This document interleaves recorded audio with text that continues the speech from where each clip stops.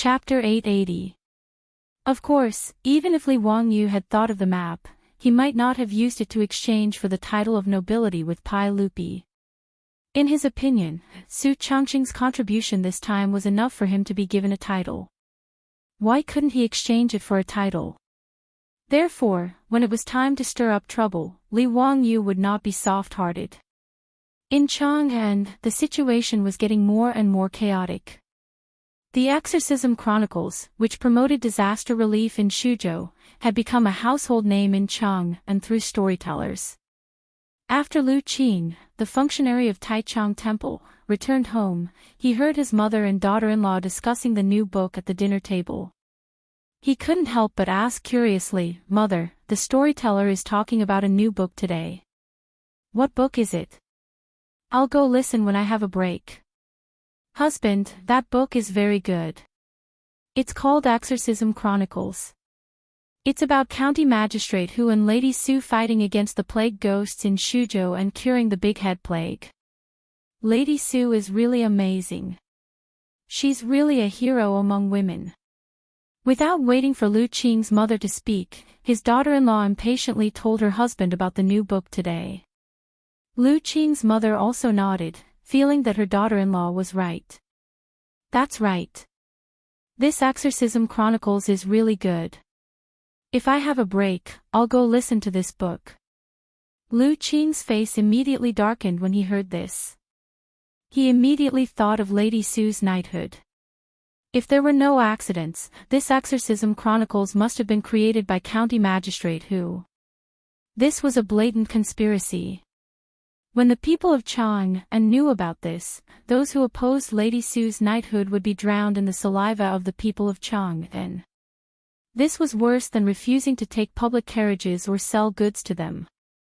Thinking of this, Lu Qing's back was almost covered in sweat. As expected, his mother continued, "Today, I heard from the storyteller that there were 3 female marquises in the former Han dynasty. Since they were given the title of Marquis and Lady Su made such a great contribution, why didn't the sage reward her? If my son has the chance, he'll open Madame Su's eyes. If our dynasty can also produce a female Marquis, mother, as a woman, will also be honored." "That's right. Mother is right." Lu Qing's daughter-in-law agreed. Functionary Lu Qing did not dare to say anything else. He could only nod his head in agreement, but his heart was filled with grievances. Naturally, he didn't dare to tell his mother and daughter-in-law that he had been one of the most vehement opponents of Su Changqing's knighthood that day at Taiji Palace. Furthermore, he had been recorded in a small notebook by the magistrate of Huxian. Only now did Lu Qing know what it meant to suffer a double loss. She was so regretful that she wished she could slap herself a few times.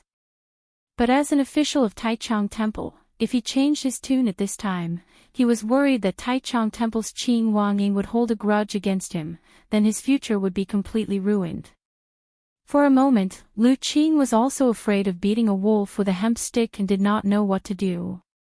The Exorcism Chronicles became popular in Chang'an, but Wang Ying and the others also felt uncomfortable. How could they have known that there was a method like Li Wangyou's to create hype for someone? In fact, Li Wangyou's method of using storytellers to spread Su Changqing's glorious deeds and glorious image was not even worth mentioning in the future. In the future, when one wanted to create hype for the debut of a little fresh meat on the internet, those methods were brilliant and varied. Creating something out of nothing, using a topic to make a fuss, imagining things out of thin air, performing a double act, riding on popularity, and so on, all 360-degree hyping without any blind spots, was called creating hype. But even Li Wangyou's childish hyping methods were enough in the Tang dynasty. Now in Chang'an, everyone was full of praise for Su Changqing. Even the title of Goddess of Wealth was not called Su Changqing anymore. In private, they all called Su Changqing Bodhisattva Su. Li Wangyu was thousands of miles away in Shu County, but with a few letters, he stirred up Chang'an into a pot of porridge. Every day in the imperial court, the topic of whether to confer a title on Su Changqing always made the officials clamor in front of Pai Lupi for a while, which gave Pai Lupi a headache. Wang Ying and the others were getting weaker and weaker. The low-level officials who had previously cheered for them were not of high ranks, but they had the advantage in numbers. With so many officials clamoring, even Pai Lupi had to consider the consequences. But ever since Li Wangyu secretly plotted and played many tricks, officials like Lu Qing, the functionary of Taichung Temple, did not dare to stand out to express their support because of the pressure from Wang Ying and the others, but they also kept silent. No matter how Wang Ying and the others hinted at them, they just pretended not to see and kept silent about Su Changqing's conferment. After all, they were not fools. They did not want to offend Wang Ying and the others, or offend Li Wangyu, the county magistrate. Staying neutral was what smart people should do. Wang Ying and the others did not have the strong support of these low-level officials, so naturally, their voices of opposition were much smaller. After half a month of such chaos, Pai Lupi finally could not stand it anymore. On this day in the imperial court, Pai Lupi ignored the objections of Wang Ying and the others and directly issued a decree, announcing to the world that Su Changqing would be conferred the title of Marquis of Founding County. The first and probably only female marquis of the Tang dynasty was born. Su Changqing's title was Marquis Yanling. The purpose was naturally to commend Su Changqing for fighting the epidemic in Yanling County of Shuzhou. After this matter was made public, the world was in an uproar. A female conferment of nobility was something that had not happened for hundreds of years since the Han dynasty. Moreover, Pai Lupi also conferred Su Changqing the title of Marquis of Founding County. Who knows how many people's jaws dropped? But other than Wang Ying and the group of stubborn old men, no one said anything. For example, the functionary of Taichung Temple, Lu Qing, and the others secretly rejoiced in their hearts. This unlucky matter was finally over. After Pai Lupi conferred the title of Marquis on Su Changqing, he immediately ordered people to announce it to the world. When the messenger heard it, he even ordered people to deliver the imperial edict of conferring Su Changqing the title of Marquis to the 360 provinces of the Tang dynasty. His objective was self-evident. It was to notify Li Wangyu, who was free and unfettered somewhere, to quickly scram back to me. However, at this time, Li Wangyu and the others were still leisurely touring various parts of Yizhou. The distance from Mianzhou to Chengdu County was only a little over 300 li. If they hurried on horseback, it would take them 2 days. However, they were not in a rush and did not feel any sense of urgency. Therefore, they did not directly go from Mianzhou to Chengdu County. Instead, they leisurely traveled to the vicinity of Mingyang County in Pingzhou, preparing to go to Danjing Mountain to admire the peonies. The Tianping peonies of Danjing Mountain were especially blooming and were equally famous as the peonies of Luoyang and Hezi. The Tang people had always loved the peonies. Su Changqing, Aphrodite, and Perrin were all very interested in them. Li Wangyu was naturally willing to accompany the 3 girls.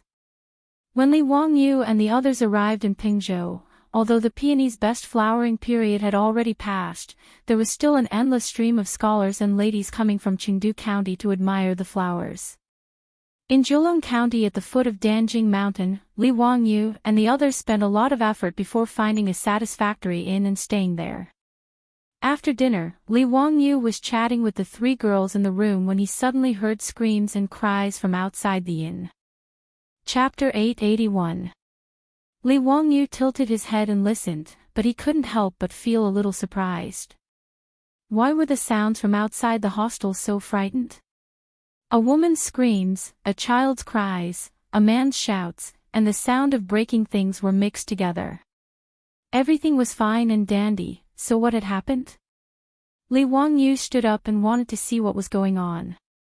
However, he heard a light knock on the door and Niu Wu's voice came from outside. Lang Jun, something is wrong. You and Miss Su stay in the room and don't come out. I will go and see what is going on. I have asked Zhang Xian and Zhang Xian to guard the door. Lang Jun, you can call them if you need anything. Zhang Xian and Zhang Xian were the two soldiers who followed Niu Wu to protect Li Wangyu. They were brothers from the same mother. Since Li Wangyu kidnapped a group of palace maids from the central part of the mansion to be their aunts, the soldiers of Lai Hot were absolutely loyal to Li Wangyu. Whether it was Niu Wu or Li Wangyu, they were very confident in them. Speaking of which, the Zhang brothers were also quite capable. Not long after their wives married them, they were already pregnant. Both of their wives were pregnant. Originally, Li Wangyu didn't want to take the two brothers with him because their wives were pregnant. However, he couldn't endure the two brothers' strong request and finally took them with him. Okay, I know. Go and come back quickly. Take care of yourself. Lang Jun, don't worry. I know. After Niu Wu finished speaking, he instructed the Zhang brothers and quickly walked out of the hostel to see what was going on. Li Wangyu and Su Chongqing also looked at each other. They didn't understand why Zhejiang County was in such a mess. Listening to the noise outside, it seemed that the whole city was in a mess. After waiting in the room for a while, Li Wangyu couldn't help but feel anxious when Niu Wu didn't come back. Zhang Xian, go and see why Niu Erlang hasn't come back yet. Without waiting for the Zhang brothers to speak, they saw Niu Wu hurriedly running back. He didn't even care about etiquette and directly knocked open the door. Lang Jun, leave quickly. Something's wrong. What happened? Why are you so flustered? Li Wangyu quickly got up and asked. Niu Wu swallowed his saliva and said, the assistant minister is causing trouble again. The Ming House of Zhejiang County has already ordered people to close the city gates. Let's go now and use your goldfish talisman to open the city gate and go to Chengdu County. Our horses are fast, the guards won't be able to catch up with us. What? When Li Wangyu heard this, his mind buzzed and he felt a little dizzy. He had never thought that instead of going to Songzhou to join in the fun, he would lead Su Chongqing and the other two into a dangerous place. It was not a small matter for a subordinate to rebel. The Liao people were a minority in the southwest of China during the Han and Tang dynasties.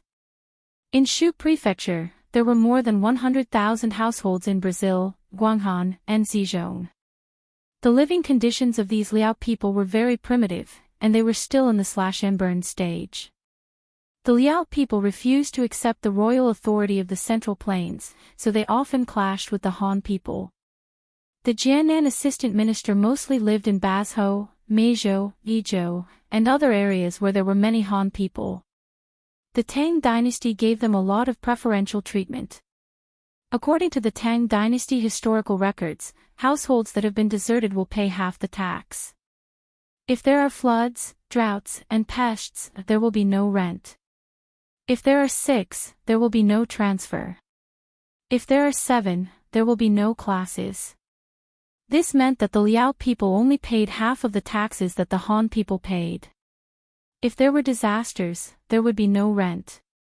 But even so, due to the difference in culture and customs, as well as the Tang people's disdain for the Liao people, there were many conflicts between the Liao people and the Tang people. This was especially true in the beginning of the Tang dynasty. When the Jianan assistant ministers were established in Bazhou, Meizhou, Hangzhou, Yizhou, and other provinces, there were often Liao people who rebelled. Li Wangyu didn't expect that he and Su Chongqing would encounter Liao people just because they came to look at the peony flowers.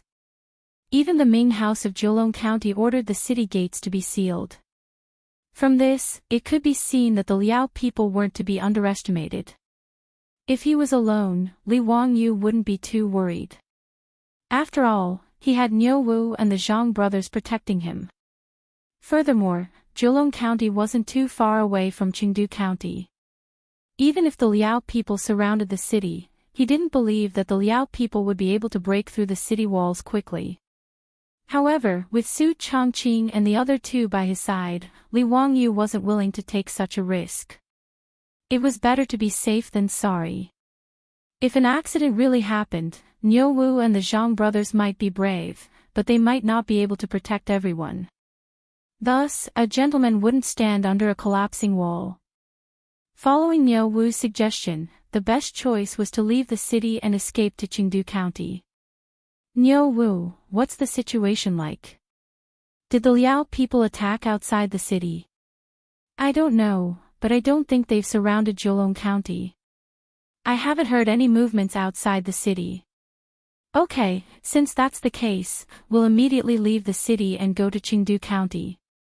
Li Wangyu hurriedly called for Su Changqing, Aphrodite, and Perrin to leave. They were protected by Niu Wu and the Zhang brothers. They didn't even have time to pack their bags before they hurriedly rushed to the stables of the hostel. After taking out the horses, they rode towards the south gate of Jiulong County. Jiulong County wasn't big. They quickly arrived near the south gate, but they were blocked by the surging tide of people on the main street. The news of the Liao people's rebellion had already spread throughout the city. Not only did the people of Jiulong County want to escape the city, but the scholars and ladies who came to look at the peony flowers also wanted to escape. Thus, the narrow street was filled with people who wanted to escape the city. However, the city gate of Jiulong County was already closed. No matter how the people cried, the soldiers guarding the city didn't have the slightest intention of opening the gate and letting them leave. In fact, Li Wangyu was well aware that the city gate wouldn't open under such circumstances. Who knew if there were Liao people lying in ambush outside the city? If the city gate was opened and the Liao people took the opportunity to kill their way in, it would be a bloody disaster. Originally, Li Wangyu wanted to show his goldfish talisman and force the soldiers to open the city gate. However, seeing the situation, he slowly shook his head and dispelled the idea. Now that the sky was dark, if he forced the soldiers to open the city gate, not to mention whether there would be danger, the people who were anxious to escape the city would swarm out like bees. Li Wangyu didn't dare to imagine what would happen with so many people crazily crowding around.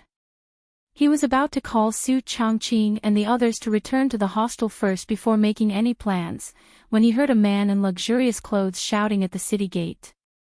"Look carefully, this is my goldfish talisman. I'm the major of the viceroy's residence in Yi province. Now, open the city gate for me. I have something important to attend to, so I need to return to the viceroy's residence immediately." The soldiers guarding the city confirmed that the goldfish talisman in the man's hand was real, but they did not dare to obey him. Reporting to Sima, "Without the Ming residence's orders, we do not dare to open the city gates. Quickly summon the county magistrate of Jiulong County. Go now." The soldiers looked at each other awkwardly. In the end, the squad leader dared not delay because of the man's identity, so he could only summon a soldier to summon the county magistrate of Jiulong County. Chapter 882. Li Wangyu could not help but snort when he saw Sima of the Yi province's governor-general's office being so rude and unreasonable. Sima of the Yi province's governor-general's office was in charge of military affairs and military taxes. Although the soldiers stationed in Jiulong County were not under his control, they did not dare to offend him. As for the Ming House of Jiulong County, he was only a county magistrate of secondary grade 7. If he forced the county magistrate to open the city gates, Li Wangyu did not believe that the Ming House could withstand such pressure. Seeing this situation, Li Wangyu, who was about to turn his horse around and return to the hostel, pulled on the reins and decided to observe the situation. If Sima of the Yi province's governor-general did not care about the lives of the people and insisted on forcing the county magistrate to open the city gates, Li Wangyu would have to reveal his identity and teach this Sima a lesson. Not long after, the county magistrate of Jiulong County, who had been notified, hurried to the city gates. "Greetings, Sima. You are the county magistrate of Jiulong County. That's good. Quickly order people to open the city gates. I have important matters to attend to and need to return to Chengdu County. Do not waste my time." Sima impatiently signaled the county magistrate to open the city gates. "I'm afraid this is not appropriate. The county magistrate hesitated for a moment and bowed to Sima. He continued, Sima, it is already late and there are officials causing trouble outside. If we open the city gates rashly and the officials launch a sneak attack, it will be a disaster. As the county magistrate of Jolong County, I cannot bear this responsibility. Please forgive me, Sima. The county magistrate's words did not move Sima at all. Instead, he was impatient. Don't speak nonsense. I have already ordered people to go up the city walls to observe. There are no officials outside at all. Furthermore, I have received news that those officials are still tens of miles away and have not yet arrived at Jolong County. Why can't you open the city gates? Sima, the current military situation is unclear. Ever since I received news of the rebellion, I've ordered people to immediately leave the city and rush to the Yi province governor's office to warn them. Although Jolong County was a lower county, there were still more than 200 government soldiers in the city. In addition, there were 3 groups of Yamen runners and Minzhuang from the county Yamen. Presumably, there would be no problem in defending the city. Sima, you should stay in the city for a few days and wait for Yi province's governor-general's office to send reinforcements. Wouldn't that be safer? In Li Wangyou's opinion, the county magistrate's words were reasonable and reasonable. At this point, he had also calmed down. He felt that the equipment of his subordinates was very outdated, and they definitely lacked siege weapons. In that case, it would be safer to stay in Jolong County. It was already late and night had fallen. If they rashly left the city and encountered something along the way, it would be even worse. Needless to say, if the city gates were opened rashly, the panicked commoners would rush out of the gates, which could easily lead to a stampede. Whether it was for public or private reasons, the right thing to do was to close the city gates and wait for reinforcements. However, the words of Jolong County's county magistrate did not calm Sima down. Instead, he raised his voice. Don't speak so much nonsense. I ordered you to open the city gates. Are you deaf? The county magistrate of Jolong County was also a tough nut to crack. He stretched out his hand and straightened his light green official robes. With a serious expression, he said, Sima, forgive me for not being able to comply with your orders. The more the two sides spoke, the more tense the situation became. The county magistrate of Jolong County did not intend to continue talking nonsense with Sima. Even if Sima was a lower class, rank 4 official, he could not control the county magistrate. There was no subordinate relationship between the two.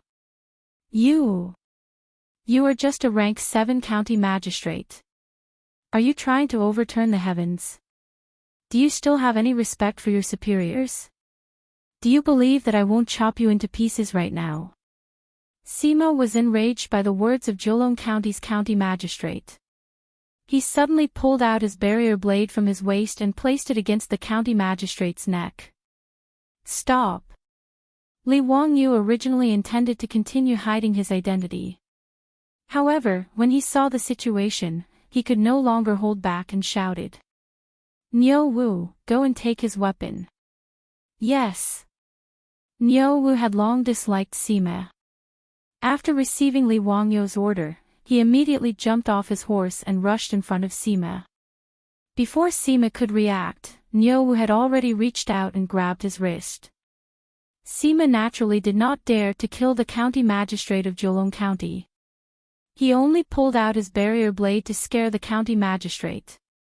However, he did not expect that a one-eyed brawny man would suddenly appear beside him and directly bind his wrist that was holding the barrier blade. Sima subconsciously wanted to pull out his barrier blade. However, he could not move at all.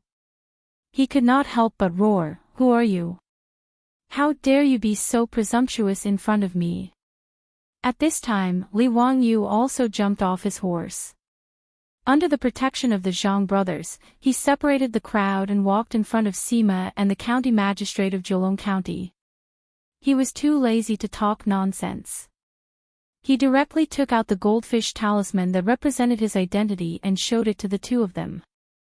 When Sima and the county magistrate of Jiulong County clearly saw the goldfish talisman in Li Wangyou's hand, both of them turned pale with fright. On the goldfish talisman were written the words, "County Duke who founded the country, conferred the title of County Duke." The young man in front of them was the County Duke who founded the country. County Duke who founded the country. Sima and the county magistrate of Jiulong County immediately reacted. The young man in casual clothes was actually the famous County Duke who founded the country. The Crown Prince's imperial tutor and the saint's nephew. The county magistrate of Jiulong County immediately bowed and said, "Humble county magistrate of Jiulong County, Dugu Feng, pays his respects to County Duke who founded the country. I did not know that the Duke was here. Please forgive me." Sima's face turned even redder. He did not care that one of his wrists was still held by Niu Wu. His posture was very awkward as he bowed down. Humble County Magistrate Wang Zhangyichuan of Yi Province pays his respects to. Before he finished speaking, Li Wangyu directly interrupted him. "Wang Sima, let me ask you. What is the meaning of you placing your barrier blade on Duga Minghouse's neck? Are you plotting to murder an official of the imperial court?" Li Wangyou's words immediately caused Sima's back to be soaked in cold sweat. These words were heart-wrenching. Although Zhang Yichuan was a county magistrate of Yi Province's governor's office and a secondary class rank 4 executive of Yi Province, he did not have the authority to casually raise his blade or spear against the county magistrate of Jiulong County, let alone threaten to kill him. This matter could be big or small. It all depended on how one interpreted it.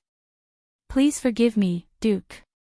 This humble official was only joking with Duga Minghouse in a moment of excitement. "You can't take it seriously, you can't take it seriously. How would this humble official dare to plot against Duga Minghouse? It's a misunderstanding, just a misunderstanding." Li Wangyu glanced at him and suddenly asked, "Is Sima Wang from Taiyuan Wang clan?" When Wang Yichuan heard this, he hurriedly nodded. "That's right. This humble official is indeed from Taiyuan Wang clan." "Does the Duke have a relationship with Taiyuan Wang clan?" From Wang Yichuan's point of view, being born from the 7 noble clans was something he should be most proud of. However, Li Wangyou's next words made his heart sink to the bottom of the valley. "There is no relationship, but there is a grudge." Wang Yichuan had lived for half his life, but this was the first time he had seen someone who did not put the 7 noble clans in their eyes. It was also the first time he had heard someone who dared to say that he had a grudge with Taiyuan Wang clan. The Duke is joking. Who is joking with you?" Your Taiyuan Wang clan has repeatedly opposed this Duke.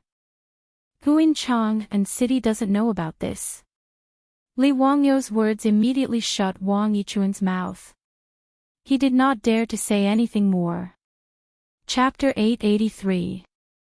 Li Wangyou's words silenced Wang Yichuan and he turned to look at the Jiulong County magistrate. Ever since he transmigrated to the Tang dynasty, Li Wangyu realized that his memory was getting better and better. There were many books that his grandfather had forced him to read, but now, he could slowly recall them. Although Li Wangyu did not know the Jiulong County magistrate Dugu Feng, he felt that he had heard of him before. After thinking for a while, he suddenly remembered that there was an essay by Chen Ziong on the Jiulong County magistrate Dugu Cheng's Monument of Love. Pingzhou's Jiulong County's deputy minister Dugu Jun is a courteous and resolute person. He is dignified, respectful and trustworthy.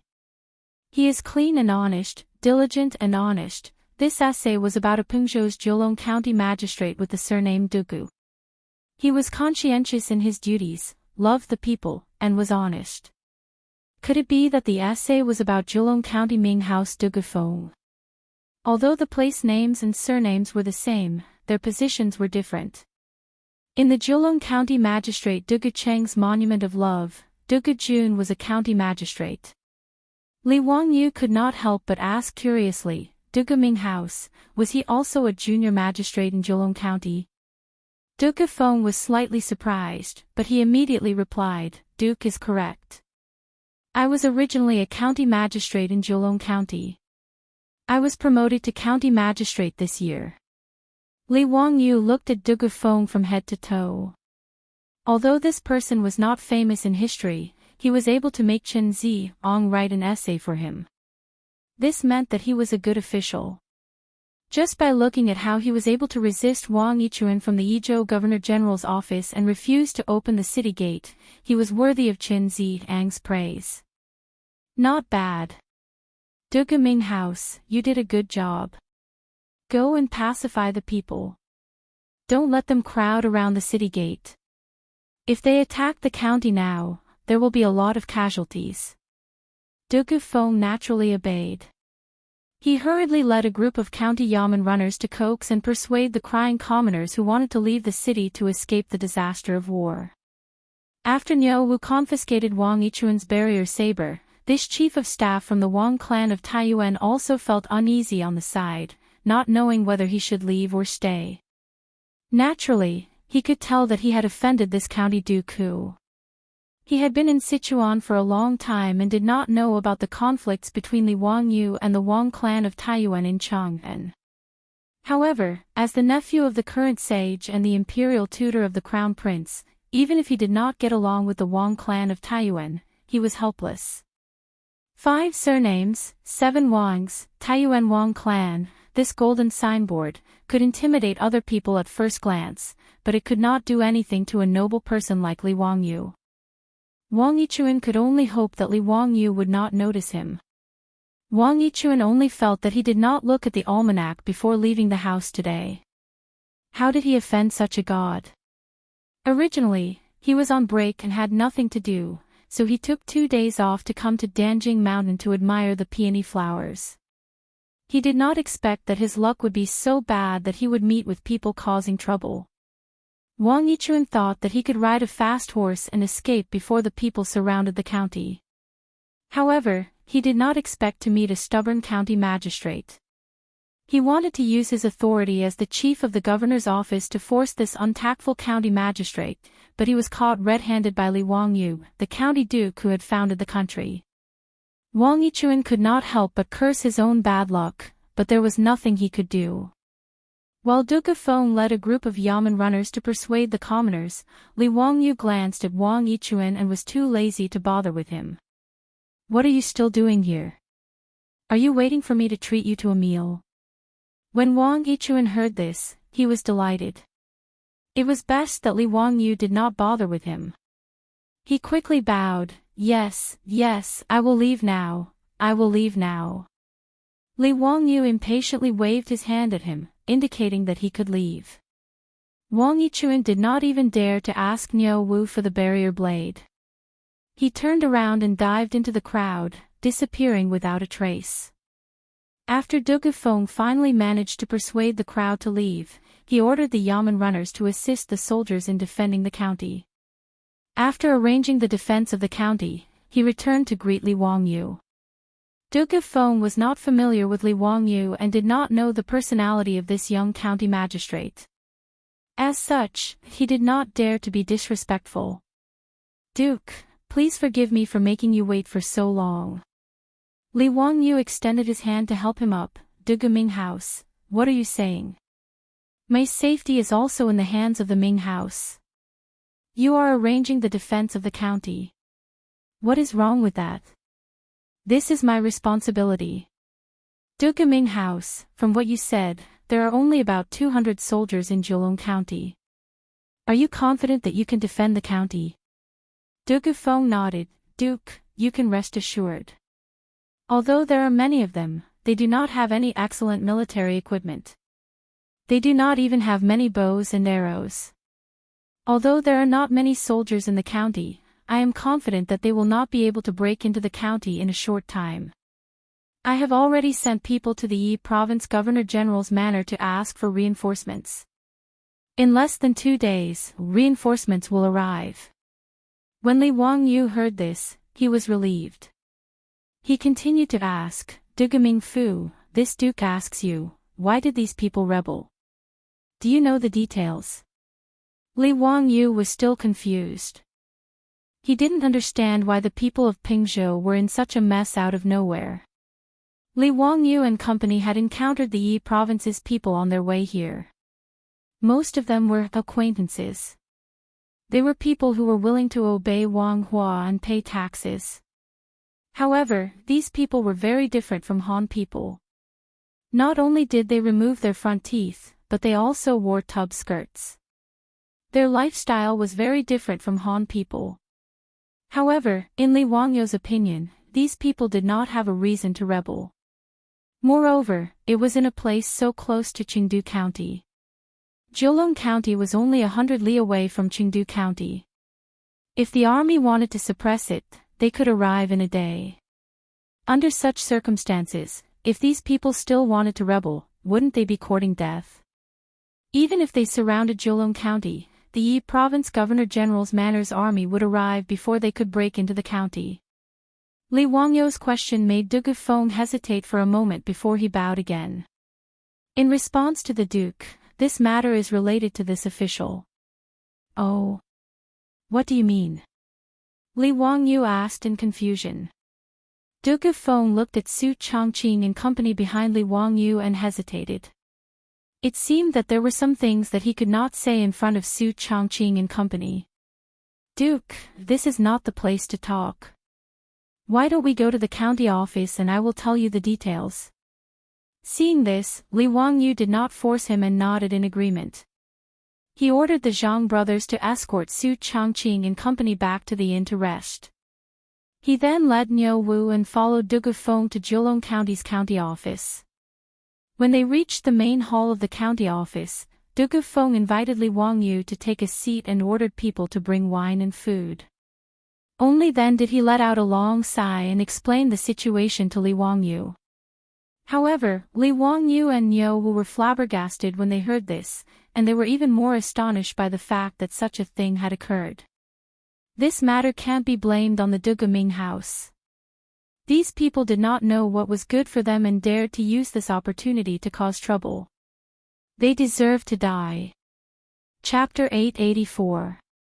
After listening to Duke Feng's explanation, Li Wangyu realized that there was still a very primitive marriage-snatching custom among the officials. In Duke Feng's words, the laws are lax, the marriages are improper, the villages are violent, they steal people's wives and daughters to escape, they move to other places and live in peace. They are called companions, and Yan Wan thinks they are companions. In other words, the marriage customs of these officials were no different from those of primitive societies. If they took a liking to someone, they would knock them out and carry them away. Not only that, the officials did not even know the etiquette of marriage and did not know the nature of father and son. Not to mention the Tang people, even Li Wangyu found it hard to accept the marriage customs of these officials. Chaotic, it was too chaotic. It was also because of this that Duke Feng was too embarrassed to say these words in front of Su Changqing and the others.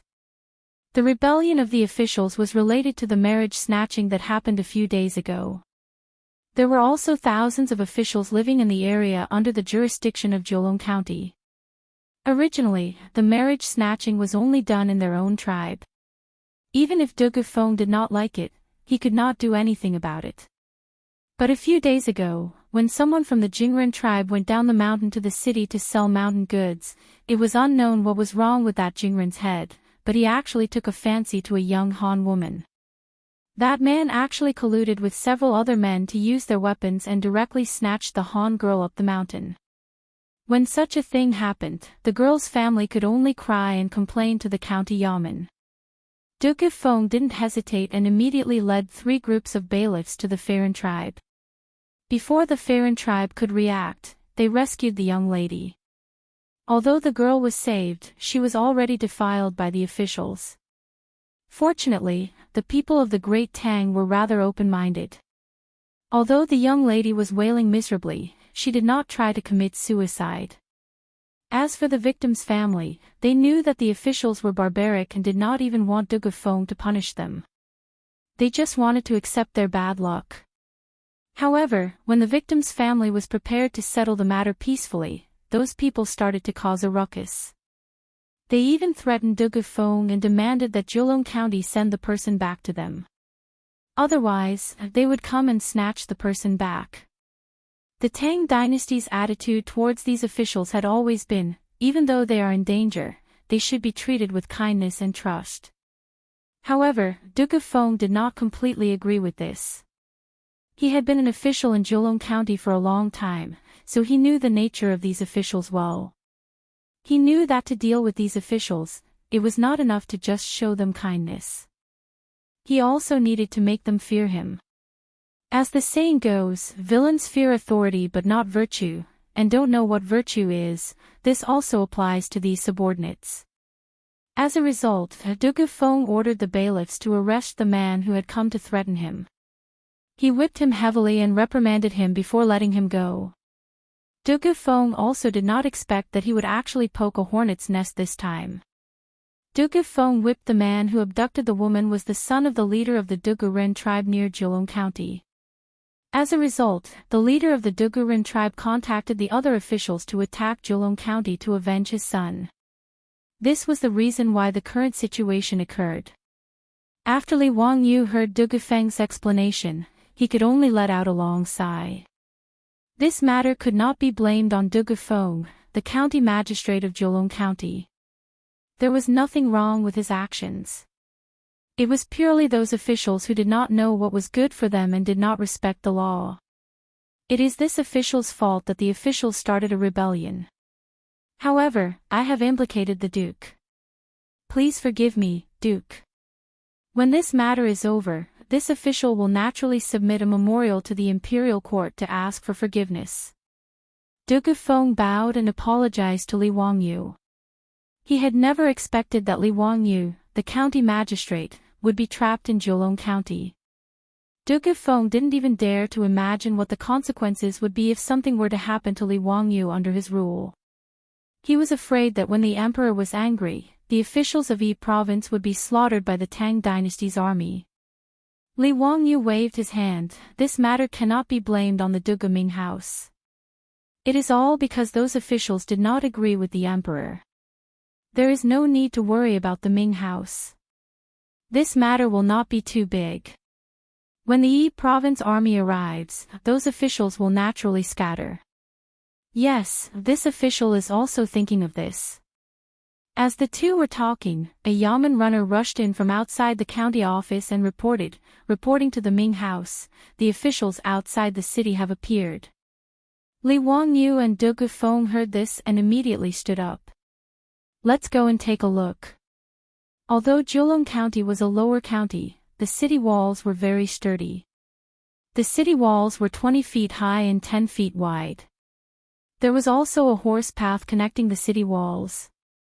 Li Wangyu and his group rode up the city walls. They looked up and saw torches in the forest outside the city in the east, west, and north of Julong County. However, the south gate of Chengdu County was completely dark. There seemed to be no movement at all. Dugufeng revealed a suspicious expression in response to this. However, Li Wangyu and Niu Wu had mocking expressions on their faces. They smiled and didn't say anything. As Li Wangyu and Dugufeng were observing the situation of the officials outside the city, they suddenly heard a voice. Duke, look at how powerful these officials are. Just by looking at the torches outside the city, there are at least a few thousand officials surrounding Julong County. There are no officials at all at the south gate. If I knew this would happen, I would have opened the gate and let the people out to take refuge. Li Wangyu turned his head and saw that it was Wang Yichuan from the Yi province's governor-general's manor. He had run up the city walls and was pointing outside the city as he complained. Clearly, this fellow still held a grudge against Dugufeng for not opening the city gates. Li Wangyu did not expect Wang Yichuan to be so thick-skinned. He had run away after being reprimanded, but he still dared to come up. Li Wangyu did not find it strange that Wang Yichuan would appear on the city walls. This guy was a major from the Yi province's governor-general's manor. He probably had eyes and ears in Julong County. If he wanted to go up the city walls, the Yamen runners and soldiers would not dare to stop him. Li Wangyu could not help but mock Wang Yichun in response to his complaint. Major Wang, don't you understand something as simple as surround 3 and guard 1? How did you become a major from the Governor General's manor? How can you understand something as simple as this? What do you mean by surround 3 and guard 1? Duke, are you saying that there are also barbarians in the south of the city? How is this possible? Do those barbarians know anything about the art of war? Li Wangyu did not want to waste time with this person. Niu Wu, explain it to him. Niu Wu also had a mocking expression. He pointed to the south of the city and said, Major Wang, did you not notice that the forest beside the official road in the south of the city is excessively quiet? There is not even the sound of insects or birds. If there is no one lying in ambush, I will cut off my head and let you kick it like a ball. Major Wang actually doesn't understand such basic military knowledge. Wang Yichun's face turned red from Li Wangyu and Niu Wu's words, but he did not dare to continue speaking. Li Wangyu and De Gufeng patrolled around the city walls on their horses. After confirming that there were no flaws in the defenses of the county, they went down the city walls and went back to rest. Tonight, those barbarians would not attack the city. They only needed to see if the reinforcements from the Yi province's Governor-General's manor would arrive early and disperse those barbarians. Otherwise, if the barbarians attacked the city, it would be a tough battle to fight against the thousands of barbarians outside the city with just the 200 Yamen runners and the 200 Yamen runners. Chapter 885. The reason why Li Wangyu dared to go back to sleep and not worry about being attacked at night was also because of the way wars were fought in this era. Many people mistakenly thought that the lack of night battles in ancient times was due to the lack of vitamin intake, causing night blindness. This was actually not very accurate. Night blindness naturally existed in ancient times and was known as sparrow blindness or sparrow blindness. However, during the Sui and Tang dynasties, doctors had long known about night blindness. Using animal liver to treat sparrow blindness was very effective. Therefore, night blindness was not the main reason for not fighting at night. Night battles were rarely fought in ancient times mainly because of the lack of lighting. The illumination of torches was limited, making it difficult to distinguish between friend and foe during battle and even more difficult to command. Using cold weapons to fight, both sides were often tangled together and it was very easy to injure one another at night. Flag signals and banners were the main methods of command during the cold weapon era. However, at night, both sides could not see the flag signals, greatly affecting the efficiency of command and coordination. Therefore, unless it was a sneak attack, there were very few large-scale battles at night. Jiulong County was protected by tall city walls. Even if the guards wanted to launch a sneak attack, it would be difficult to succeed. Therefore, Li Wangyu was not worried about this at all. The reality was exactly as he had expected. Until the dawn of the next day, the guards outside the city did not launch any attacks on Jiulong County. When the sky gradually brightened, the guards outside the city began to beat the bronze drum, making a loud sound. Li Wangyu was awakened by the sound of the bronze drum. Listening to it, he could not help but reveal a worried expression. Su Chongqing was also awakened by the sound of the bronze drum. Seeing that Li Wangyu's expression was not very good, he could not help but ask curiously, Wangyu, what's wrong? Is there something wrong with the sound of the drum? It's nothing. Today, you, Aphrodite, and parents stay in the inn and do not go out.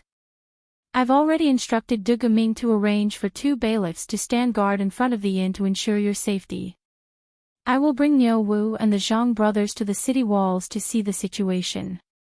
Su Chongqing knew that he was hiding something, but did not continue to ask. He only nodded to show that he understood. Be careful and do not try to be brave. Okay, got it. Li Wangyu got up. With the help of Su Chongqing, he changed into a set of capable Hu clothes. He kissed his beautiful superior's face before he pushed the door open and walked out. In the courtyard of the inn, Niu Wu and the Zhang brothers had been waiting for a long time. Husband, listen to the sound of the drum. Before Niu Wu could finish, Li Wangyu waved his hand, indicating that he understood. The reason why Li Wangyu's expression was somewhat unsightly was because he, Niu Wu and the others could clearly hear that there were at least 5 bronze drums being struck outside the city. The bronze drum was the symbol of the tribe to the winged ones. According to the Wei Shu Zhuan, often, an elder is chosen as the king, but he cannot rule from afar. If the father dies, the son will succeed, just like the aristocrats of China. Each king Liao has a pair of horns, so that his disciples can boast about them. The drum among them was the bronze drum. The bronze drums were both musical instruments and war drums. Every Fu Ren tribe had a bronze drum as the inheritance of the tribe leader. If the father died, the son would inherit the drum. These bronze drums were tall and had intricate patterns. When the drums were beaten, it often meant war. According to the Sui Shu geographical records, if you want to attack, sound the drum. Those who arrive are as numerous as the clouds. At this moment, the sound of 5 bronze drums could be heard outside of Jiulong County. This meant that at least 5 tribes were involved in this rebellion. And these tribes usually had more than 1,000 Gong clan members. As a result, even if each household only sent out 1 subordinate, there would still be at least 5,000 armed subordinates waiting outside Jiulong County. When Li Wangyu thought about how there were only 200 soldiers in the city, as well as 100 bailiffs and citizens, he felt a chill run down his spine. With such a huge disparity in military strength, even if those subordinates lacked weapons and equipment, and lacked siege weapons, if they were to go all out to attack Jiulong County, they might not be able to withstand it. Now, he could only pray that the reinforcements from the Yi Province Governor-General's manor would arrive soon. Li Wangyu led Niu Wu and the other 2 to the city wall, but Du Gufeng and Wang Yichuan had already arrived. Looking out, many people had already appeared at the foot of the Jiulong County city wall. Meanwhile, from the south of the city, which had been silent all night, close to 1,000 armed men emerged from the forest on both sides of the official road. Needless to say, these subordinates were the soldiers that had been lying in ambush at the south of the city last night. Wang Yichuan originally didn't believe Niu Wu's words, but when he saw these subordinates appear, his face couldn't help but turn pale. He didn't think that these barbarians would be so cunning. They had really set up an ambush at the south of the city and waited for the people of Jiulong County to fall for it. When they opened the south gate to escape, they would ambush them. Even Li Wangyu and Niu Wu felt a wave of fear. If they hadn't been trapped in the city by the fleeing crowd, they might have fallen into the subordinates' trap when they rashly rode out of Jiulong County. With just Niu Wu and the Zhang brothers, it would probably be difficult for them to protect Li Wangyu, Su Chongqing, and the other 2 girls. Du Gufeng's face was also quite ugly. As the county magistrate of Jiulong County and a deputy for 4 years, he had a good understanding of the subordinates. Naturally, he knew what it meant to have the 5 bronze drums outside the city at this time. Li Wangyu lightly patted his shoulder and comforted him, "Du Gaming House, don't panic. Although the subordinates are strong, they can't do anything to Jiulong County in a short period of time. When the army arrives, these subordinates won't be a threat." Yes, Duke is right. This lowly official also thinks so. While the 2 of them were talking, they saw a middle-aged man wearing a cloth skirt walk out of the woods outside the city. Dozens of strong men with weapons in their hands were guarding him from left and right. The middle-aged man stood 100 meters away, carefully guarding against the arrows shot down from the city wall. He loudly shouted at the top of the city wall. Li Wangyu naturally didn't understand what the subordinate was saying. He could only look at Du Gufeng. Du Gufeng had been an official in Shu County for a long time, so he understood the subordinate's language. After hearing the subordinate shout, he couldn't help but show anger. "Du Gaming House, what did the subordinate say?" Li Wangyu curiously asked. "Duke, that person is the father of the subordinate who kidnapped the young lady. He is the leader of the tribe." This time, the siege of Zhejiang County was initiated by this person. Just now, he shouted at the bottom of the city wall, asking me to offer 1,000 copper coins, 100 women, 100 cattle, and 100 horses. If they don't attack the county, they will retreat on their own. When Li Wangyu heard this, he couldn't help but sneer. These subordinates have big appetites. They aren't afraid of eating themselves to death. There is no need to pay attention to these subordinates. If they want to fight, they can come. When the reinforcements from Yi Province's Governor-General's manor arrive, we will settle the score with them. On the side, Wang Yichuan opened his mouth as if he wanted to say something. However, he held back and closed his mouth. In his opinion, it was completely possible to have a good discussion with the subordinates. Other than the matter of giving away women, which was difficult to discuss, the other copper coins, cattle, and horses could all be discussed. However, he knew that Li Wangyu didn't like him. Therefore, he could only endure and not provoke him. De Gufeng nodded. Just as he was about to shout, an unforeseen event occurred at the bottom of the city. Chapter 886. The leader of the guards at the foot of the city wall waved his hand behind him. Not long after, a few guards dragged a person dressed as a bailiff out of the forest. The bailiff's clothes were filthy and there was a lot of blood on his body. It was obvious that he had been in a fight when he was captured. When De Gufeng saw the bailiff, his face was filled with fear.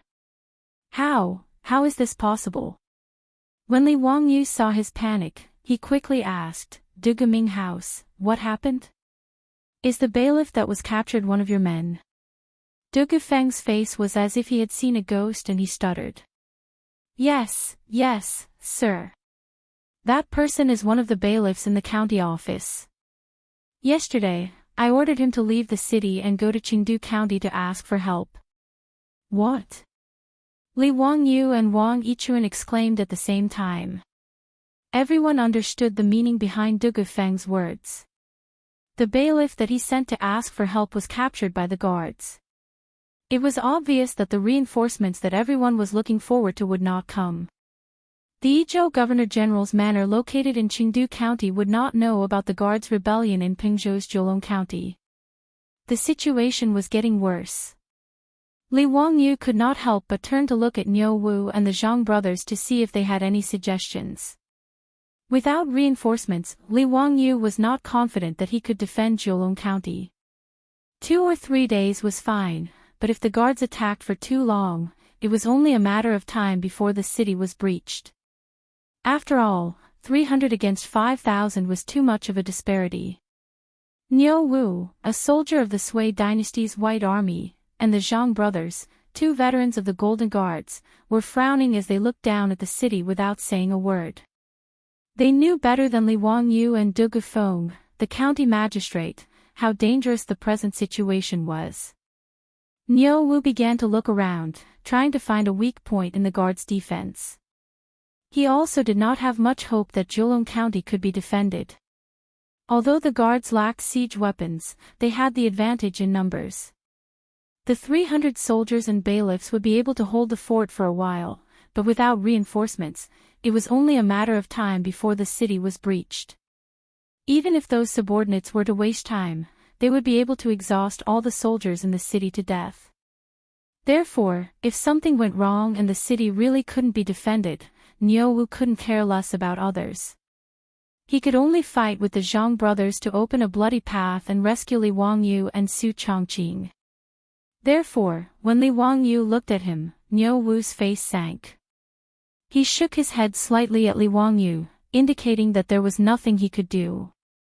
Just as everyone was looking at each other, they heard the people outside the city shouting for a while. De Gufeng's face turned even paler. De Gaming House.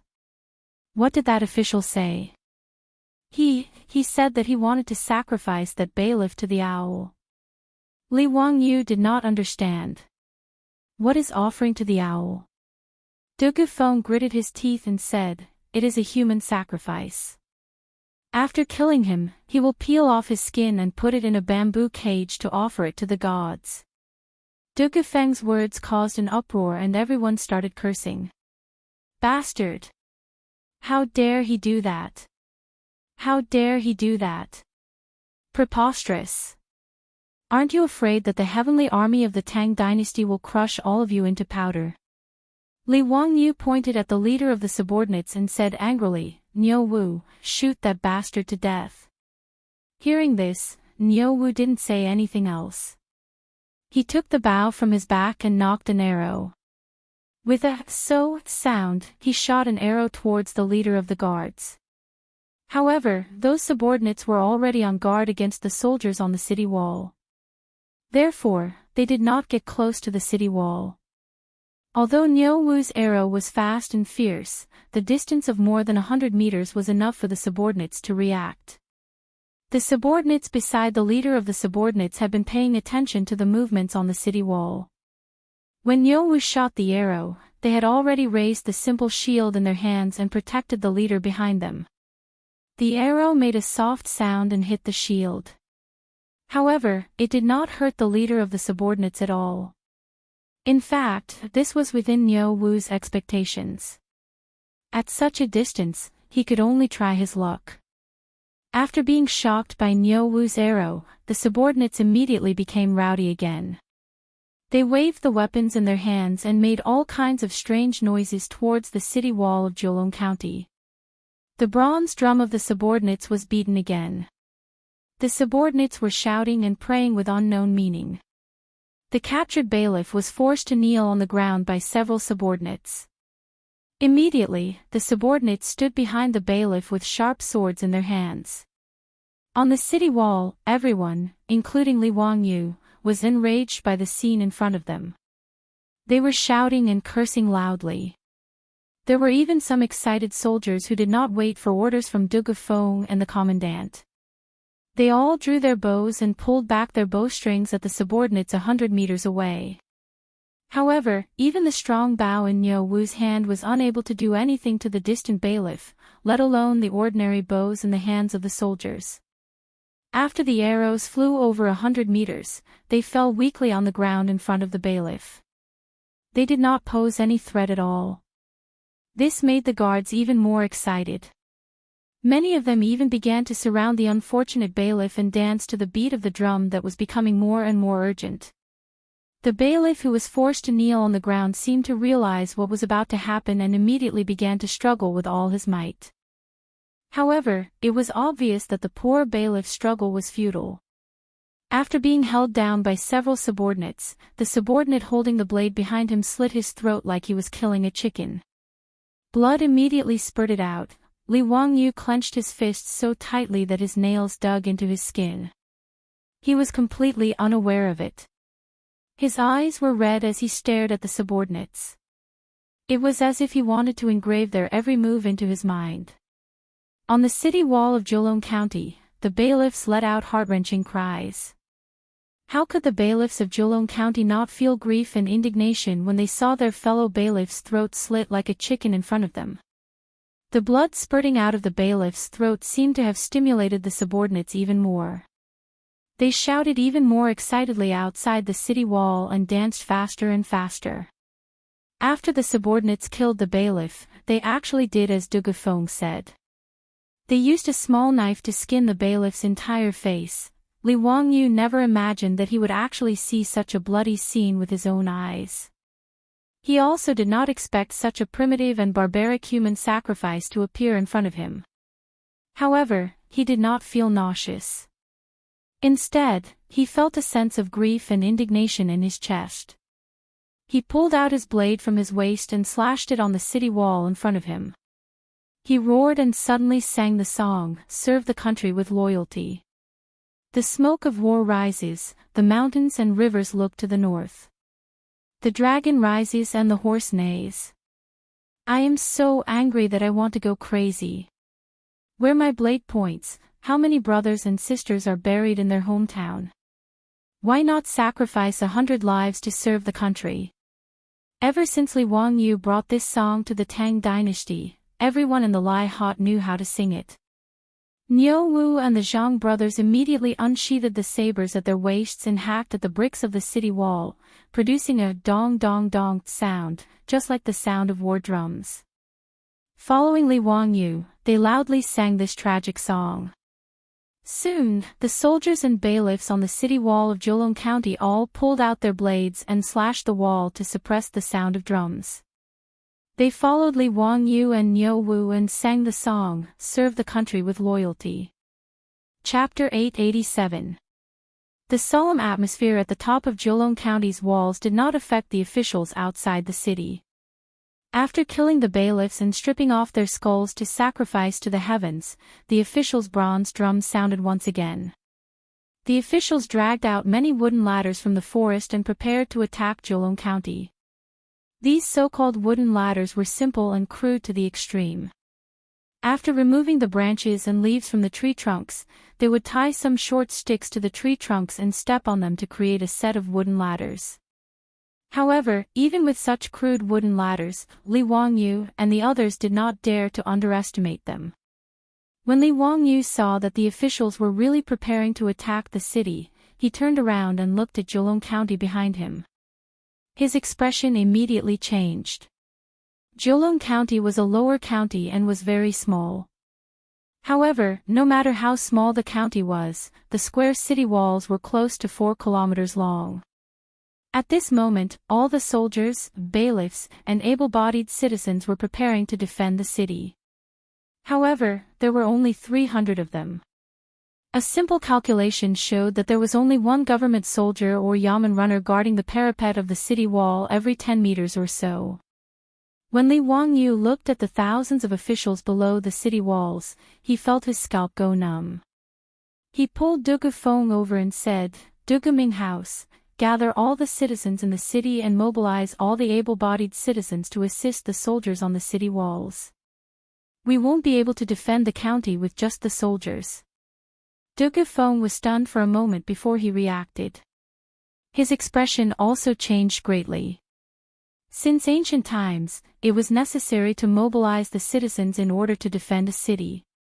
Although Dugu Feng was an honest official, he had never been on the battlefield. This was the first time he had experienced something like this. He actually forgot to mobilize the citizens to help defend the city. After being reminded by Li Wangyu, he realized his mistake. Wait, aside from mobilizing the able-bodied citizens, gather all the doctors and prepare the medicine to treat the injured. Requisition all the servants of the major clans in Jiulong County and have them immediately come to the city walls to assist in the battle.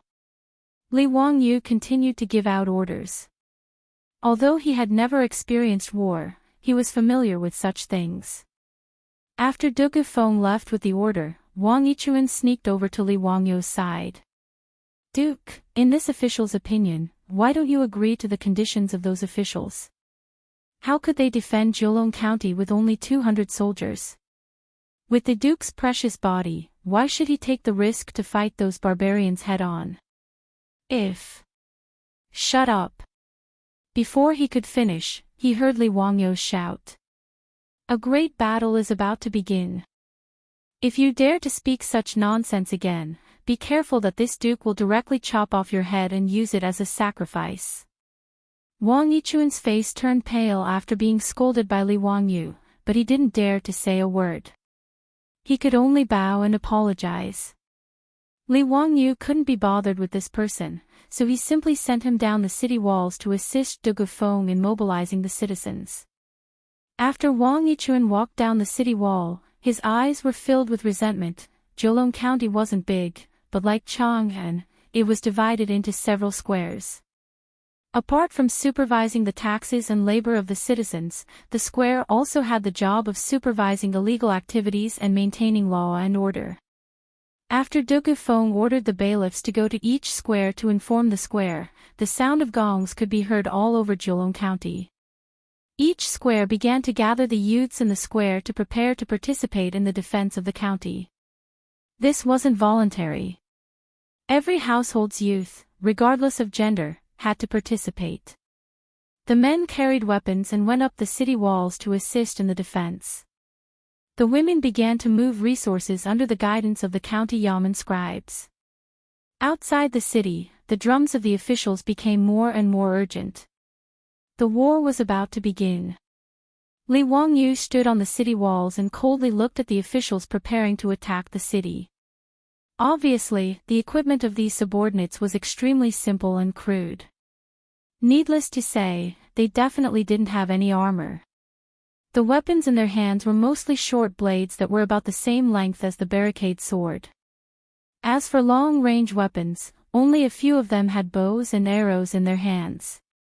As for siege chariots, battering rams, and trebuchets, they obviously didn't exist. The only thing that could allow the officials to attack the city walls of Jiulong County was those crude wooden ladders. However, the equipment of the officials didn't make Li Wangyu feel at ease.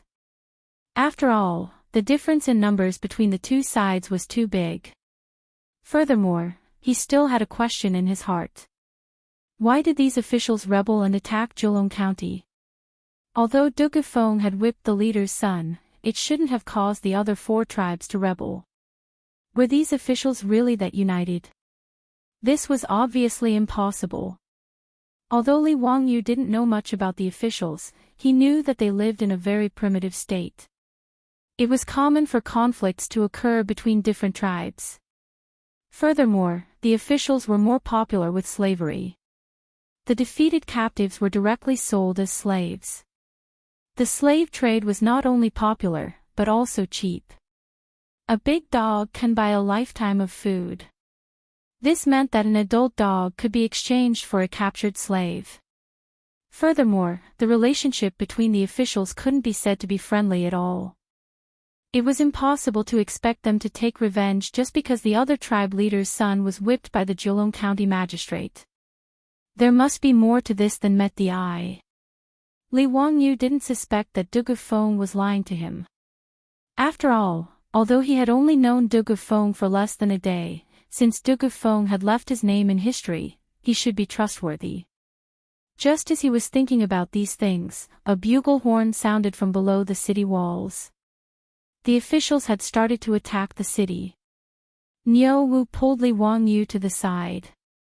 Lang Jun, the officials have started to attack the city. Why don't you go back to the inn and accompany Lady Su? On the city walls, swords have no eyes. The Zhang brothers and I may not be able to protect you. When Li Wangyu heard this, he hesitated. According to his temperament, a gentleman would not stand under a collapsing wall. However, the tragic death of the bailiff just now made him feel suffocated and uncomfortable. Niu Wu, don't worry. When I left today, I already wore the inner armor. Just find me a shield. Li Wangyu finally decided to stay and observe the situation. The inner armor that he was talking about was the protective deck that Li Er asked Yan Liben to make after the holy clothes were mercilessly looted by the group of dukes and big shots led by Li Er. The inner armor was also made of well-tempered steel. It was the same as when Niu Wu used it for his experiments. It was lined with silk and cowhide. The armor was divided into 2 parts, one protecting the chest and the other the back. The middle was connected by a cowhide buckle. When worn under clothes, it was like a bulletproof vest in the future. Li Wangyu asked Yan Liben to make more than 100 sets of inner armor like this. Each of the officials in the government had one set. Although he spent a lot of money, it was worth it. Everyone in the government, including Niu Wu and Niu Yong, loved this set of inner armor. It was even said that many of the officials were reluctant to take off the inner armor when they had sex with their wives. This made Li Wangyu speechless. Now, the inner armor came in handy. At least he, Niu Wu, and the Zhang brothers all had the protection of the incomparably strong inner armor under their robes. Niu Wu tried to persuade Li Wangyu. Seeing that he insisted on staying on the city walls, he had no choice but to find a shield for him. He also instructed the Zhang brothers to protect Li Wangyu. At this time, outside Jiulong County, under the sound of horns and drums, the officials formed a messy formation and began to attack the city. Chapter 888. The solemn atmosphere at the top of Jilong County's city wall did not affect the officials outside the city. After killing the bailiffs and stripping off their skulls to sacrifice to the heavens, the officials' bronze drums sounded again. The officials dragged out many wooden ladders from the forest and prepared to attack Jilong County. These so-called wooden ladders were simple and crude to the extreme. After removing the branches and leaves from the tree trunks, they tied some short sticks to the tree trunks and stepped on them to create a set of wooden ladders. However, Li Wangyu and the others did not dare to underestimate these simple wooden ladders. When Li Wangyu saw that the officials were really preparing to attack the city, he turned around and looked at Jilong County behind him. His expression immediately changed. Jilong County was a lower county and was very small. However, no matter how small the county was, the square city wall was still nearly 4 kilometers long. At this moment, all the soldiers, bailiffs, and able-bodied citizens were preparing to defend the city. However, there were only about 300 of them. A simple calculation showed that there was only one government soldier or yamen runner guarding the parapet of the city wall every 10 meters or so. When Li Wangyu looked at the thousands of officials below the city wall, he felt his scalp go numb. He pulled Dugu Feng over and said, "Dugu Ming House, gather all the citizens in the city and mobilize all the able-bodied citizens to assist the soldiers on the city wall. We won't be able to defend the county with just the soldiers." Dugu Feng was stunned for a moment before he reacted. His expression also changed greatly. Since ancient times, it was necessary to mobilize the citizens in order to defend a city. Although Dugu Feng was an honest official, he had never been on the battlefield. This was the first time he had experienced something like this. He actually forgot to mobilize the citizens to help defend the city. After being reminded by Li Wangyu, he realized his mistake. Wait, other than mobilizing the able-bodied citizens, gather all the doctors and prepare the medicine to treat the injured. Requisition all the servants of the major clans in Jilong County and have them immediately come to the city wall to assist in the battle. Li Wangyu continued to give out orders. Although he had never experienced war, he knew this common sense. After Dugu Feng left with the order, Wang Yichuan sneaked over to Li Wangyu's side. "Duke, in this official's opinion, it would be better to agree to the conditions of those officials. How could they defend Jilong County with only 200 soldiers? With the Duke's precious body, why would he take the risk to fight those barbarians head-on? Shut up." Before he could finish, he heard Li Wangyu shout. "A great battle is about to begin. If you dare to speak such nonsense again, be careful that this Duke will directly chop off your head and use it as a sacrifice." Wang Yichuan's face turned pale after being scolded by Li Wangyu, but he didn't dare to say a word. He could only bow and apologize. Li Wangyu couldn't be bothered with this person, so he simply sent him down the city walls to assist Dugu Feng in mobilizing the citizens. After Wang Yichuan walked down the city wall, his eyes were filled with resentment. Jilong County wasn't big, but like Chang'an, it was divided into several squares. Apart from supervising the taxes of the citizens, the squares also had the job of supervising illegal activities and maintaining law and order. After Dugu Feng ordered the bailiffs to inform the squares, the sound of gongs could be heard all over Jilong County. The squares started to gather the youths to participate in the defense of the county. This wasn't voluntary. Every household's youths, regardless of gender, had to participate. The men carried weapons and went up the city walls to assist in the defense. The women started to move resources under the guidance of the county government clerk. The beating of the drums outside the city became more and more urgent. The war was about to start. Li Wangyu stood on the city walls and coldly looked at the people below preparing to attack the city. Obviously, the equipment of these subordinates was extremely simple and crude. Needless to say, they didn't have any armor. The weapons in their hands were mostly short blades that were about the same length as the barricade sword. As for long-range weapons, only a few of them had bows and arrows. As for siege vehicles, battering rams, and trebuchets, they obviously didn't exist. The only thing that could allow the people to attack Zhejiang County's city walls was the crude wooden ladders. However, the equipment of the people didn't make Li Wangyu feel at ease. After all, the difference in numbers between the two sides was too big. Moreover, he still had a question in his mind. Why did these people rebel and attack Zhejiang County? Although Du Gufeng had whipped the leader's son, it shouldn't have caused the other 4 tribes to rebel. Could it be that these people were really so united? This was obviously impossible. Although Li Wangyu didn't know much about the people, he knew that they lived in a very primitive state. They were naturally aggressive and liked to kill each other. It was common for different tribes to fight each other. Moreover, the people of the Gong tribe were more popular with slavery. The defeated captives were directly sold as slaves. The slave trade was not only popular, but also cheap. A big dog can buy a lifetime of food. In other words, an adult dog could be exchanged for a captured slave. Even when Li Wangyu was in Chang'an city, he had seen slaves with their front teeth chiseled off for sale in the human market. Moreover, the relationship between the people of the Gong tribe couldn't be said to be friendly at all. It was impossible to expect them to take revenge just because the other tribe leader's son was whipped by the Zhejiang County magistrate.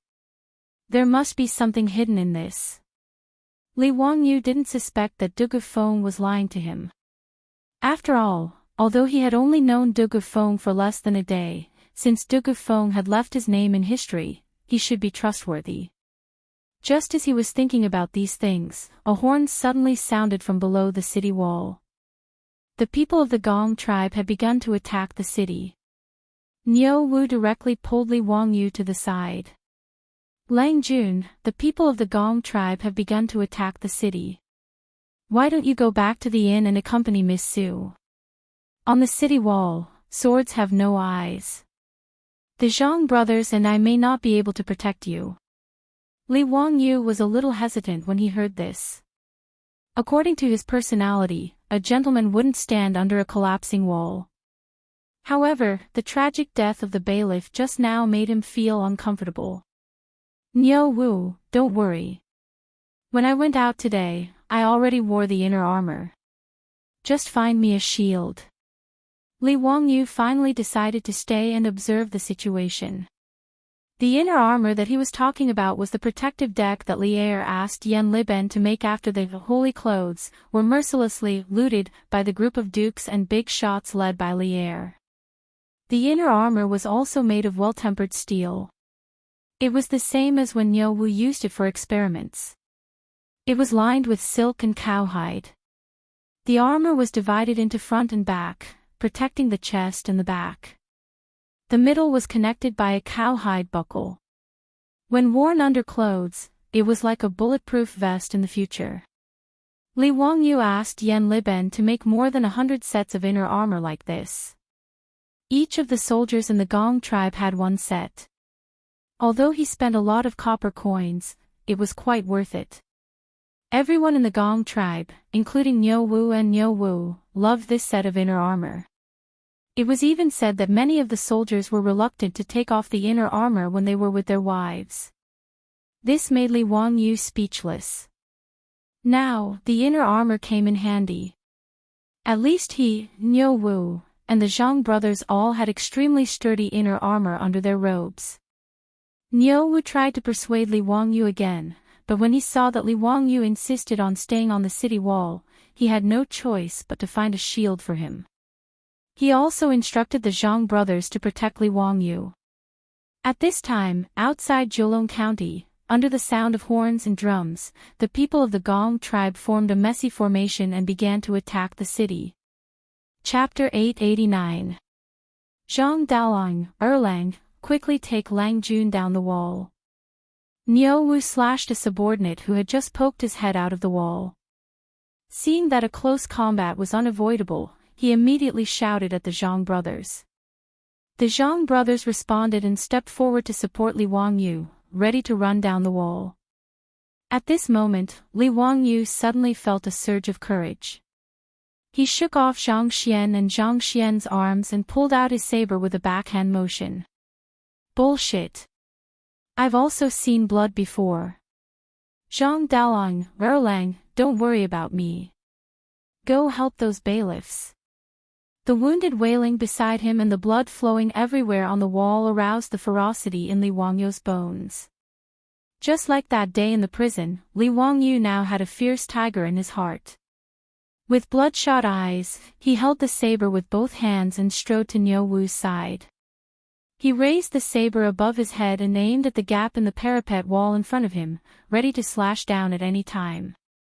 He couldn't retreat, and he didn't dare to retreat. Behind him was Zhejiang County. Li Wangyu might not be so noble as to risk his life to protect thousands of people of the Tang dynasty, but behind him were Su Chongqing, Aphrodite, and Perrin, when a subordinate with a steel saber in his mouth had just poked his head out of the parapet wall. Li Wangyu let out a beast-like roar from his throat. He aimed his saber at the subordinate's head and slashed down. The saber in his hand was also made of well-tempered steel. It was extremely sharp and could cut iron like mud. Li Wangyu used all his strength to slash down and instantly split the subordinate's head in half. Blood and white brain matter immediately burst out and splashed everywhere. Li Wangyu's face and body were also splashed with blood. Coupled with his ferocious expression, it was terrifying. Niu Wu pulled Li Wangyu behind him and grinned. Lang Jun, I'm afraid you'll scare Lady Su to death like this. Ha, be careful that Miss Su won't let you enter her room. Li Wangyu's muscles had become incomparably stiff after personally chopping down a person. But after hearing Niu Wu's teasing, he couldn't help but relax a lot. He kicked Niu Wu's butt and laughed, get lost, get lost, get lost. How much better are you than me? When we return to Dingzhou village, I'll get your wife to deal with you. Niu Wu was one of the elite soldiers of the Sui dynasty's White Army. What he knew the most was how to kill people. In Niu Wu's eyes, these helpers who were eager to climb the city walls were no different from slaughtering chickens. He swung his saber effortlessly and chopped down another man who was about to climb up the wall. Then, he turned to Li Wangyu and explained, Lang Jun, relax. Don't use too much strength. Yan Shaojian used well-tempered steel to forge these sabers. They are really sharp and unstoppable. Lang Jun, you don't need to use all your strength to chop them. This way, you can save some energy.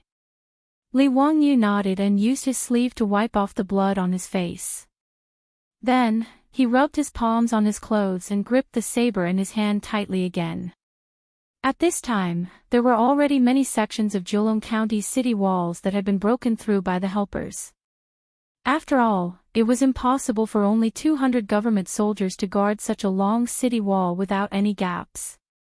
And the fighting strength of the Yamen runners and the people couldn't be compared to the government soldiers.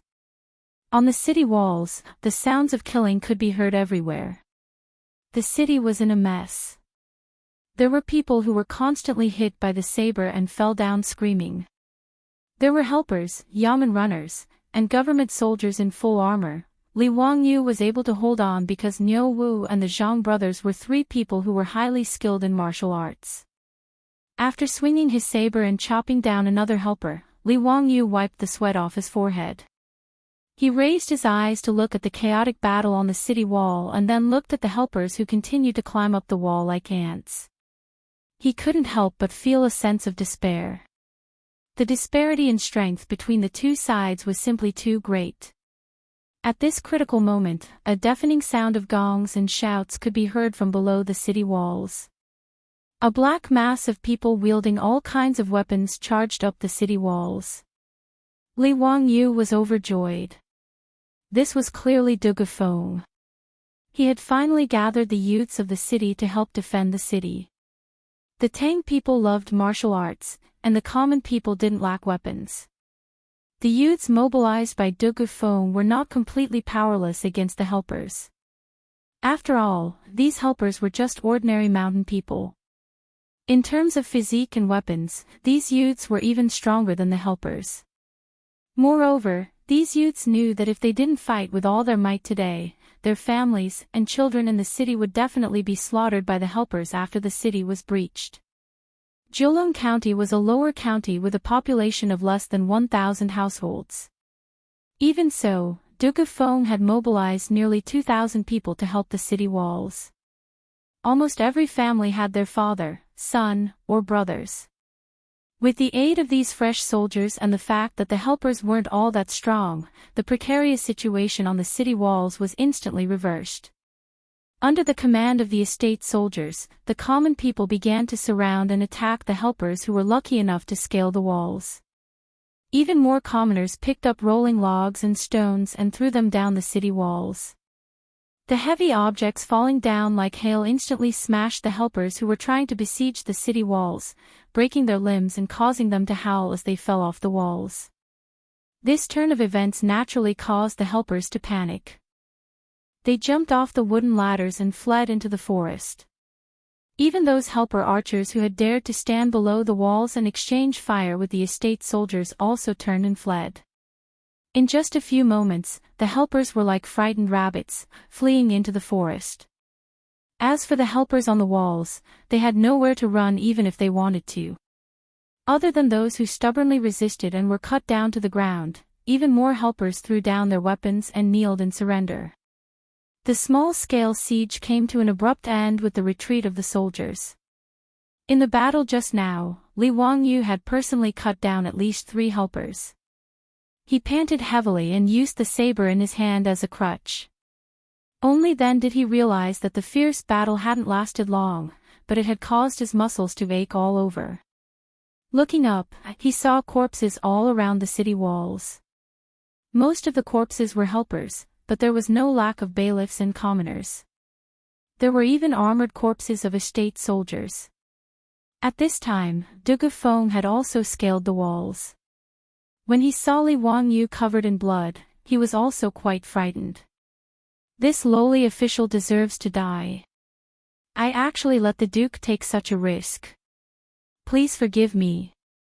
Are you injured? This lowly official will immediately inform the physician. Li Wangyu didn't even bother to speak. He waved his hand at Duke Feng and said softly, "All right, I'm fine.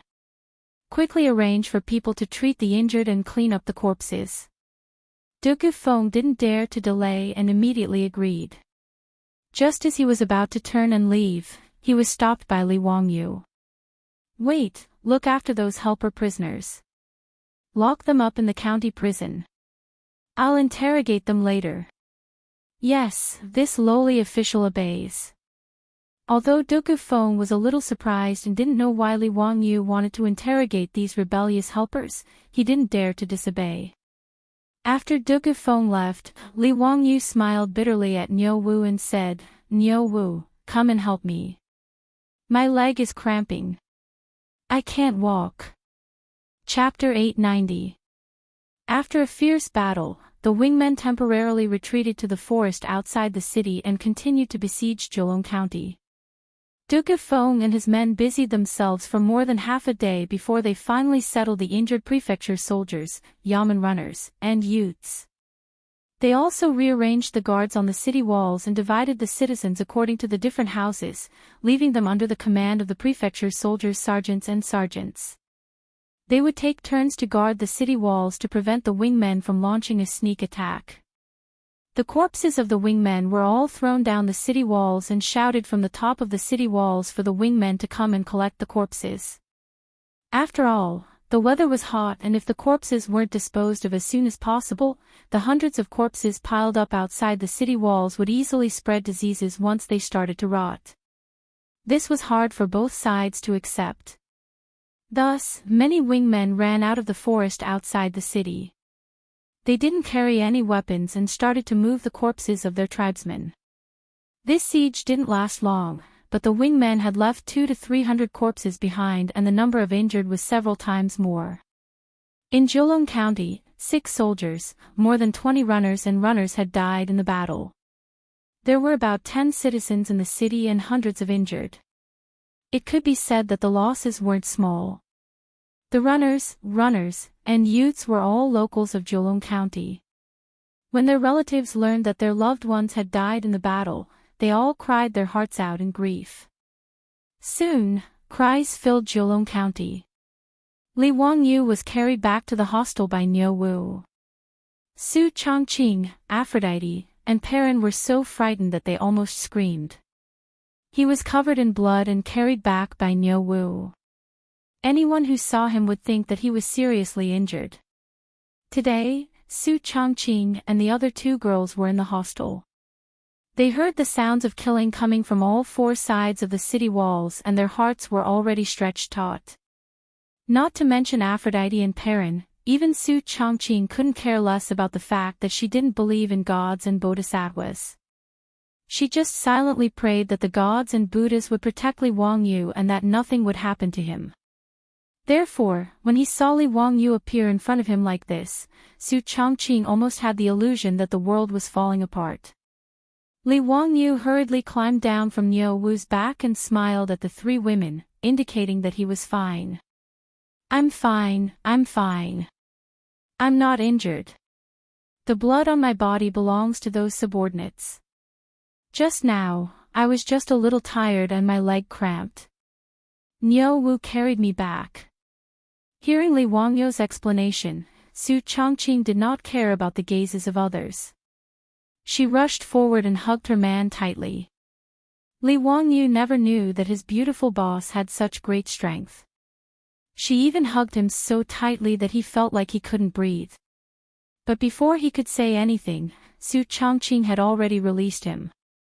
Then, the ancestral craftsmanship was used on him again. With Su Changqing's slender fingers pinching the soft flesh below his ribs, Li Wangyu could only raise his hands in surrender. Changqing, it hurts, it hurts. Be gentle, be gentle. I was wrong, I know I was wrong. Humph, what did you do wrong? Li Wangyu was dumbfounded by his beautiful boss's words. I was wrong, what did I do wrong? This extremely polemical dialogue was a nightmare for men in the future. She wasn't afraid that you made a mistake, but that you didn't know what you did wrong. This kind of question was simply a question of death. Supported by a strong desire to live, Li Wangyu simply ignored everything. In front of Niu Wu, the Zhang brothers, Aphrodite, and Perrin, he directly reached out and hugged Su Changqing and kissed her fiercely. Niu Wu and the Zhang brothers naturally widened their mouths in horror before retreating awkwardly. On the other hand, Aphrodite was chuckling while covering her mouth. As for Perrin, her face was already red with embarrassment. After a long time, the two finally separated. After rolling her eyes at Li Wangyu, Su Changqing finally stopped asking about that question of death. However, she looked at the bloodstains on him with disdain and turned to Aphrodite and Perrin. Go and boil water so that Wangyu can take a bath and change his clothes. Look at how dirty he is. Aphrodite and Perrin responded with a smile and immediately went to prepare a bathtub for Li Wangyu. In fact, there were naturally chores in the hostel who were in charge of this. Before long, the bathtub in the wing room was filled with hot water. Li Wangyu didn't have to hide anything now. After taking off his blood-stained clothes in front of the three women, he soaked his naked body in the hot water. Stimulated by the warm water, the pores all over his body relaxed. Li Wangyu buried his head in the water and felt the strong beating of his heart in his chest. It wasn't until he couldn't hold his breath that he jerked his head up and took in deep breaths of fresh air. Li Wangyu couldn't help but heave a long sigh of relief, feeling that he was finally alive. It was great to be alive. 3 pairs of smooth palms landed on his body and began to help him rub off the dried blood on his body. Li Wangyu closed his eyes and silently enjoyed the massage from his women while thinking about what to do next. Although Jiulong County wasn't under Li Wangyu's rule, as the founding county duke of the Tang dynasty, he enjoyed a salary from the imperial court and was supported by the people of the Tang dynasty. Therefore, he naturally had to be responsible for the people of the Tang dynasty. Although many of them had died in today's battle, there were still several thousand of them surrounding Jiulong County, even if those who were injured were included. It was obviously unrealistic to send people through the blockade and report to Chengdu County's Yizhou Governor General's office. However, Zhejiang County was too close to Chengdu County. Moreover, there were many scholars trapped in Zhejiang County. Even the chief of the Yizhou Governor General's office was trapped here. As time passed, the officials might not be able to seal off the news even if they wanted to. As long as Zhejiang County could hold on for 7 to 8 days, there was no need to worry about reinforcements not arriving. However, the problem was that it was too difficult to defend Zhejiang County for so many days with the current strength of its defenses. If the officials attacked a few more times like today, Zhejiang County would probably fall. The reason was simple. After today's battle, most of the remaining soldiers were injured. If they continued to fight, their battle strength would be affected. Moreover, the bailiffs and citizens had suffered even more losses and needed to rest. As for the youths in the city, they were only normal citizens and could only assist the soldiers. They could not truly be used as soldiers. Now, they had to think of a way to strengthen the defense of Zhejiang County. Li Wangyu closed his eyes and pondered for a long time. Suddenly, he opened his eyes and stood up from the bathtub, giving Su Changqing and the others a fright. "Wangyu, what are you panicking for? The officials have not attacked yet. I have been paying attention to the movements outside the city." Li Wangyu stepped out of the bathtub and carelessly put on his clothes. He explained, "Changqing, I am such a pig. How could I forget about the gunpowder? No, I have to find Du Gufeng and have him gather saltpeter, charcoal, and sulfur in the city." When Su Changqing heard him say this, she also reacted and her face lit up with joy. Gunpowder, even the most primitive gunpowder, was a godly weapon in the Tang dynasty. Yesterday, there was a bug in the system and chapter 887 and 888 were duplicated. If there is a duplicate subscription, please delete this book from the bookshelf and add it again to refresh. Chapter 891. Li Wangyu created gunpowder to make firecrackers and fireworks for fun. However, he did not give the gunpowder to Pai Lupi as a weapon because Li Wangyu felt that gunpowder was too overbearing and that it would be harmful to heaven and earth if it was turned into a weapon. However, after experiencing the battle today, he realized that his thoughts were too naive. Swords and spears could kill people, bows and arrows could kill people, and gunpowder could also kill people. Since the purpose was to kill people, it would be too stupid to say that using gunpowder to kill people was harmful to heaven and earth. From Li Wangyu's point of view, any weapon that could kill those people outside the city was a good weapon.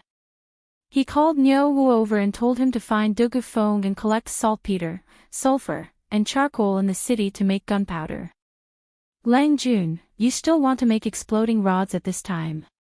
Many people in the city are in mourning. Isn't it inappropriate to set off exploding rods at this time?" Niu Wu was puzzled. Although he was the one who created the gunpowder with Li Wangyu, Niu Wu knew that the purpose of gunpowder was to make exploding rods and fireworks. Now that Zhejiang County was facing a huge crisis, how could his Lang Jun be in the mood to make these things? When Li Wangyu heard this, he was so angry that he wanted to kick Niu Wu. "Idiot, who told you that I want to make exploding rods? Then you want to make fireworks? Do you want to shoot fireworks into the night sky as a warning to the outside world?" Li Wangyu was almost angered to death by this uncultured fellow, but he was too lazy to continue explaining. "If I tell you to go, then go. Remember, collect as much as you can and transport it all. Yes, transport it all to the county government. I need it urgently, so do not neglect it. This is related to whether Zhejiang County can be defended or not." Li Wangyu originally wanted to transport it to the hostel, but after thinking about it, it was safer to transport something as dangerous as gunpowder to the county government. Yes. When Niu Wu saw that Li Wangyu was serious, he knew that his Lang Jun was not joking. He quickly ran to inform Du Gufeng to collect the materials. After Du Gufeng received Niu Wu's notice, although he was suspicious in his heart, he did not dare to be negligent. When he heard that County Duke who wanted to collect these items, which were related to the defense of the city, he immediately led the bailiffs to collect these 3 items from all over the city. Charcoal was easy. Even if they didn't have enough, they could always order people to build a kiln to burn it. Sulfur was barely acceptable. After all, sulfur had many uses. Whether it was used as medicine or repelling insects at home, it was useful. Even paper mills needed sulfur to bleach paper. There was also a papermaking workshop in Jiulong County. Duke Feng led a group of yamen runners to collect sulfur from all over the place. They collected all the sulfur stored in the medicine shops, paper mills, and the homes of the commoners. They managed to gather quite a bit of sulfur. The only thing they couldn't find was nitrate. Saltpeter could be used to make leather, but there were no leather workshops in Jiulong County. Saltpeter was mainly used to treat moisture and skin diseases. However, the amount used was not large. Therefore, the medicine stores in the county did not have much saltpeter in stock. Duke Feng searched the entire county, but he could only find less than half a kilogram of saltpeter. When Li Wangyu found out about this, he also frowned. To make gunpowder, the amount of saltpeter needed was much more than sulfur. Now that Jiulong County was besieged, where could he find saltpeter? If he didn't have enough saltpeter, or in other words, potassium nitrate, how could he make gunpowder? Wouldn't that mean that he had the dragon-slaying skill but no dragon to kill? When Su Chongqing found out about this, he originally hoped that Li Wangyu would be able to make gunpowder and kill everyone to save the people of Jiulong County. However, he didn't expect that he would be hit in the head by the lack of raw materials. Wangyu, what should we do now? Without enough saltpeter, it's impossible to make gunpowder. Let's make as much as we have. If we really can't, we can only use it as a trump card and use it at a crucial moment. Li Wangyu was also very depressed. With less than half a kilogram of saltpeter, he couldn't make much gunpowder. Moreover, the power of gunpowder wasn't very strong. As a result, its usefulness was even more limited. He could only make gunpowder to catch them off guard and see if he could scare those ignorant officials. After all, when gunpowder exploded, the sound and flames produced would be quite shocking. For the officials who had never seen gunpowder before, it would certainly scare them. Li Wangyu unhappily ordered Niu Wu to grind out the charcoal, sulfur, and saltpeter first. They had to make gunpowder first. When it came to making gunpowder, Niu Wu was even more skilled than Li Wangyu.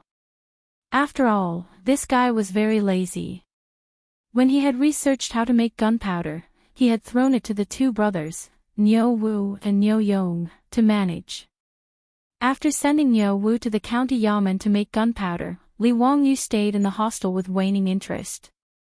He continued to ponder about what other methods he could use to win by surprise. While he was thinking hard, he felt a burst of discomfort in his stomach. He quickly got up and went to the outhouse. The outhouse of the hostel was relatively clean. However, no matter how clean the outhouse of the Tang dynasty was, it was still limited. There was no need to talk about the smell. It was unavoidable. Moreover, the floor and corners of the outhouse were often cleaned, but there were still layers of white crystals. Li Wangyu squatted in the outhouse and looked at the white crystals. Suddenly, a flash of lightning flashed through his mind, causing him to immediately stand up. Immediately, Li Wangyu squatted down again. Damn, I forgot what I was doing and almost stained my pants. Li Wangyu quickly dealt with the aftermath. Like a whirlwind, he lifted his pants and rushed out of the outhouse. Zhang Daolang, Zhang Erlang. Quickly go and find Duga Ming house for me. The 2 brothers of the Zhang family saw that their master was so anxious that he didn't even have time to tie up his pants. They didn't dare to ask any more and quickly turned to look for Duga Feng. Not long after, Duga Feng, who had received the news, rushed to the hostel. However, when he heard Li Wangyu's words, he was dumbfounded. Duke? Are you kidding? At this time, you want me to mobilize the people in the city to scrape soil from the outhouse and the pigsty? Why is this so? Li Wangyu squatted in the outhouse. When he saw the white crystals, he thought of scraping soil.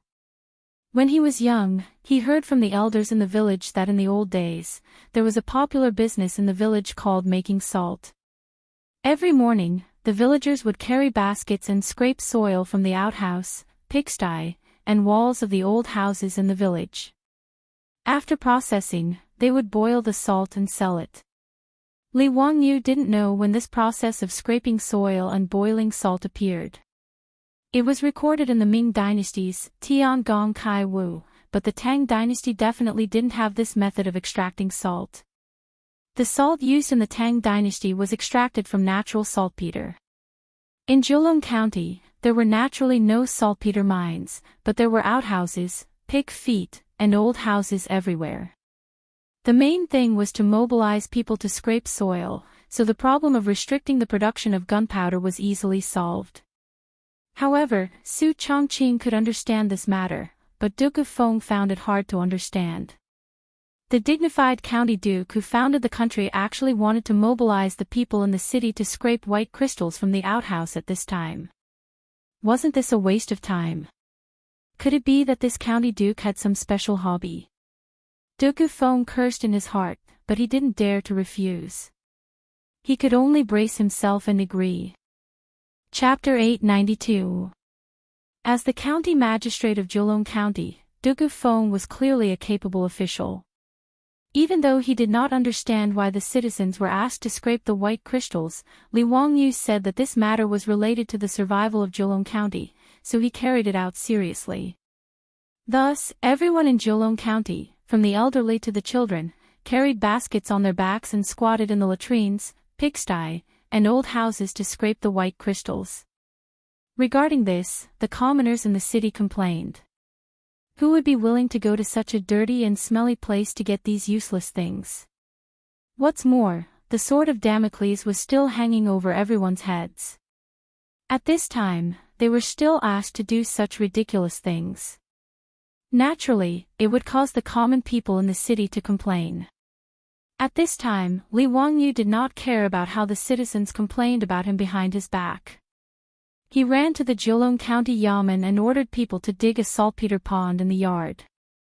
He was going to extract the saltpeter from the saltpeter soil. This method was heard from the elders in the village. Because they were in a hurry, digging the saltpeter pond turned the perfectly fine yamen into a muddy mess. At this time, Duke of Feng wanted to cry but had no tears. How could his perfectly fine yamen be ruined by this county magistrate who? The pond was half a meter deep and the four walls were built with bricks. The bottom of the pond was pounded with wheat straw to ensure that it would not leak. At one end of the pond, a hole was dug and a small urn was buried in it. At the bottom of the pond, a small hole was made and a clay pipe connected to the small urn. After everything was ready, Li Wangyu ordered people to mix the saltpeter soil with plant ash and put it into the saltpeter pond. After stepping on it, the pond was filled with water. After the water in the saltpeter pond seeped through the saltpeter soil, it would bring out the saltpeter from the soil and enter the small urn through the clay pipe. The dark red water was the saltpeter water. After that, Li Wangyu ordered people to set up a large stove in the yard of the county yamen. He directly took out several large iron pots from the county yamen kitchen and began to boil the saltpeter. This made Dugu Feng's face twitch, but he could only silently endure. The dark red nitric acid was poured directly into the iron pot and boiled over a large fire. Only when the white salt was boiled out from the bottom of the pot, and the nitric acid was boiled into a thick liquid, did the job finally come to an end. Li Wangyu ordered people to take out the boiled nitrate water and put it into the taopeng. He then placed it in a cool place to store it carefully. After the boiled nitrate water cooled down, the sides and bottom of the pot were filled with white crystals. This was the refined nitrate. When the saltpeter was extracted, Niu Wu, Dugu Feng, and the others were stunned. How could they have imagined that the soil scraped from the side of the latrine could actually produce saltpeter? This completely subverted their understanding. Lang Jun, this is really salt. Then how could the latrine produce nitrate? This is really an eye-opener. De Gufeng even turned to Li Wangyu and bowed deeply. This lowly official only knows now that Duke knows everything from the heavens to the earth. You are truly a learned man. However, this lowly official still does not understand why Duke ordered this lowly official to collect things like saltpeter, sulfur, and charcoal. Li Wangyu smiled at De Gufeng and spat out 2 words. It's a secret. These words immediately made De Gufeng, the county magistrate, speechless. He looked at Li Wangyu with a face full of hidden bitterness. Niu Wu, who was at the side, quickly pinched his thigh to prevent himself from laughing out loud and being recorded in a small black book by his narrow-minded Lang Jun. In fact, he still did not know what Li Wangyu wanted to do with gunpowder. In Niu Wu's understanding, gunpowder was used to make explosive rods and fireworks. As for using gunpowder to kill people, he would never have thought of that. The method of making gunpowder naturally needed to be kept a secret. Li Wangyu did not wish for such a dangerous thing to be spread all over the streets. Originally, only the 2 brothers, Niu Yong and Niu Wu, knew how to make gunpowder.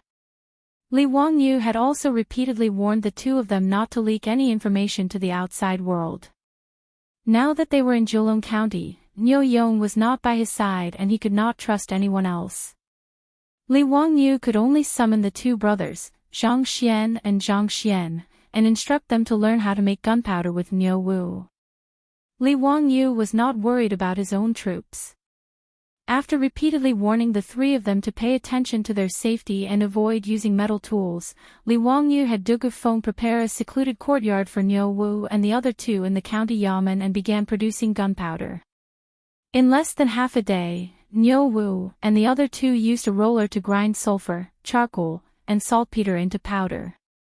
They carefully mixed them together according to the ratio that Li Wangyu had taught them.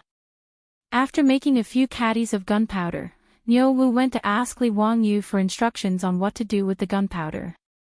Li Wangyu had already thought about how to make these gunpowder into killing weapons. Making guns and cannons was out of the question. If he wanted a second-rate electronic business student to know how to make guns, it would be impossible unless Laozi appeared.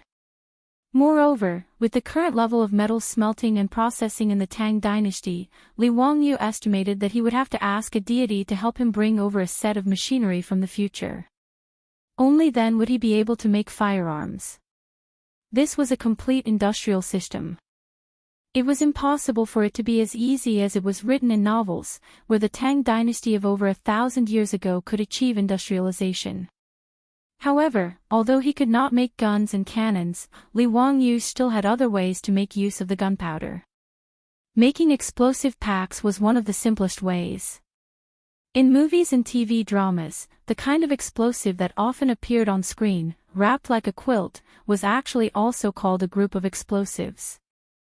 Spread loose powdered explosives in the middle of a cloth or paper, wrap it up like a package, and then tie it up with a rope. A must-have explosive pack for home, traveling, murder, and arson would be complete. If one was a little crazy and buried some broken stones and tiles in the explosive pack, the effect would be even better. Li Wangyu directly asked De Gufeng to bring silk and instructed Niu Wu and the others to tightly wrap the gunpowder in it. At the same time, he also accidentally sprinkled some broken stones inside. The several caddies of gunpowder that Niu Wu and the others ground were all wrapped in a square explosive pack. Lang Jun, what the hell is this thing? If it explodes, it will be too big. How big of a brazier do you need to light this thing? Until now, Niu Wu still thought that this thing that Li Wangyu had made was just a weird-looking explosive rod. Seeing Niu Wu throw the several caddies of gunpowder up and down like a toy, Li Wangyu's back was covered in cold sweat. F***CK. This bastard Niu Wu who could scare people to death, did he really think that the thing in his hand was just for listening to the sound? Stop.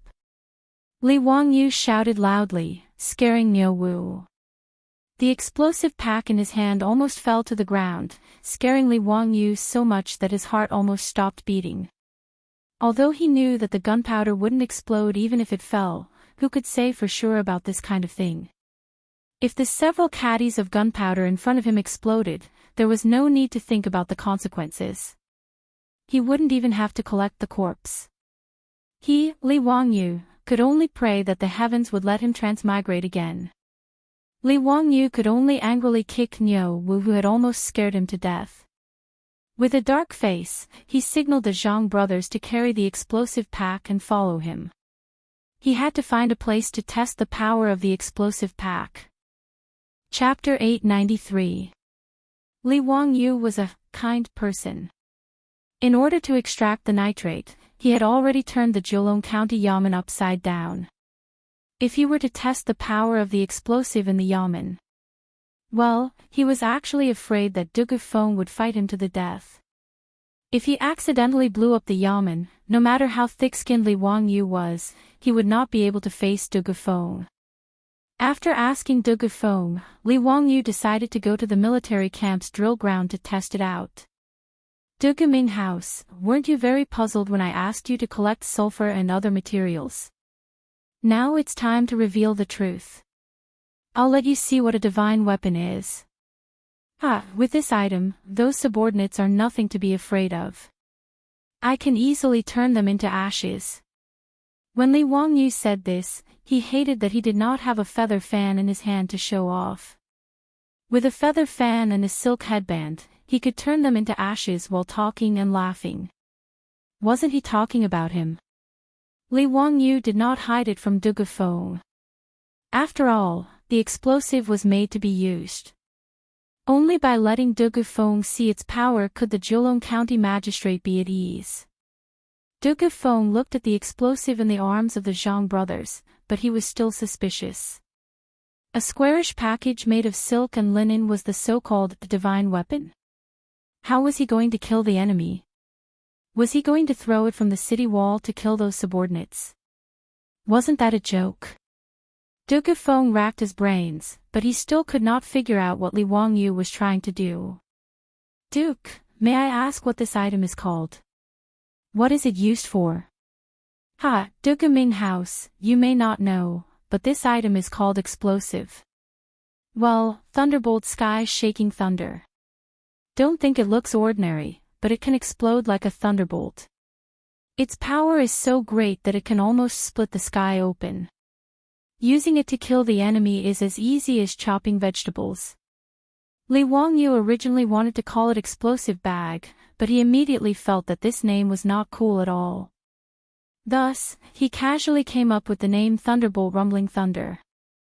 However, it was not only Dugu Feng who did not believe his words. Even Niu Wu and the Zhang brothers could not help but look at each other with smiles in their eyes.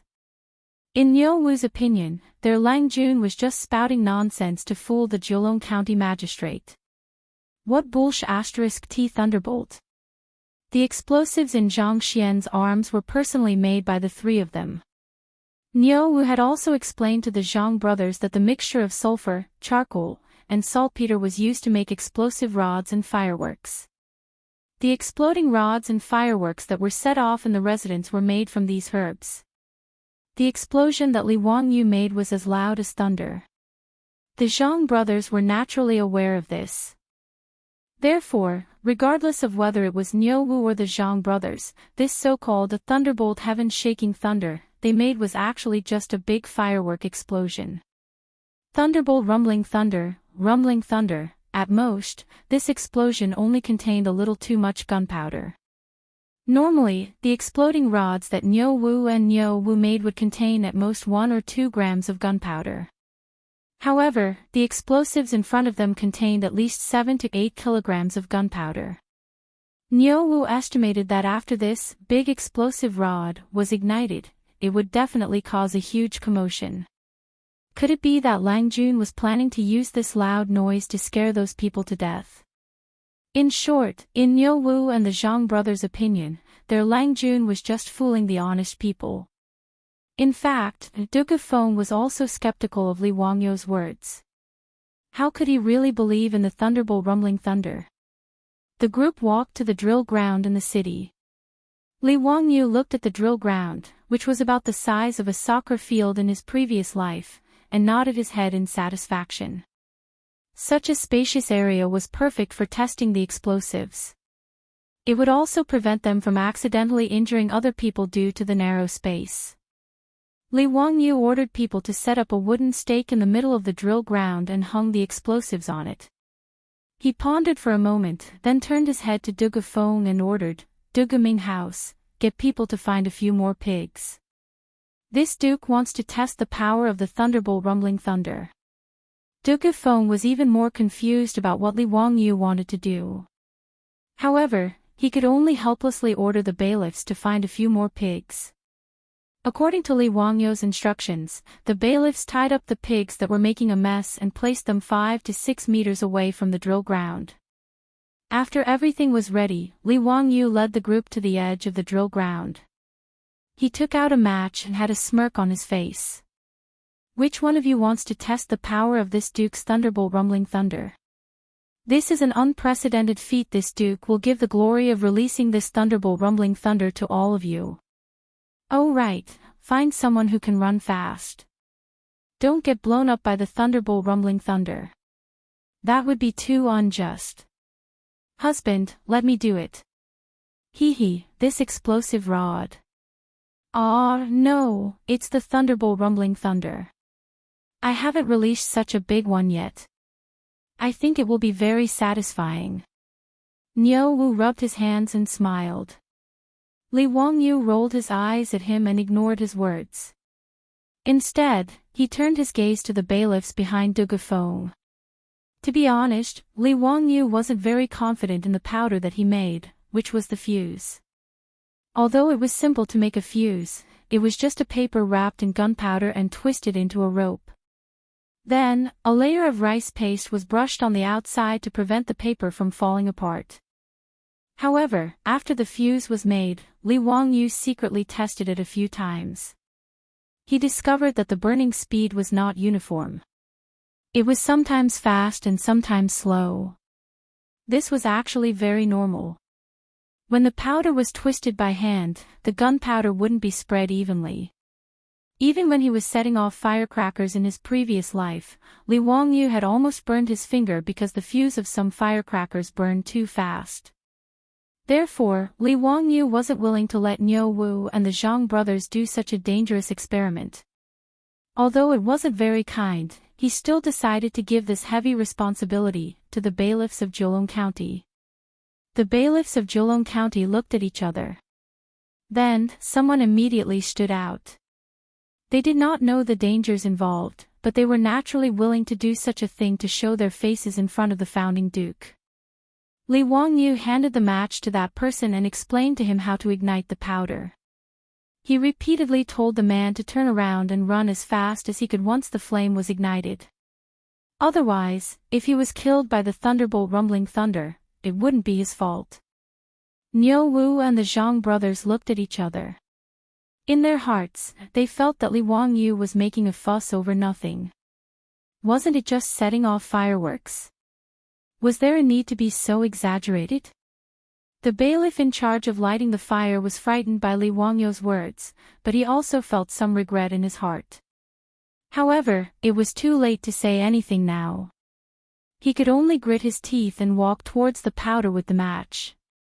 Following Li Wangyou's instructions, he found the long powder. His hands trembled as he lit the match. Then, he gently moved to the side of the powder. Sizzle. A light sound was heard. Then, a puff of smoke rose. The powder was ignited and quickly burned. The bailiff, who had never seen a fuse burn, was stunned. He didn't move for a long time. When Li Wangyou saw the smoke rise, he knew that the fuse had been ignited. Seeing that the bailiff was still standing there, he quickly shouted, "Run!" The bailiff was stunned for a moment. Then, he reacted and immediately turned around to run. After he ran 40 to 50 steps, he heard a loud bang behind him. Then, there was a buzzing sound in his ears. After that, he couldn't hear anything. The bailiff, who was still running, felt as if someone had pushed him from behind. He immediately fell to the ground. At the sight of the training ground, everyone, including Li Wangyu, was dumbfounded. Niu Wu and the Zhang brothers only had one thought in their minds. This firework explosion was really exciting. I am me, a different kind of firework.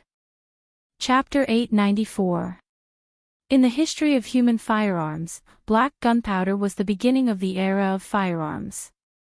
However, strictly speaking, the power of black gunpowder wasn't that great. In terms of physical data, the explosive speed of black gunpowder was only 500 meters per second. The explosive speed of TNT in the future was 6,920 meters per second, the explosive speed of nitroglycerin was 8,000 meters per second, and the explosive speed of C4 was 8,040 meters per second. All of them could instantly turn black gunpowder into dregs. Therefore, the explosive bag that Niu Wu and the others made wasn't that powerful. At least, it was much less powerful than the explosive bag used by the 8th Route Army during the anti-Japanese War. Even so, when the explosive bag made of 8 to 9 kilograms of black gunpowder showed the power of firearms for the first time in this world, the huge roar and the power of the explosion still shocked everyone present. In the mansion soldiers' drill ground, there was a loud roar and a flash of fire. The shock wave of the explosion blew up the yellow soil on the drill ground, and a huge dust column rose from the ground. After the black gunpowder exploded, a huge cloud of black smoke rose up into the sky. The deafening sound of the explosion caused everyone's ears to ring and hum. Li Wangyu was smart.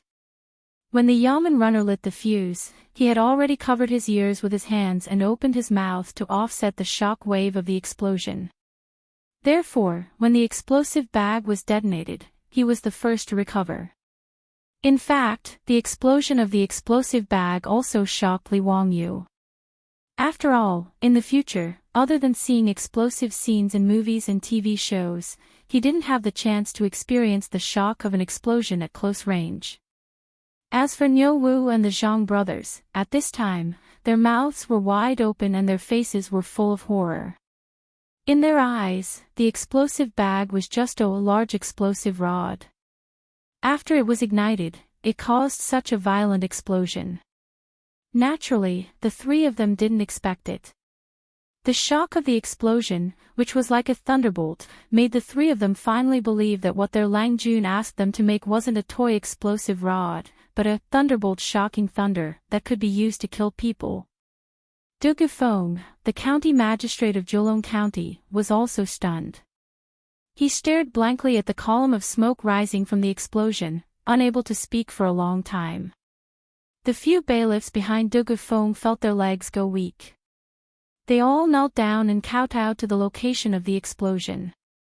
From their point of view, there was no other explanation for this thunderous fury other than the legendary magic of the immortals. The bailiffs looked at Li Wangyu with fear and reverence. After Li Wangyu came back to his senses, he couldn't help but laugh. The power of the explosives was completely in line with his imagination. As such, as long as they had the explosives in their hands, would they still have to worry about being surrounded? He was afraid that when those subordinates attacked the city again, they would throw down a few packs of explosives. After killing a group of people, they would be so scared that they would piss their pants and directly run back to the mountains. Who knows, maybe that would happen. Du Gaming House, what do you think? Are you satisfied with the power of my thunderbolt shocking thunder? Li Wangyu smiled pretentiously at Du Gufeng, waiting for the county magistrate of Zheolong County to worship and respect him.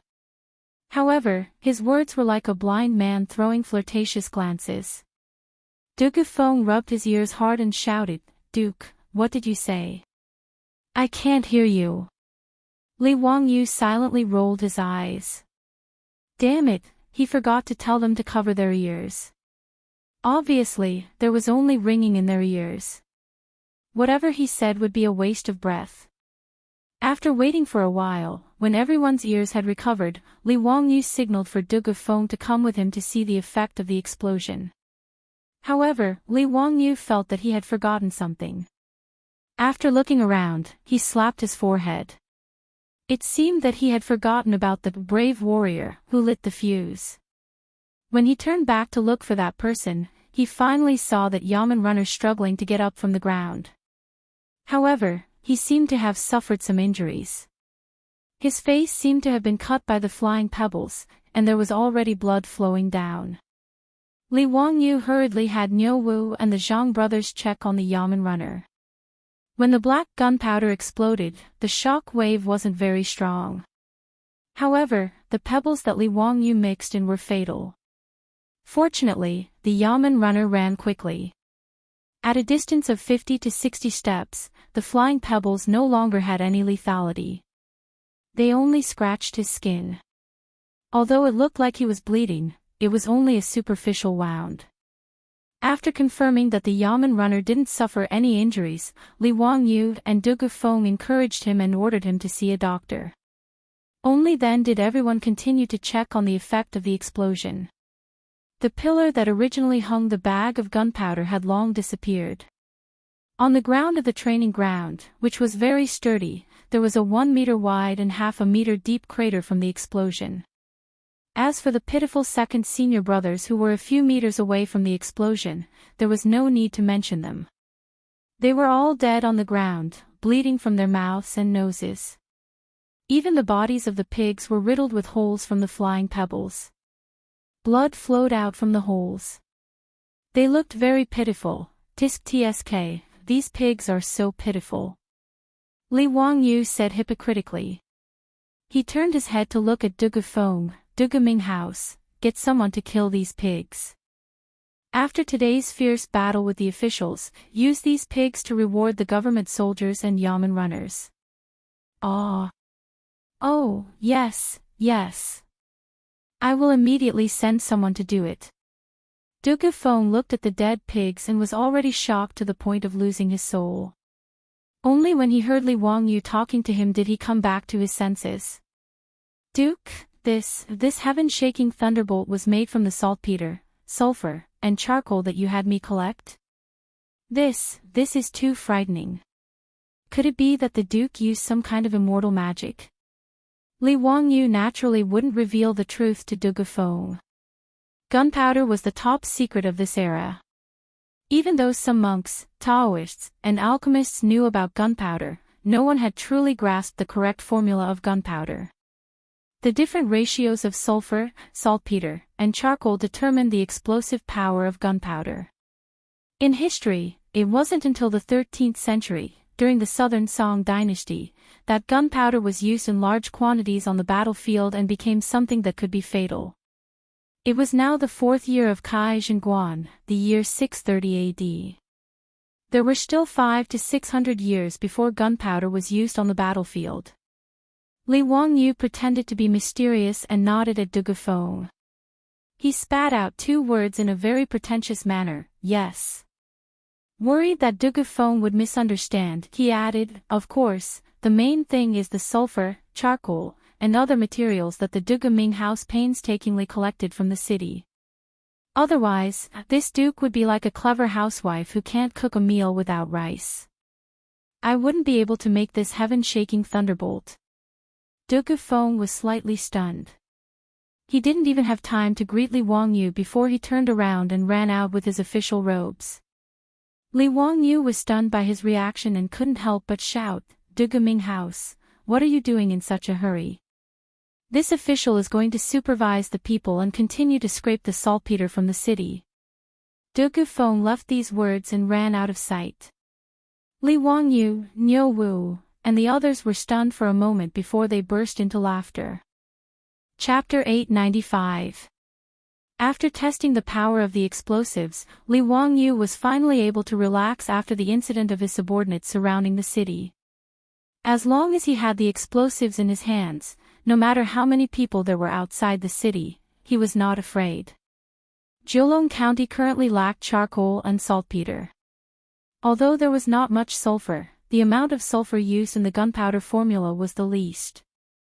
Therefore, Li Wangyu estimated that with the sulfur that they had collected, Niu Wu and the others would be able to make almost 100 explosives. Li Wangyu did not believe that with so many explosives, those people would be able to overturn the situation. How could a body of flesh and blood be able to compete with explosives? After relaxing, Li Wangyu finally thought of the strangeness of the rebellion. Why did those people suddenly attack Zhejiang County? Li Wangyu did not believe that just because the son of a tribe leader was whipped by Dugu Feng, it would lead to such a crisis. In his opinion, this was more like a premeditated attack. Li Wangyu had asked Dugu Feng before. When he received the news of the rebellion, he immediately ordered people to seal the city gates and sent out a bailiff to deliver the message. However, the bailiff had fallen into the hands of the people. This meant that there were already people lying in ambush on the official road leading to Chengdu County. Their goal was to prevent Zhejiang County from calling for help. Including the tactic of surrounding 3 and 1 and the 5 people risking their lives to attack the city, this meant that this matter was not as simple as it seemed. There must be a mastermind behind this. Li Wangyu couldn't figure out the reason, so he decided to interrogate the captured subordinates to see if he could find any clues to understand why they suddenly besieged Zhejiang County. There were about 40 to 50 people captured on the city walls. These people were all locked up in the county jail by Dugu Feng. Li Wangyu instructed Niu Wu and the Zhang brothers to quickly make the explosives. He then called Dugu Feng back and prepared to interrogate the people. After all, he didn't understand their language.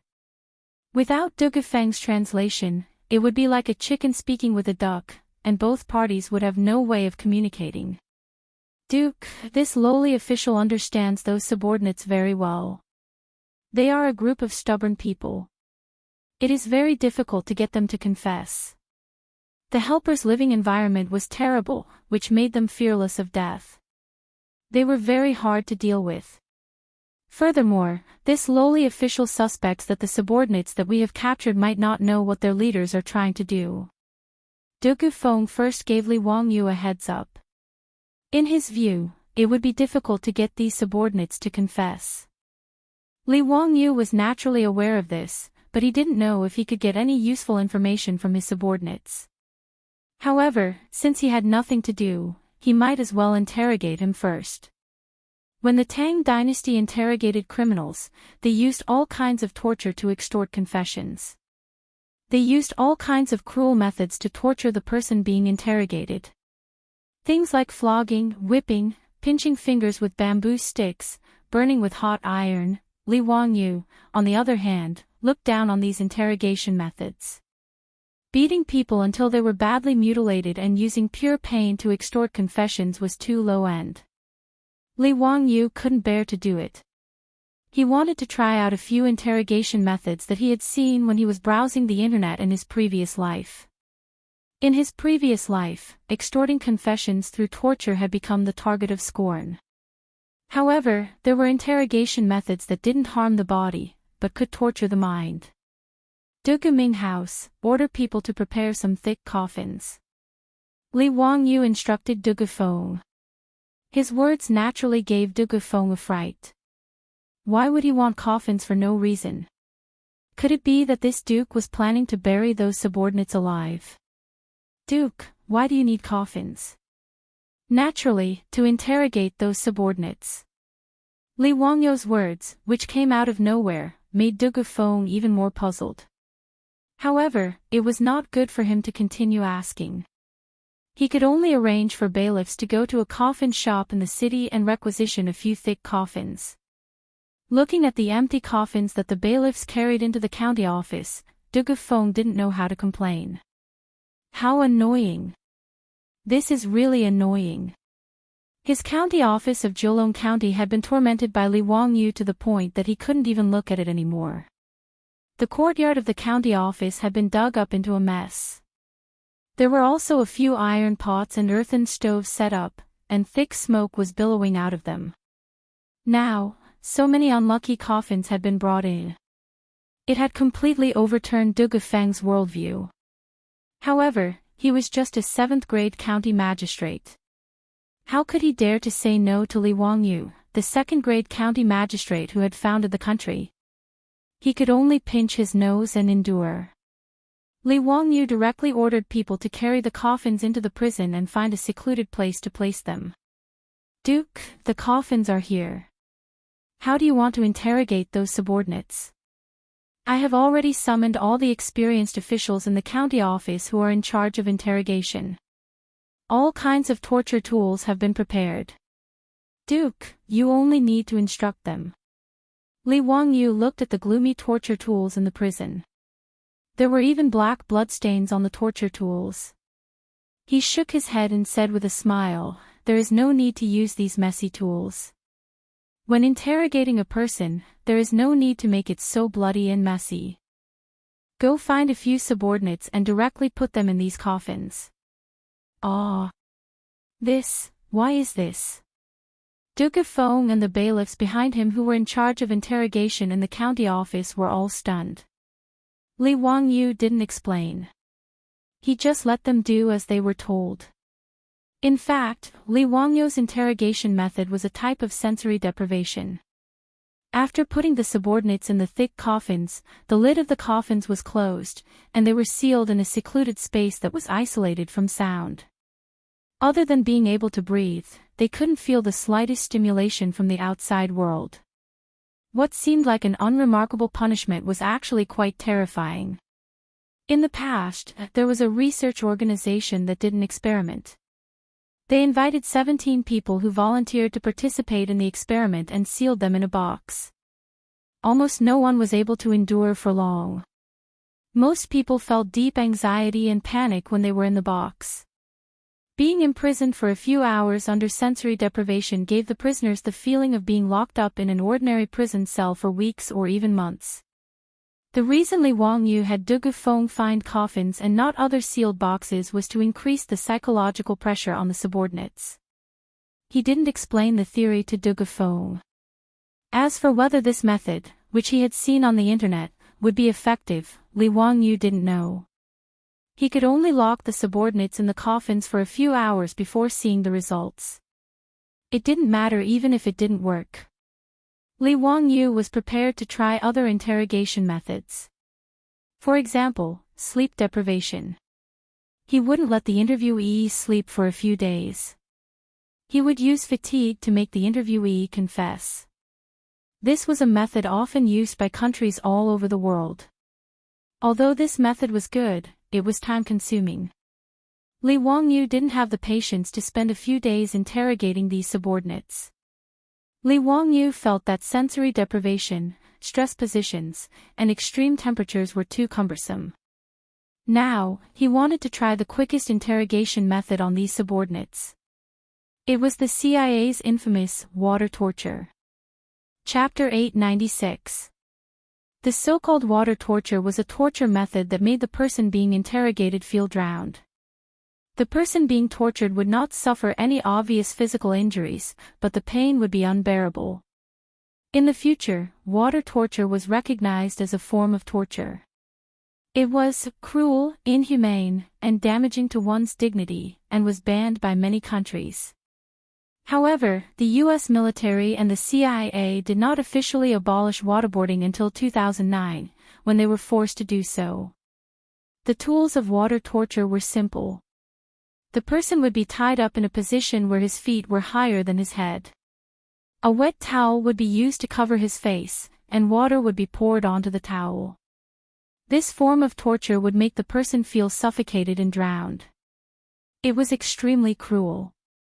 Li Wangyu said that he could not bear to see his subordinates being tortured, but in reality, he did not want to see a bloody scene. He did not think that there was anything wrong with torturing his subordinates. After all, if these subordinates conquered Zhejiang County, they would not be merciful and let the civilians, Su Changqing, and the others go. Li Wangyu ordered his men to drag out one of the subordinates from the prison and prepare to water torture him. The subordinate was very strong. His hands were tied behind his back by 2 yamen runners, but he did not stop struggling. His expression was ferocious and he was cursing. Even though Li Wangyu did not understand the language of the subordinates, he knew that this person did not have anything good to say. After ordering the yamen runners to tie the subordinate up, Li Wangyu ordered his men to bring a towel and a bucket of water. He was ready to torture the subordinate. However, Li Wangyu's water torture was seen as cruel by Du Gufeng and the other yamen runners. They did not think much of it. When Li Wangyu ordered them to lock the subordinate in a coffin, they did not understand what he meant. Now that they saw that the so-called tools of torture Li Wangyu ordered his men to prepare were just a bucket of water and a towel, they thought that Li Wangyu, the county duke who founded the country, was just messing around. The yamen runners, who had been torturing prisoners for years, looked at each other and saw a hint of amusement in each other's eyes. Obviously, they thought that Li Wangyu's so-called interrogation was just child's play. It was simply a fantasy to expect these stubborn subordinates to confess with a bucket of cold water that didn't hurt them at all. Of course, they did not dare to say this in front of Li Wangyu. They also did not dare to show any strange expressions on their faces. After all, Li Wangyu was a god that no one dared to offend. Therefore, even though the yamen runners did not think much of it, they were still very happy. They followed Li Wangyu's instructions and prepared to torture of the subordinates. After tying him up from head to toe, they covered his face with a towel. Then, a few yamen runners lifted a bucket of water and slowly poured it on his face. Originally, the yamen runners thought that this kind of punishment was no different from washing the subordinates' faces. But they did not expect that when the bucket of water was only half poured, the subordinates who were fixed to the platform suddenly started to struggle violently. They seemed to be in great pain. Some sharp-eyed yamen runners even noticed that the subordinates' pants were wet. There was a foul smell. The subordinates actually lost control of their bowels. The yamen runners were stunned. They were all veterans who had been torturing prisoners for a long time. They knew that it was not easy to beat the prisoners until they lost control of their bowels. Moreover, these subordinates were known for their stubbornness. In the past, torturing them was a difficult task. Don't think that beating people would not be tiring. But now, did the subordinate see a ghost? Just half a bucket of water was poured on his face and he could not help but struggle in pain. He even lost control of his bowels. Could it be that this punishment was really that terrifying? Li Wangyu did not know what the yamen runners were thinking. Otherwise, he would definitely laugh out loud. Water torture did not seem like much, but it was actually quite painful.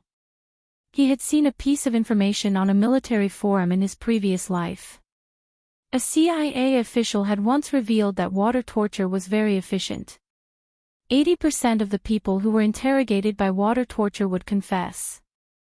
As for the remaining 20%, it was not because they were heroes who would rather die than surrender, but because they were tortured to death. Perhaps the only people who could survive water torture were those who had the halo of a main character in a Hollywood movie. The reason why water torture was so cruel was that it was impossible to breathe during the process. This caused the person being interrogated to subconsciously open their mouth and swallow. This caused a large amount of water to be sucked into their stomach, lungs, and trachea. This would cause the person being interrogated to vomit, cough, lose control of their bowels, and experience indescribable pain. They would be tortured to the point of death. According to the information disclosed by the CIA official, if an ordinary person was subjected to water torture, they would confess within 16 seconds to 2 minutes. The efficiency was very high. The yamen runners of Jolong County naturally did not know about this, and Du Gufeng did not know either. Everyone looked at the subordinate's painful appearance in horror, but they did not understand why. That's enough. Be careful not to drown him if you continue to water him. Stop. Du Guming House, can I trouble you to ask him if he is willing to cooperate? Li Wangyu saw that the yamen runners were still pouring water on the subordinates' faces and hurriedly spoke to stop them. Du Gufeng was stunned for a moment before he hurriedly nodded. Ah. Yes, yes. I will go ask him now. The yamen runners hurriedly put down the buckets of water and removed the wet towel covering the subordinates' faces. At this time, the subordinates could finally breathe again. He opened his mouth and greedily took in large mouthfuls of the not-so-fresh air in the prison. At the same time, he violently coughed, causing his face to be covered in snot and tears. He looked very miserable. Dugefeng and the other subordinates' coughing subsided a little.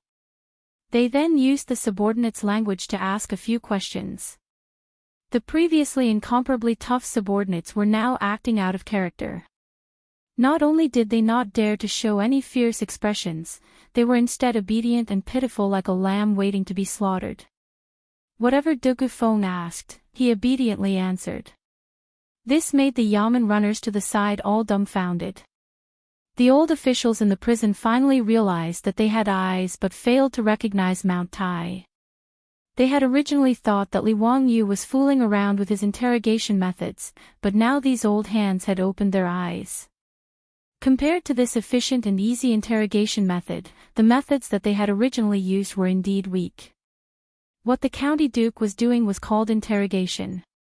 What he was doing was called an expert. If it weren't for the fact that the yamen runner's status was too low compared to Li Wangyu's, these old torturers in the county yamen would have wanted to kneel down and kowtow to Li Wangyu to become his disciple. They would have wanted to learn some of these magical interrogation methods. Disregarding the shock in the yamen runners' hearts, the subordinates that Dugefeng had questioned for a long time shook his head regretfully at Li Wangyu. Duke, I have asked this person. He does not know why their tribe is besieging the county. He only said that the leader of the tribe had promised them that after they took Julong County, they would be free to plunder the wealth and women in the county. This answer was not out of Li Wangyu's expectations. He nodded and ordered the yamen runners to put down the subordinate. Then, he grabbed a new subordinate. Chapter 897. After using water torture on several of them, the result was the same. No one could withstand such a cruel punishment. All of them began to beg for mercy. The county yamen's torture veterans were like children who had just gotten a new toy. They were all in high spirits and couldn't wait to use the consummate skill they had just learned on these officials. In an instant, the county yamen's prison, which was already gloomy and cold, was filled with endless screams. Of course, Li Wangyu wouldn't sympathize with these officials. According to the laws of the Tang Empire, these captured officials would be exiled for 3,000 miles even if they weren't beheaded. In short, their fate wouldn't be pleasant. However, he was a little disappointed. After interrogating several officials, no one knew why the 5 major tribes of officials had joined forces to attack Julong County. This was actually very normal. Thinking about it, only the leaders of the tribes of officials and those close to them would know the details. It was normal that these ordinary officials didn't know. Since he had nothing to do, Li Wangyu still ordered the yamen runners to torture all the officials in the prison. However, they still didn't get anything. After spending 2 to 4 hours, it was all for naught. Li Wangyu felt very helpless about this result. He stood up and dusted his clothes, preparing to return to the hostel. Dugefeng naturally led a group of yamen runners to respectfully escort Li Wangyu out of the prison. However, one of the yamen runners hesitated and said, reporting to the duke, "You forgot about those coffins." Li Wangyu was reminded by him and suddenly remembered. Damn it, I completely forgot. Previously, he had ordered people to capture a few officials and lock them in the coffins. Their senses were cut off and they were confined. Now that a few hours had passed, he didn't know if those officials had broken down or not. He quickly ordered the yamen runners to release those officials and check on the situation. If these officials were still unwilling to confess, Li Wangyu might have to ask the yamen runners to torture them with water again for the sake of his reputation. Contrary to everyone's expectations, when the bailiffs opened the coffin lids and released them, the eyes of the people locked in the coffin were all lifeless, as if they had received a terrible shock. Li Wangyu's heart couldn't help but thump. These officials couldn't have been locked in the coffins for a few hours, right? Before Li Wangyu could say anything, the yamen runners saw the muddle-headed appearance of these officials and directly raised their arms and slapped them a few times to wake them up. The unruly officials cried and knelt down. They kowtowed to Du Gufeng, who was wearing an official's robe. They were mumbling something that no one knew what they were talking about. Li Wangyu couldn't understand what the officials were saying, but the yamen runners and Du Gufeng could. After listening to the officials' words, the yamen runners looked at Li Wangyu as if they were looking at their ancestor.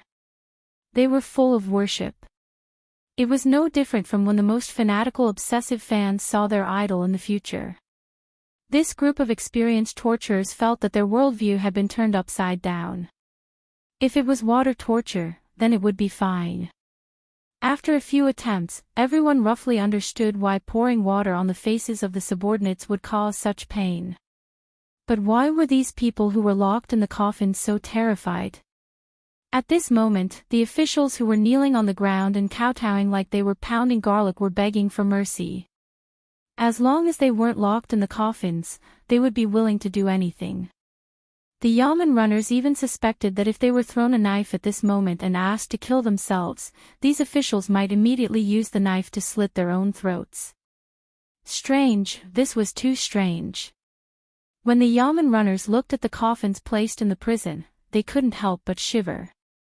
They felt that these coffins were too strange.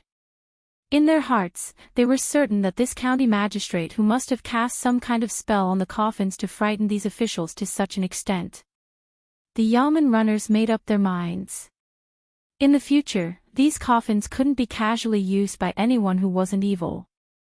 In their opinion, locking people in these coffins that had been enchanted was even more terrifying than water torture. From now on, these thick coffins became the treasures of Jolong County's prison. Every day, the yamen runners would burn incense and worship these coffins. When new yamen runners arrived, they would immediately be informed of the origins of these coffins and their evil nature. Whenever a vicious prisoner was caught in the prison, the yamen runners would lock them in the coffins. After being locked up for a few hours, they would be released. No matter how vicious the prisoner was, they would all be as obedient as quails. This added a mysterious aura to these coffins, and it led to many legends. Putting aside the misunderstanding caused by Li Wangyu's sudden decision to get a few coffins to replace the confinement room, one of the officials told Du Gufeng something that caught Du Gufeng's attention after being interrogated by Du Gufeng and the yamen runners. "Duke, this matter is rather strange." Li Wangyu's eyes flashed as he asked curiously, "Du Gaming House, did you find out anything useful?" Du Gufeng pondered for a moment before replying, "I can't say that it's useful. However, according to this person, a Tang person appeared in their tribe a few days ago. He was led by the trusted aide of their tribe's chief. They carefully avoided the eyes and ears of others and secretly brought the Tang person to meet with their chief. Oh right, he also said that the Tang person had an extraordinary identity and wasn't a commoner." "Oh. Then how did he know?" "This person said that he was slacking off and was sleeping in a tree when he accidentally saw this matter. As for that person's identity, it was because when he had peeked from the tree, he had noticed that although that Tang man was wearing hu robes, he was also wearing a silk inner robe. Thus, he was certain that that person was not a commoner. This official isn't sure if this matter has anything to do with the official's rebellion. Because cotton had not been introduced to China in large quantities in the early Tang dynasty, the commoners mostly wore hemp clothing. Only the nobles and wealthy merchants had the ability to wear silk clothing. If the Tang person that the officials saw was wearing a silk undergarment, it meant that the person was either rich or noble.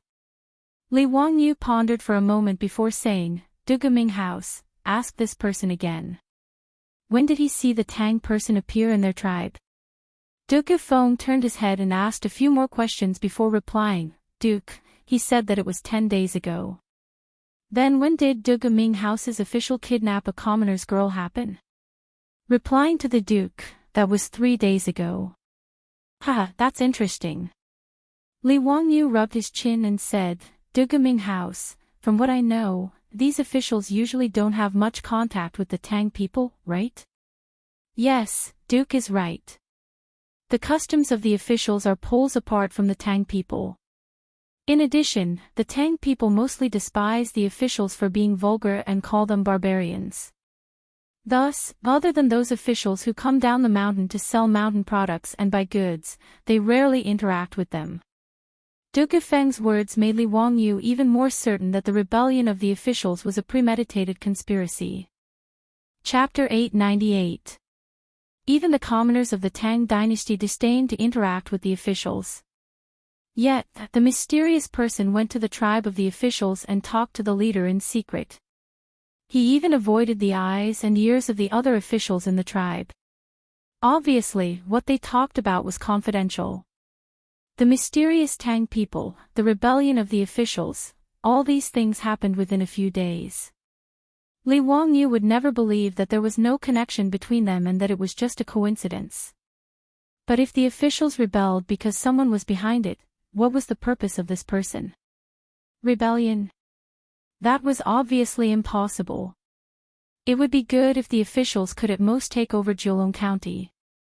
Once the Yizhou Governor-General knew about this, they would send troops to surround and suppress them. There would be no chance for them to rebel. In history, there was a larger-scale rebellion in the beginning of the Tang dynasty. In the 7th year of Wuda, the rebellion of the officials in Shizhou was huge. Li Yuan sent Dou Gui to lead the army into Shu to quell the rebellion. In the Battle of Fang Mountain alone, he captured 20,000 Tujia men, and killed the Tujia men until their souls flew away and scattered. After that, Dou Gui stayed in Yizhou and became the governor of the Yizhou Governor-General. He suppressed the officials until the 1st year of Chang'an. After that, the officials in Shu were quite afraid of the military power of the Tang dynasty. Hundreds of thousands of officials rebelled, but it was to no avail. Li Wangyu did not believe that the officials in Pingzhou were stupid. They would be courting death if they dared to go against the Tang dynasty with just a few thousand people. In that case, the goal of the rebellion was obviously this small Jiulong County. The idea of the leader of the guards was to escape back to the mountains and disappear without a trace after conquering Jiulong County before the arrival of the Tang army. But what was so attractive about this small Jiulong County that someone would want to do such a thing? Was it for money and food? Li Wangyu denied this guess again. When the officials told him that the leaders of their tribes had promised them that after the city was taken, they could take whatever they wanted in the city. The leaders of the tribes did not want a single cent. If that was the case, why did the leaders of the 5 tribes still want to drive their people to attack Jiulong County? What was their purpose? He asked Du Gufeng again and confirmed that there wasn't any large amount of money or grain stored in Jiulong County. Jiulong County was just an ordinary county in the Tang dynasty. How could there be many benefits in it? For a moment, Li Wangyu didn't know what to do. He only knew that this matter was very strange. Since there was no clue for the time being, Li Wangyu was too lazy to think about it. In short, he had to guard the city well and wait for reinforcements to arrive. When the time came, he would capture the few deputy leaders and interrogate them. This would save him from wasting his brain cells here. After instructing Du Gufeng to look after the captives, Li Wangyu returned to the inn.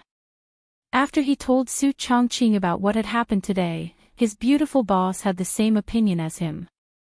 There had to be some hidden reason behind the rebellion of the officials. Even she couldn't figure out what their goal was. The two of them pondered for a long time but still couldn't figure it out. However, they were too lazy to continue investigating. In short, with the explosives in their hands, they didn't have to worry about the officials playing any tricks. The night passed silently. The next morning, after experiencing a great defeat, the officials who had rested for a day beat the bronze drum outside the city. They planned to attack the city again. When Li Wangyu dressed up and climbed up the city wall with a sword in hand, Niu Wu and the Zhang brothers had already arrived. Lang Jun, last night, the Zhang brothers and I worked through the night and made 30 thunderbolts. Hee, today we'll let those damn officials have a taste of their own medicine. Niu Wu said to Li Wangyu proudly. In the turret behind him, there were already many explosives. This scene made the corner of Li Wangyu's eyes twitch. This bastard, how could he just casually pile up such dangerous explosives? If someone outside the city accidentally ignited the explosives by shooting a fire arrow into the city, it would all be over. He immediately thought of Niu Wu's words and his face became even darker. Damn it, he forgot to tell them yesterday. Plus, he had been thinking about the rebellion of the officials and forgot that Niu Wu and the Zhang brothers had been making explosives in the county office. It was fine if they were making explosives, but what did this bastard just say? Working through the night. Then what did these three bastards use to light up the place? There were no electric lights in the Tang dynasty. They either used oil lamps or candles to light up the place. When making the gunpowder, there were oil lamps or candles next to them. How come these three bastards didn't die? Li Wangyu was so angry that he kicked each of them and scolded loudly, "You three don't want to live anymore. What did I say before? When making gunpowder, there can't be a fire source. Are you King tired of living?" Niu Wu smiled and rubbed his head. I was worried that the officials would attack the city today. Without these thunderbolts, many people would die. Don't worry, Lang Jun, we were very careful. Look, aren't we fine? Li Wangyu was so angry that he couldn't speak for a long time. You three just wait. When today's war is over, I will put you three in confinement. Now go find someone to move these thunderbolts further away and store them separately. Remember, don't get close to the fire source. He made up his mind to throw these three lucky bastards into the county office's prison and lock them in the coffins for an hour. Let's see if they still dare to act so recklessly in the future. Today, he could still see the three of them alive and kicking. It was simply a blessing from the gods. Niu Wu and the Zhang brothers' ancestral graves were smoking. Yes. Niu Wu and the Zhang brothers saw that Li Wangyu was really angry, so they didn't dare to argue. They quickly ran away to move the explosives. Li Wangyu shook his head at the three of them. At this time, he didn't have the energy to continue to cause trouble for them. In front of the city wall, more than 100 government soldiers were already on the battlefield. They led many of the city's youths and waited on the city wall. Accompanied by the deafening sound of the officials' drums, a black mass of officials appeared in the forest outside the city. Each of them held a weapon and looked at the people on the city wall, ready to attack at any time. Li Wangyu now had the explosives in his hands, so he wasn't too worried about this group of officials. Although Niu Wu and the rest only made 30 or so explosives, it was enough to make the officials suffer. Li Wangyu wasn't at ease with the others using the explosives, so he simply let Niu Wu and the Zhang brothers each take 7 to 8 explosives to guard one side of the city wall and support the government soldiers in battle. He personally led a few Yamen runners with the remaining explosives to guard one side of the city wall. As for the one responsible for igniting the explosives, it was a familiar person. It was the Yamen runner who was used as a guinea pig by Li Wangyu yesterday. The Yamen runner's face was only scratched by the gravel yesterday. After treatment by the doctor, it wasn't a big problem. At this moment, this bailiff was bragging to the bailiffs beside him about his glorious achievements yesterday. He was extremely proud that Li Wangyu had once again given him these quaking thunders, and his chest was puffed up high. He was even more disdainful of the bailiffs outside the city. Everything was ready. Just as another battle was about to begin, Li Wangyu heard someone exclaim behind him. He looked back in shock and saw that in Zheolong County City, there were billowing smoke in several directions. Chapter 899. Duke Feng's face was full of fear. Duke, looking at the direction of the fire, it's my county hall and the granary in the city. This must be the work of a spy in the city. Li Wangyu's face was gloomy as he nodded silently. Needless to say, it would be strange if the county hall and granary in the city were on fire during such a big battle. As for Du Gufeng's claim that it was a spy, Li Wangyu could only sneer. It might not be a spy. He thought of what the spy said in the prison yesterday. That mysterious Tang person, Du Gaming House, immediately take the bailiffs and mobilize the people in the city to put out the fire, Li Wangyu ordered. Du Gufeng looked at the people outside the city who were ready to attack at any time and hesitated. Duke, why don't I stay here? Li Wangyu waved his hand. That's enough, I'm here. You don't know how to use the quaking thunder, so it's useless for you to stay on the city wall. Don't worry, with my quaking thunder, those people won't be able to reach the city wall. Du Gaming House, just put out the fire. Yes. Then I'll leave the safety of Zheolong County to you, Duke. Du Gufeng knew that Li Wangyu was right and did not continue to insist. After bowing deeply to Li Wangyu, he led a few bailiffs and rushed down the city walls. He was prepared to gather the people in the city to put out the fire. Wait, Du Gaming House, take 10 more bailiffs with you. Li Wangyu called out to Du Gufeng again, since someone has set fire to the county hall, their target might be the captured subordinates. Be careful that they don't act rashly. Du Gufeng immediately nodded and led a group of bailiffs to leave. The fire in Zheolong County was naturally seen by the bailiffs and the young men on the city wall. Since they were the young men who came to help, their families were all in the city. When they saw the city on fire, it naturally caused an uproar. They were worried about the safety of their families in the city. There were even some impulsive young men who wanted to turn around and run down the city wall. The people on the city walls, who had been nervously guarding against the people outside the city, were in a state of chaos. Seeing this, Li Wangyu hurriedly shouted. Stop! If anyone runs around and disturbs the morale of the troops, they will be charged with the crime of disobeying orders and executed. The group of yamen runners behind him quickly followed and shouted, if anyone runs around and disturbs the morale of the army, kill them. Once their voices spread, the squad leaders and dekarches on the wall knew very well that they must not let the young men run amok. They yelled one after another, anyone who runs around and disrupts the army's morale will be killed.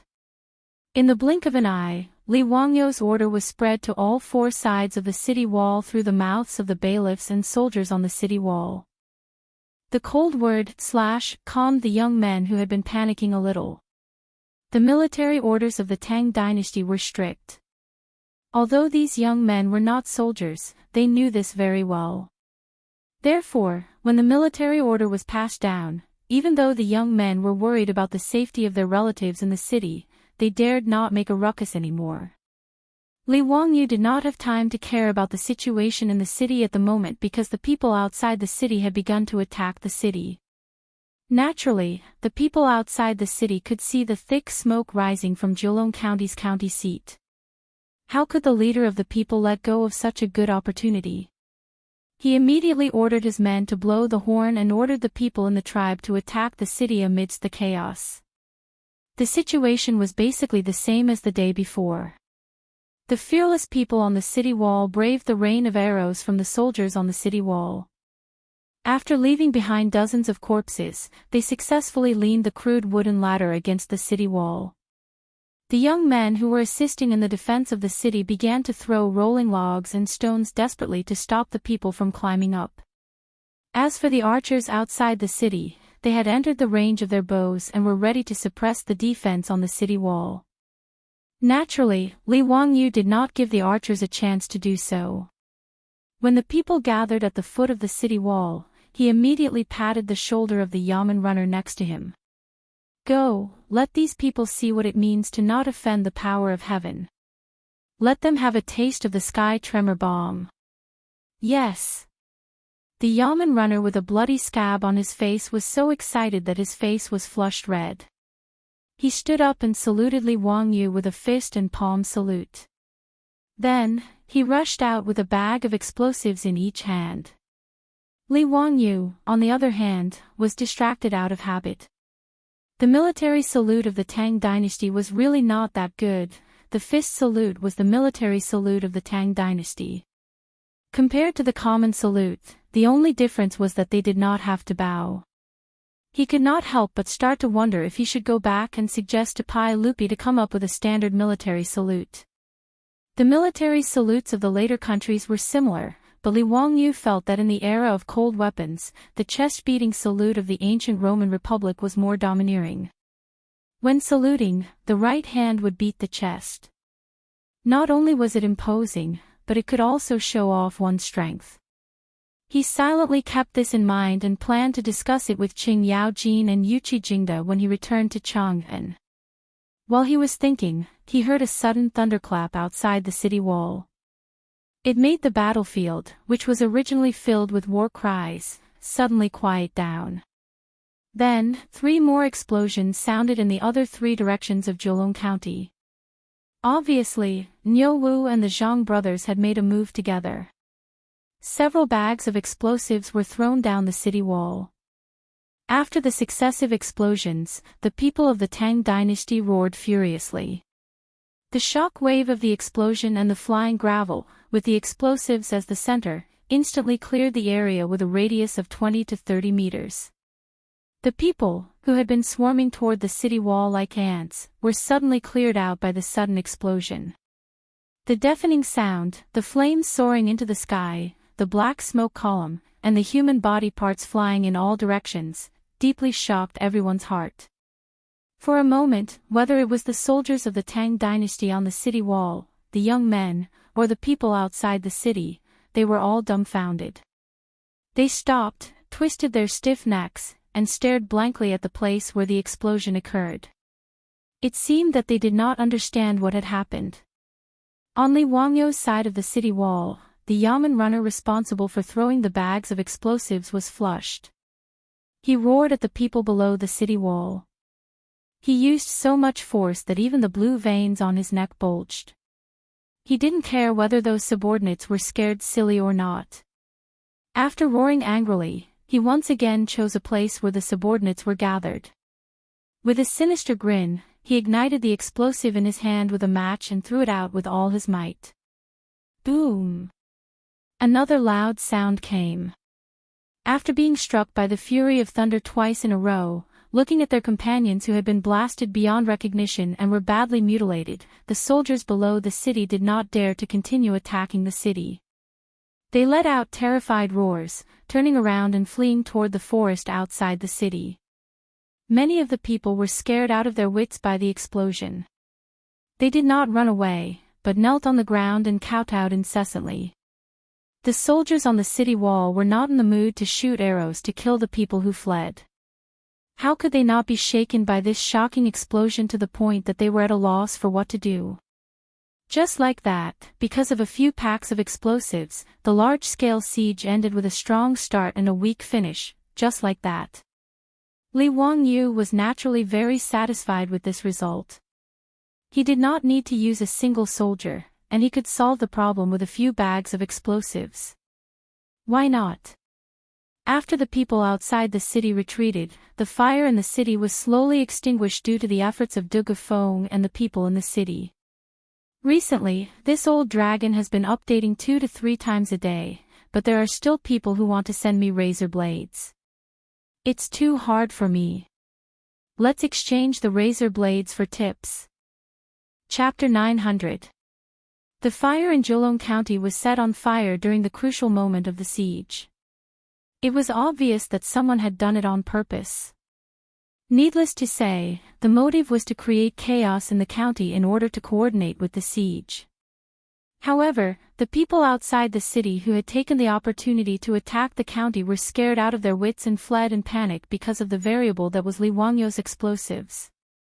After the crisis in Zhejiang County was resolved, Li Wangyu ordered the 2 colonels to arrange the defense of the city wall. Then, he led Niu Wu and the others to check on the fire in the county.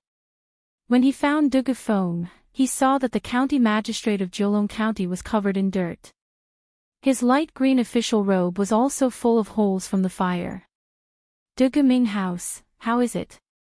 Did you suffer a great loss? When Du Gufeng saw Li Wangyu, he quickly bowed, reporting to the Duke. Fortunately, Major Wang was organizing the people nearby to transport supplies for the soldiers. He led the people here in time and prevented the fire from spreading.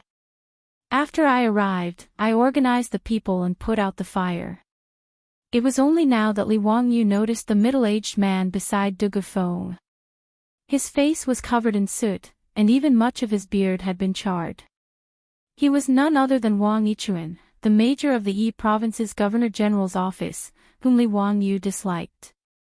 When Wang Yichuan saw Li Wangyu looking at him, he hurriedly revealed a fawning smile. On his dark face, only a row of white teeth could be seen, which made Li Wangyu very amused.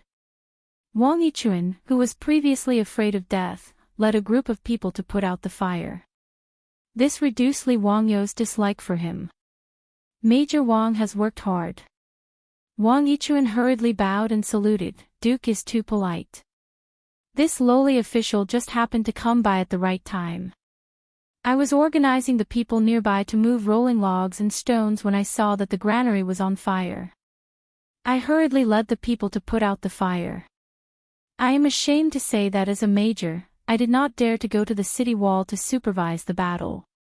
I could only do some small things within my ability. Li Wangyu smiled and nodded.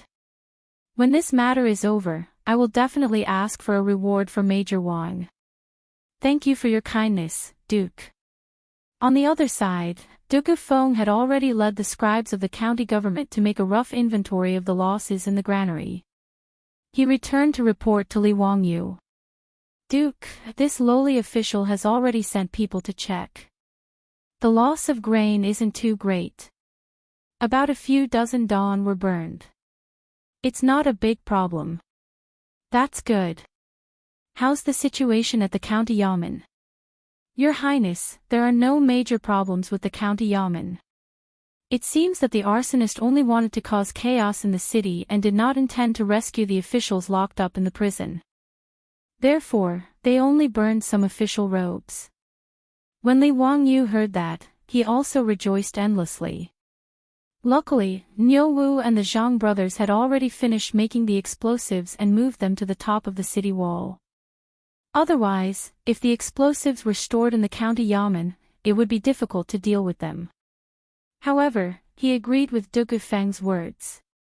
The arsonist's purpose in setting the fire in Jiulong County wasn't to burn the grain or rescue the officials.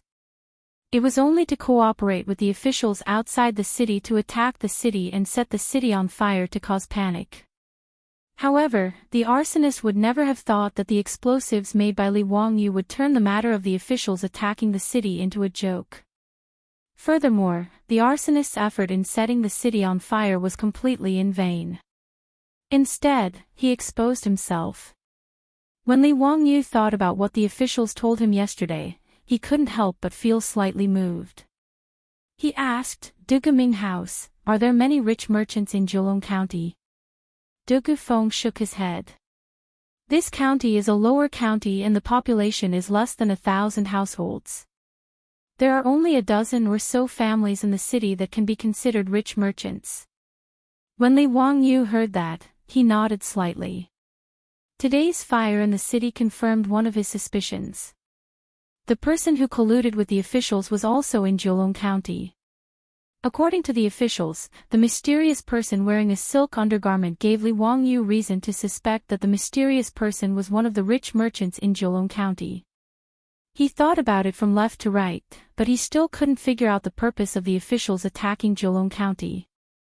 However, no matter what, the people who were related to Jiulong County must be the local tycoons of Jiulong County.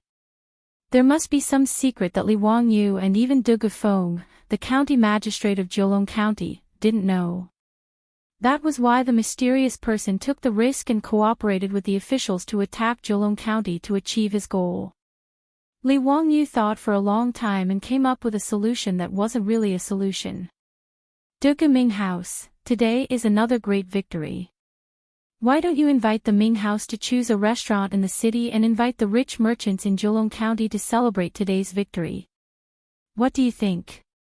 When Du Gufeng heard that, he was slightly stunned. He didn't quite understand Li Wangyu's words. Now that there were thousands of officials surrounding the city, how could they invite the rich merchants in the city to a banquet? Then, he suddenly understood. Duke, are you thinking of? Before he could finish, Li Wangyu nodded, indicating that he didn't need to continue. Yes, this official understands. This official will order someone to send invitations to those country gentlemen. Duke Feng and Li Wangyu looked at each other. They could tell what the other was thinking from the look in the other's eyes. Li Wangyu's idea was simple. The mysterious person probably didn't expect that his whereabouts would be discovered by one of the officials. He also didn't expect that the official would be captured by Jiulong County. As such, the most direct method was to capture the assistant and have him recognize the person in person.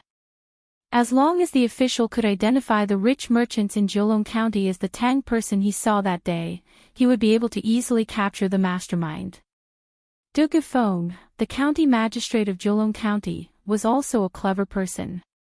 He immediately understood Li Wangyu's idea. Wang Yichuan naturally didn't understand the conversation between the two, but he didn't care about it.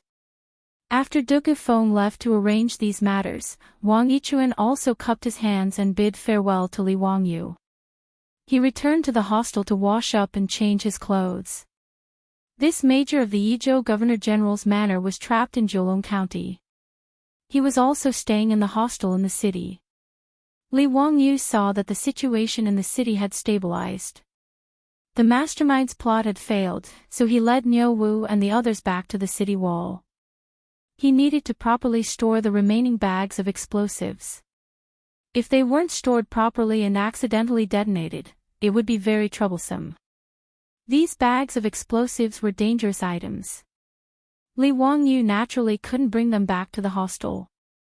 After thinking it over, he decided that it was more appropriate to entrust the bags of explosives to the prefectural soldiers. After ordering people to find the two colonels of the prefectural soldiers, Li Wangyu explained to them how to store the bags of explosives. These two colonels had already been convinced by the power of the bags of explosives on the city wall today. When they heard that Li Wangyu wanted to entrust these divine items to them for safekeeping, they naturally patted their chests and promised that they would send the most elite prefectural soldiers to look after the bags of thunderbolts shaking thunder. There wouldn't be any mistakes. Li Wangyu also trusted the two of them.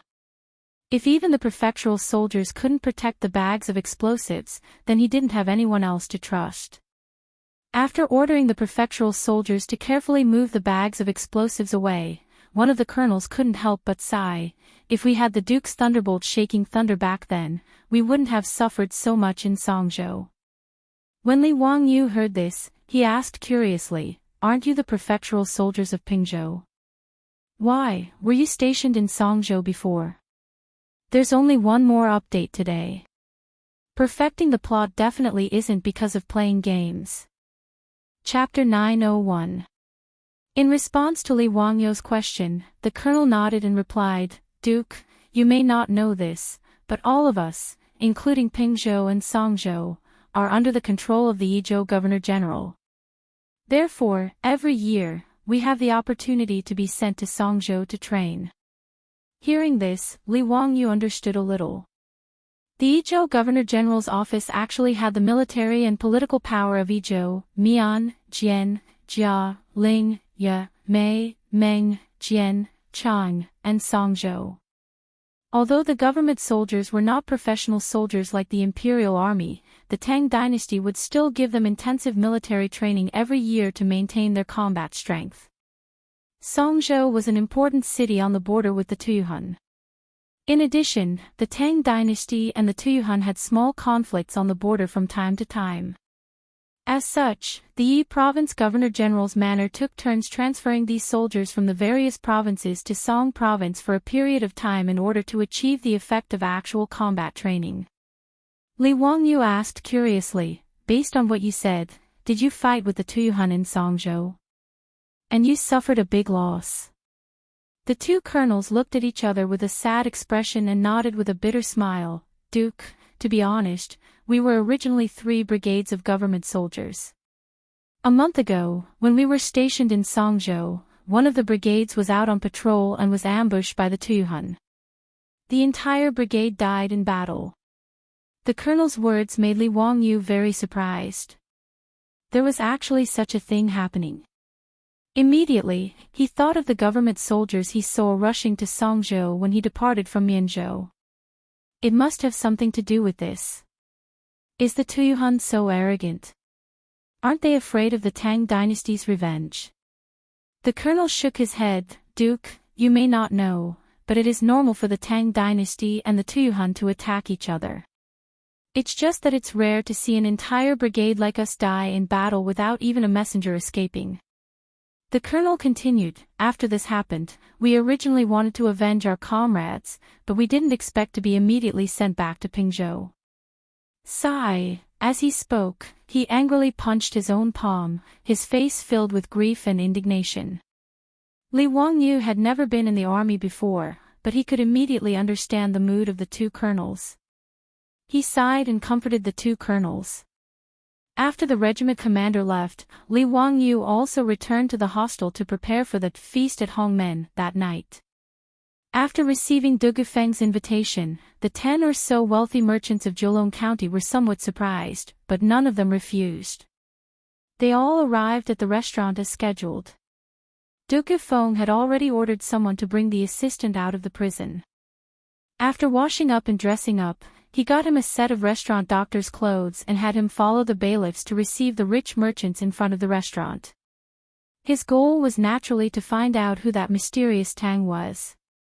However, to Li Wangyu and Du Gufeng's surprise, even after all the guests had arrived, the guard was still unable to identify the mysterious Tang from the crowd.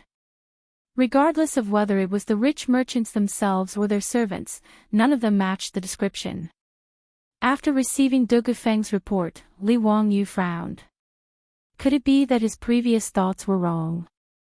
The people who were spying on Zheolong County were not the rich merchants in the city. However, other than these people, Li Wangyu could not think of anyone else who would benefit if Zheolong County was taken over by the guards. What was the motive? Needless to say, the people outside the city must have been promised great benefits, which was why they were tempted. However, what was the motive of the mastermind behind the scenes? Who would benefit if Zheolong County was taken over by the guards? Li Wangyu thought until his head was about to explode, but he could not think of anyone who would benefit from it. This matter was too king illogical. He even suspected Wang Yichuan, the major of the Yizhou Governor-General's office.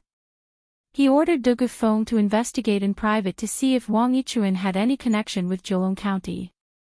However, after Du Gufeng ordered the bailiffs to investigate, they confirmed that Wang Yichuan had no relationship with the rich merchants of Zheolong County.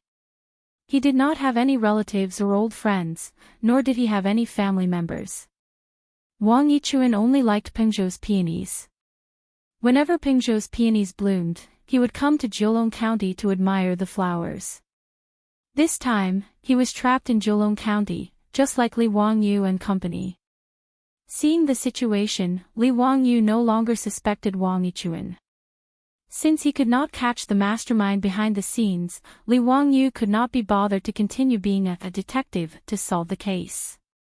In the past few days, the guards outside the city did not continue to attack the city. It was as if they were completely scared out of their wits by the explosives. In fact, it was not just the guards. Even the soldiers and youths on the city walls were frightened by the power of the explosives.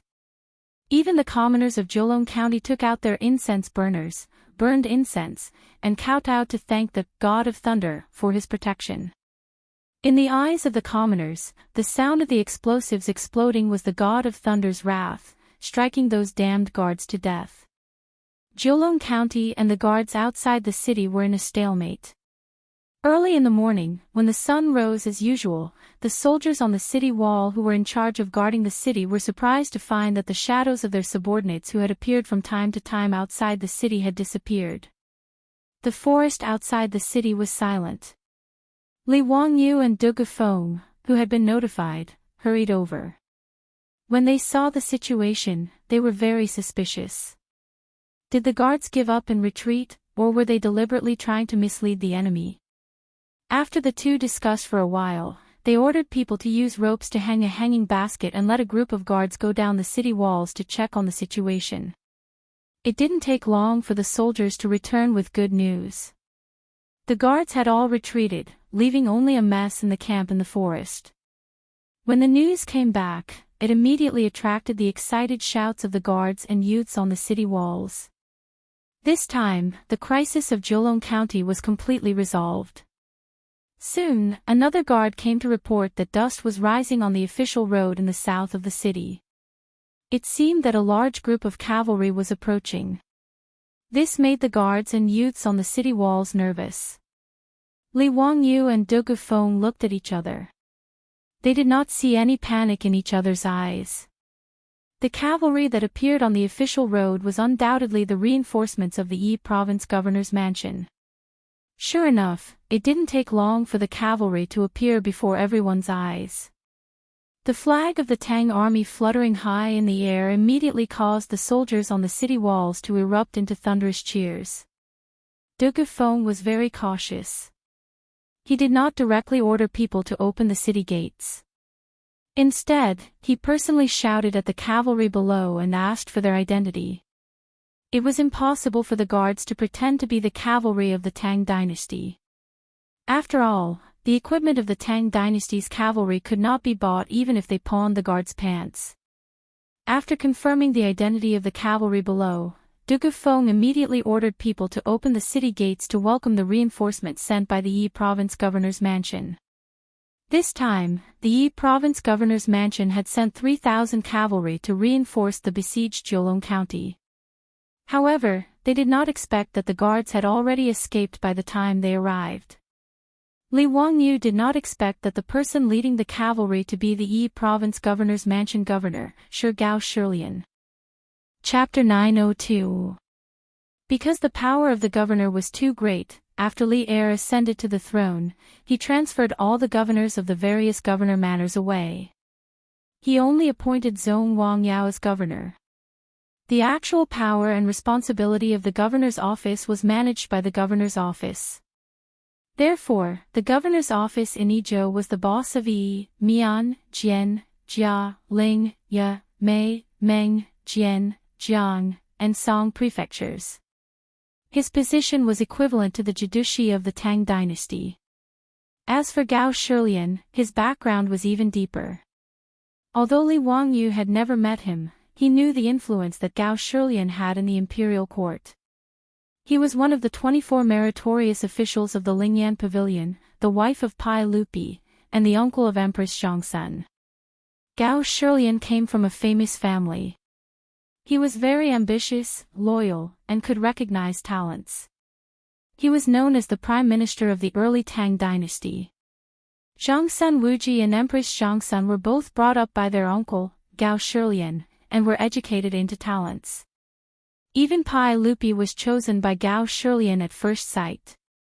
He felt that Pai Lupi's temperament was different from normal people and that he would be able to achieve great things in the future. Therefore, he decided to marry Empress Chang'an to Pai Lupi. In the first year of Chang'an, Gao Shilian was punished for taking away the secret memorial that Wang Gui had given to Pai Lupi. He was demoted to the governor of an province and then transferred to the governor's office in Yizhou.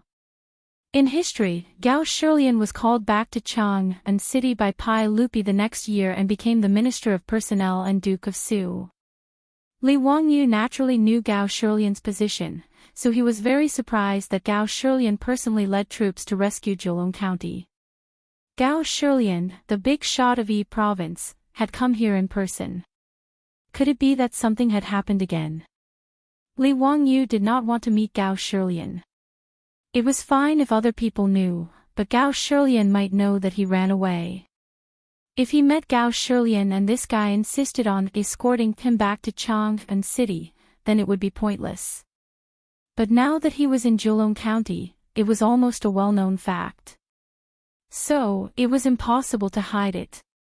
Therefore, even though Li Wangyu was unwilling, he could only obediently descend from the city wall and greet Gao Shilian. Sure enough, Gao Shilian was shocked when he heard that Li Wangyu was in Jilong County. County Duku, why are you in Jilong County? Ha, this old man didn't expect that you would actually run to this old man's territory when the saints were searching all over the world for you. Li Wangyu rubbed his nose awkwardly. Sure enough, Gao Shilian knew about this. In fact, ever since Mi Tuo and the other playboys failed to find Li Wangyu in Zhengzhou, Pai Lupi simply sent secret letters to all the governors of the Tang dynasty, asking them to keep track of the whereabouts of county magistrate Hu. Once they found County Duku, they would immediately send troops to escort him back to Chang'an. Wu Shixian had not received the letter when he arrived in Lishou. Otherwise, he would have been escorted back to Chang'an and given to Pai Lupi to kick his ass. He had considered this possibility that day, so he deliberately set up a deceptive formation and played the trick of a cicada shedding its shell on the river boat. When Wu Shixian received Pai Lupi's secret letter, he smiled bitterly. He had fallen for Li Wangyu's trick and sent people to chase him along the waterway. Gao Shilian naturally received Pai Lupi's secret letter. So, when Li Wangyu appeared in front of him, Gao Shilian could not help but stroke his beard and laugh. County Duku, don't blame this old man for being rude. I've finally found you. Let's go back to Chengdu County together. Later, this old man will arrange for people to escort County Duku back to Chang'an. County Duku, please don't make things difficult for this old man. Gao Shilian was only a secondary grade 3 official, slightly lower than Li Wangyu, a secondary grade 2 official who had founded the country. However, with Gao Shilian's experience, he did not need to call himself a lower official. He was on the same level as Li Wangyu. In terms of seniority, Li Wangyu could even be considered Gao Shilian's grandson. After all, Pai Lupi was Li Wangyu's uncle, and Gao Shilian was Pai Lupi's wife's uncle. Li Wangyu could only bitterly smile and shake his head at Gao Shilian's words. Duke Gao can just call me Zio. When this matter is over, I will return to Chang'an and will not make things difficult for Duke Gao. Then this old man will not be polite. Zio, you have been away for several months. His Majesty and Maid Guanyin have missed you a lot. Right, is Marquis Yanling also in Jilong County? Marquis Yanling. Li Wangyu was slightly stunned, and then his face was filled with surprise. Duke Gao, did His Majesty give my Lady Su a title? Gao Shilian twisted his mustache and smiled. That's right. His Majesty has already given her the title of Marquis Yanling and announced it to the world. Speaking of which, Marquis Yanling is really amazing. The 3 female marquises in the former Han did not have any achievements. They were only given titles because they were close to Han Emperor Gaozu and Empress Lu. As for Marquis Yanling, she relied on her own merits to be given a title. She is a heroine, a woman amongst women. I really respect her. Li Wangyu was naturally overjoyed. He laughed and said, You're exaggerating, Duke Gao. Since Pai Lupi had already given Su Chongqing a title, Li Wangyu's goal had been achieved. In this way, returning to Chang'an City would not be a difficult task. Although he would definitely be taught a lesson by Pai Lupi when he returned, Li Wangyu felt that it was worth it to run away.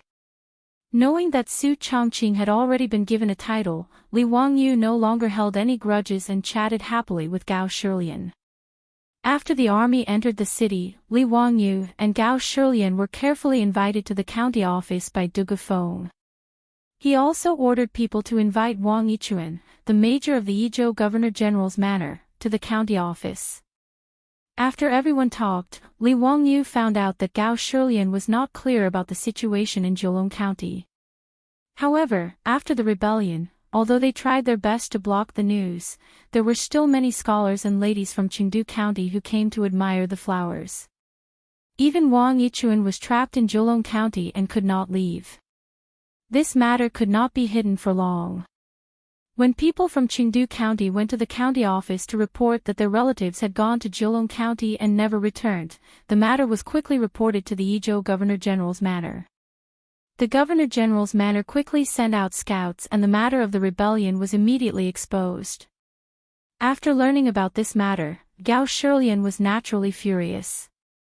Originally, this kind of matter did not require him, the chief of the Yizhou governor-general, to personally deal with it. However, Gao Shilian was like an old man who had gone crazy. Frankly speaking, he was just bored in Chengdu County. Thus, he decided to personally take action. He planned to lead the army and crush these reckless subordinates into smithereens. Gao Shilian did not expect that he would make a wasted trip. Li Wangyu and De Gufeng also told Gao Shilian about the rebellion from beginning to end. When Gao Shilian heard that there were 10 people who colluded with the rebels, he was also furious. To think that there was such a thing. Ziyu, do you know who is behind all this? Li Wangyu shrugged his shoulders helplessly. Wang Yichuan and De Gufeng also looked helpless. Obviously, the mastermind behind this was very well hidden. Other than knowing that there was such a mysterious person, they did not even know his purpose, let alone find out who he was. Gao Shilian pondered for a while and said, since that is the case, let's not bother about that person for now. When I lead the army to encircle the few tribes that the rebels are from, we will capture their leaders and interrogate them directly. Li Wangyu and the others looked at each other and nodded in agreement. That was the only thing they could do now. Chapter 903. The 3,000 soldiers rested for a day in Jiulong County. The next morning, the army set off to attack the Farron tribe. After Li Wangyu and Su Chongqing discussed, they led Niu Wu and the Zhang brothers and set off with the army. It wasn't that Li Wangyu wanted to join in the fun, but because he heard that the Farron tribe was in the mountains. They usually chose places that were easy to defend and hard to attack. Thus, he wanted to bring the remaining packs of explosives to see if they could help. Niu Wu and the Zhang brothers had spent the night making explosives, and there were still 20 or so left. Li Wangyu believed that there was no defensive power that could withstand the gunpowder. Gao Shilian naturally didn't want to bring Li Wangyu to attack the Farron tribe. From Gao Shilian's point of view, attacking the Farron tribe wasn't dangerous. However, if he had nothing to do, bringing Li Wangyu, the founding county duke, to the battlefield was still risky. Gao Shilian obviously didn't want to do something that didn't bring him any benefits. Li Wangyu's method of persuading Gao Shilian was simple. He just needed to detonate a pack of explosives in front of him and easily deal with the old man. In the era of cold weapons, there was no need to doubt the power of explosives. Gao Shilian, as well as the captains, were so shocked that their jaws almost dropped to the ground. After personally witnessing the power of the heaven-shaking thunderbolt, Gao Shilian immediately changed his mind. Zio, this heaven-shaking thunderbolt is truly incredible. I wonder if you can give me the secret recipe for this item. If we have such a powerful weapon, Tufan and Tuyuhan will be nothing but chickens and dogs. Li Wangyu didn't even think about Gao Shilian's words and shook his head to reject. What a joke, how would he dare to casually give away such a dangerous item? Even if the remaining explosives hadn't been used up by the time he left Yi Province, Li Wangyu was prepared to destroy them all and not leave them in Yi Province. As for how to use the explosives in the future, he would leave it to Pai Lupi and the other dukes to worry about. Gao Shilian could understand this, but he felt that it was a pity.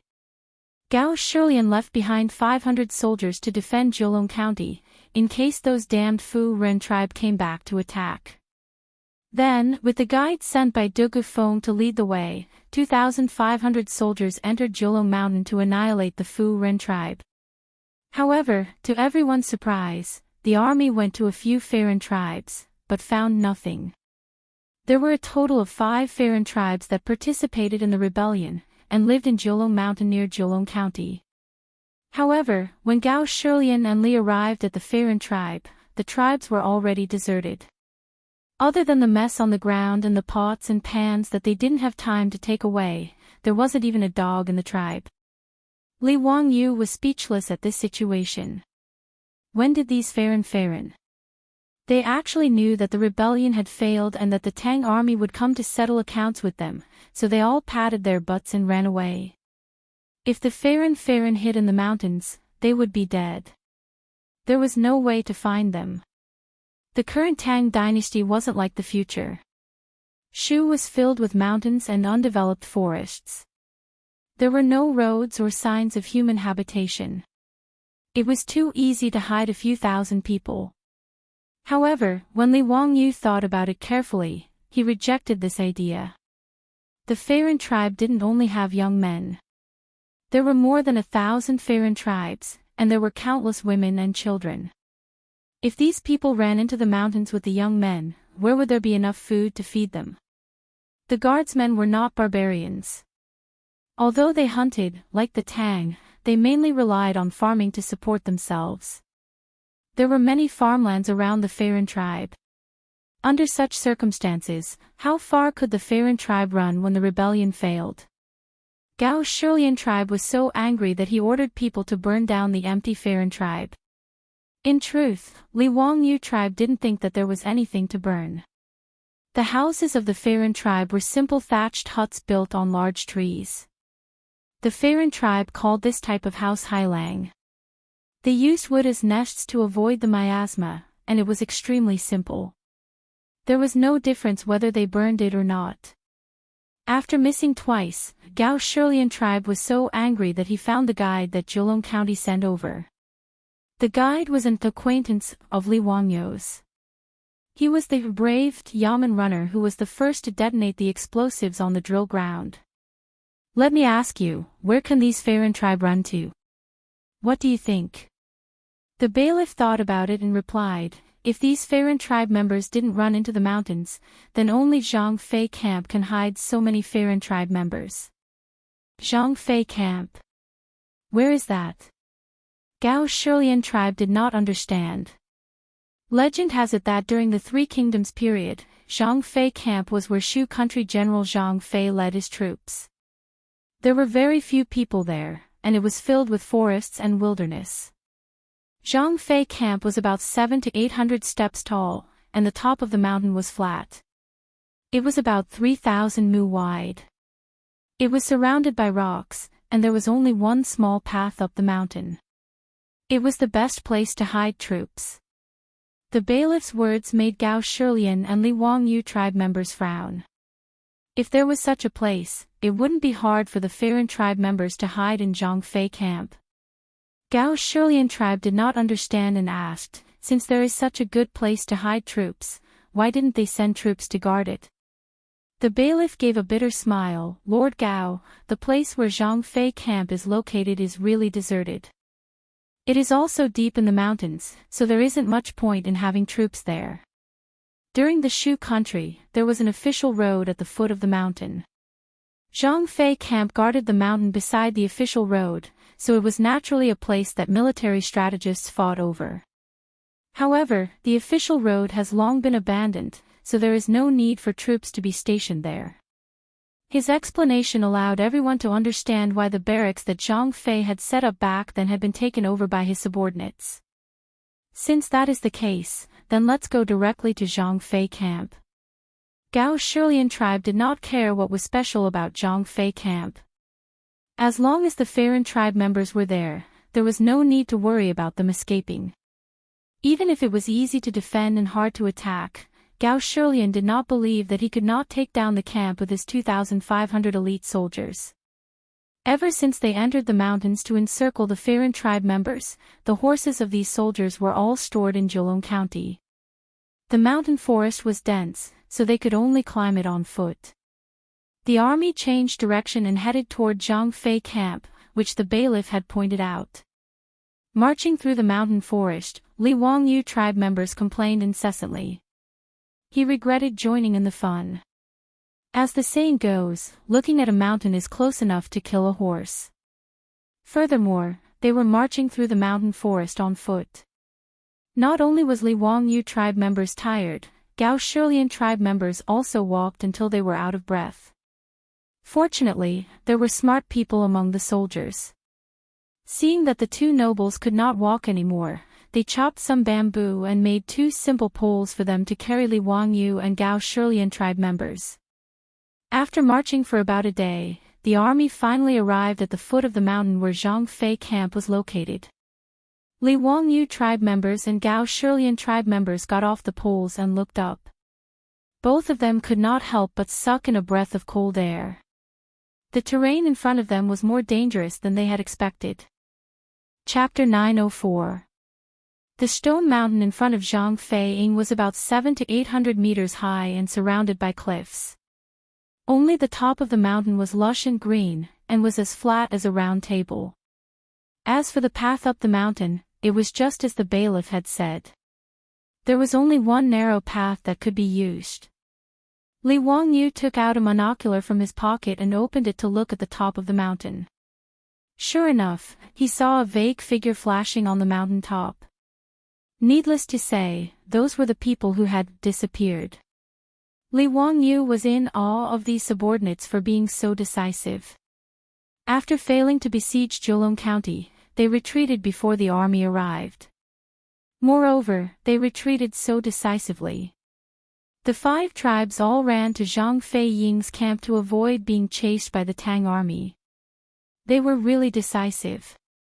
In this kind of terrain, even if the Tang army was well equipped, it would be extremely difficult to take down Zhang Fei Ying's camp. The saying, "one man can hold back 10,000 men," described the terrain in front of them. Not to mention the thousands of strong men and close to 10,000 women and children on the top of the mountain. In this kind of terrain, as long as the people weren't stupid, they could send out hundreds of archers to seal off the entire path up the mountain. Even if the Tang dynasty's soldiers had armor and shields, they wouldn't be able to charge through the hundreds of meters of narrow path to the people under the rain of arrows. The more Li Wangyu looked, the more shocked he became. In this kind of terrain, even if he had the bags of explosives, they wouldn't be of any use. No matter how strong the soldiers were, they wouldn't be able to throw the bags of explosives up 100 meters.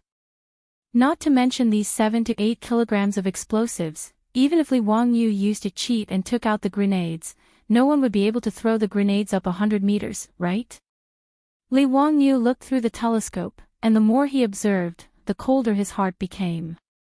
According to the bailiff who led the way, there was a water source at the top of Zhang Fei Ying's camp, so they wouldn't die. Moreover, the people definitely didn't move here in a hurry. If the top of the mountain had 3,000 mu of land, then they would be able to cultivate a lot of land and be self-sufficient in a short time. As for the Tang dynasty, if they were unable to take down Zhang Fei's camp in a short period of time, they would have no choice but to retreat. While Li Wangyu was observing with his binoculars, Gao Shilian was very curious about the binoculars in his hand. The telescope had been introduced in the Tang dynasty for almost 2 years, and Li Wangyu had given the manufacturing method to Pai Lupi. However, because there was no glass in the Tang dynasty, telescopes were made with colorless and transparent crystals that were manually polished. The production rate was extremely low. Nowadays, only the high-ranking generals of the imperial guards in Chang'an were given binoculars. Therefore, even Gao Shilian, the actual ruler of Yi province, had never seen such a novel thing as a telescope.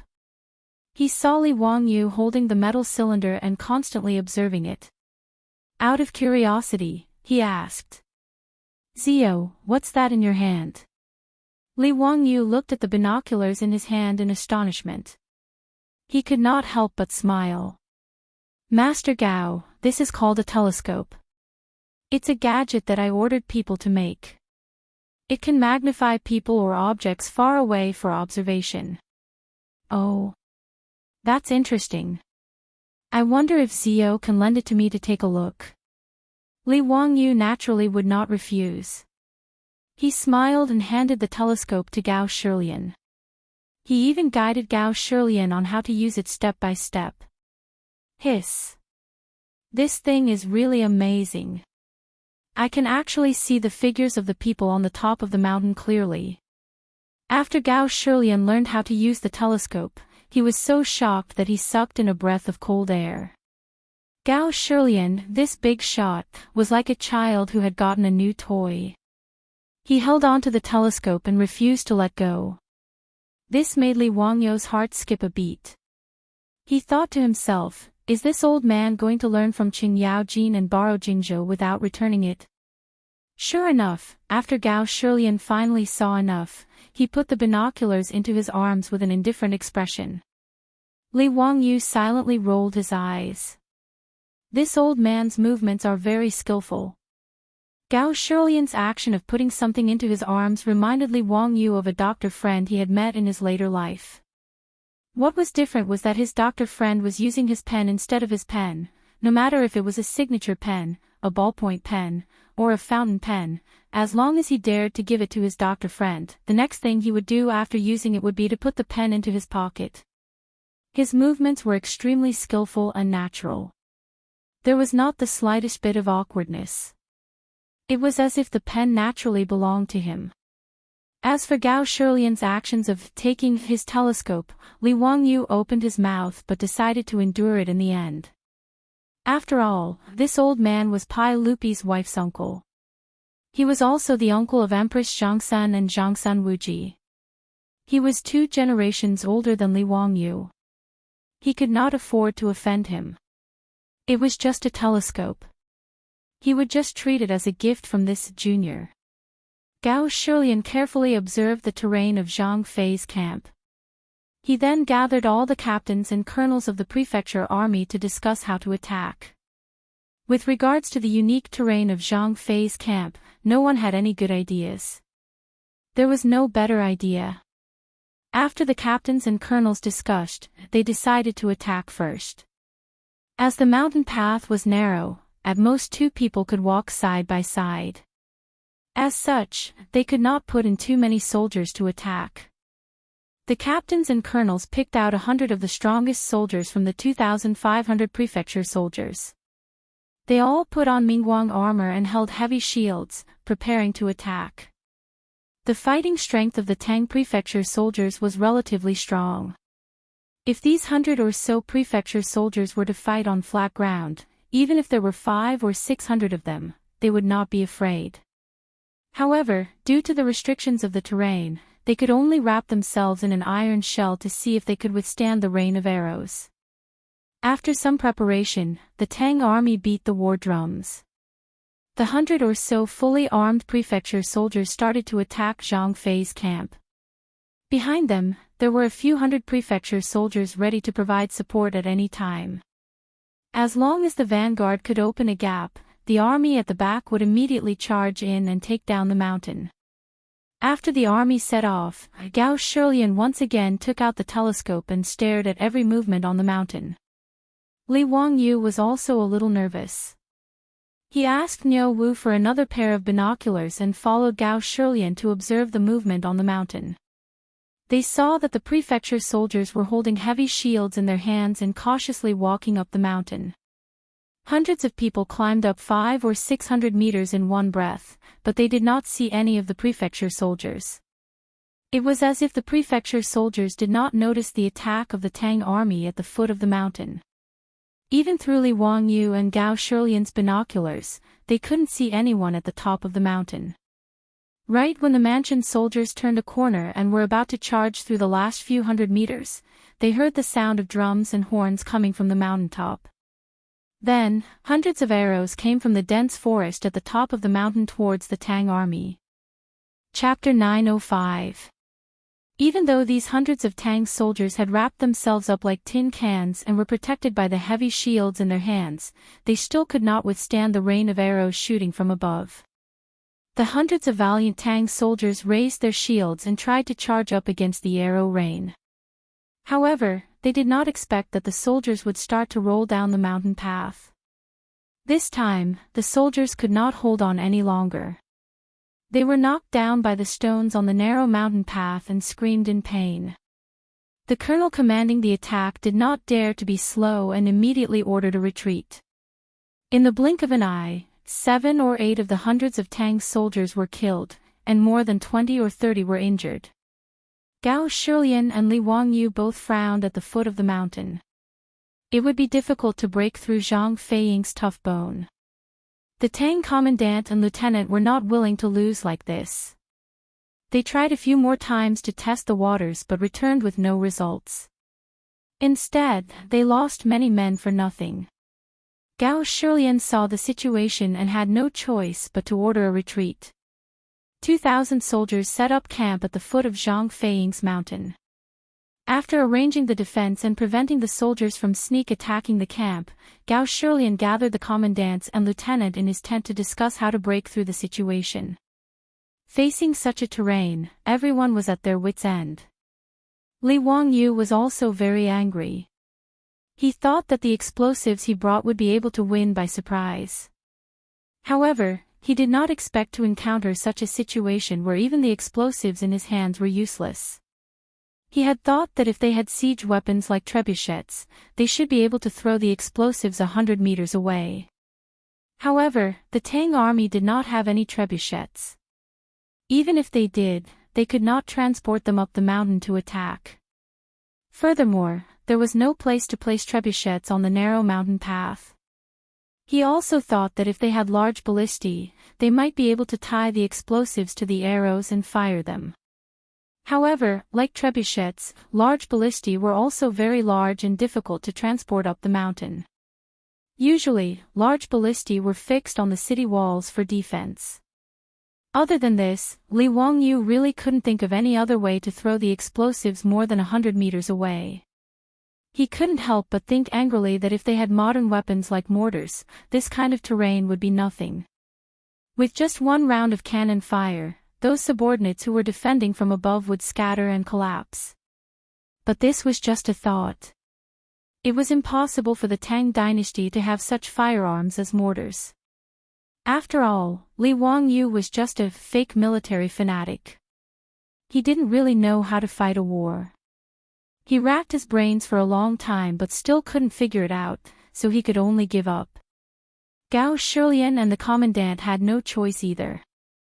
With the current situation, unless they hardened their hearts and used the lives of their men to fill in the gaps, they would not be able to attack Zhang Fei's camp no matter what. Thus, the two sides were in a deadlock. The subjugation army was besieged at the foot of Zhang Feiying's mountain, but they could do nothing to the subjugation army at the top of the mountain. After being trapped here for several days, the Manchun soldiers tried various kinds of attack methods such as night attacks, fire attacks, and archery. However, they all failed and even lost some men. Gao Shilian had no choice but to gather a group of soldiers again and discuss the matter of retreating. Their 2,000 soldiers couldn't keep defending at the foot of the mountain forever. Who knew how long it would take to trap the subjugation army at the top of the mountain? Regarding this, although Li Wangyu was unwilling, there was nothing he could do. He was too lazy to continue staying in Gao Shilian's tent to listen to everyone discuss this matter. Thus, he simply said goodbye to Gao Shilian and brought Niu Wu out of the tent to get some fresh air. Raising his head and looking at the steep cliff of Zhang Feiying, Li Wangyu could only sigh. Not being able to attack Zhang Feiying and capture the 5 tribe leaders alive to find out who the mastermind was made Li Wangyu very unhappy. Furthermore, these traitors hiding here was like a fishbone stuck in the throat for Zhejiang County. Who knew when they would become a disaster? There was only 1,000 days of being a thief, how could there be 1,000 days of guarding against thieves? If they couldn't deal with these subjugation army, Zhejiang County would have a hard time in the future. Thinking about it, Gao Shilian could only send more soldiers to be stationed in Zhejiang County to prevent the subjugation army from rebelling again. Niu Wu was also very unwilling. Lang Jun, why don't you let me take some men to sneak up at night? When we get close, we can throw out thunderbolts to kill those bastards. No, the soldiers have already tried to sneak up at night, but it didn't work. Those subjugation army are already prepared for this. Once night falls, they will light up a bonfire on the mountain peak. There are no trees on the mountain path to hide, so how can we sneak up? Are we just going to let it go like this? Wouldn't that be letting those bastards off easy? Niu Wu angrily pulled out his blade and chopped off a small branch beside him to vent his anger. Li Wangyu shrugged and comforted Niu Wu. He continued to wander around the camp aimlessly, thinking about how to get out of the situation. Unknowingly, he walked to the camp's kitchen. Next to the kitchen tent, the squad leader was busy preparing food. When the squad leader saw Li Wangyu, the nobleman, he quickly gestured for everyone to greet him. Li Wangyu waved his hand, indicating that he was just looking around. He told them not to bother about him and to do their own things. After the cooks apologized, they busied themselves with their own affairs. Just as Li Wangyu was about to turn and leave, he saw two cooks putting something in a big wooden bucket. He couldn't help but be curious, so he went over to take a look. He saw a layer of cobblestones in the wooden bucket. The cooks at the side were constantly digging out hot cobblestones from the bonfire and throwing them into the wooden bucket. Seeing as Li Wangyu looked over, the cooks quickly explained with a smile that they were preparing to cook meat. The method of cooking meat with roasted cobblestones was famous in Sichuan. After the bottom of the bucket was covered with hot cobblestones, the cooks poured the condiments and meat on top of the cobblestones. Following that, a bucket of boiled bone broth was poured into the bucket. Sizzle, sizzle, sounds were heard, and an aroma immediately gushed out of the wooden bucket. Li Wangyu nodded as he was pleased. Looks like I'm going to have a good lunch today. He had seen the method of cooking meat with cobblestones in his previous life, and the taste was very unique. After praising the cooks, Li Wangyu turned around and left. But he hadn't taken a few steps when he suddenly stopped and turned around to look at the steaming hot wooden barrel. Immediately after, Li Wangyu's mind seemed to have been struck by lightning, and his thoughts became clear all of a sudden. Mwahahaha, wonderful, truly wonderful. Niu Wu, reward these brothers. Li Wangyu raised his head and laughed loudly. Even Qing Yaojin's laughter could be heard. Niu Wu and the Zhang brothers looked at each other. They didn't understand what their Lang Jun meant. The cooks were pleasantly surprised. They couldn't understand why their Lang Jun would reward them for no reason at all.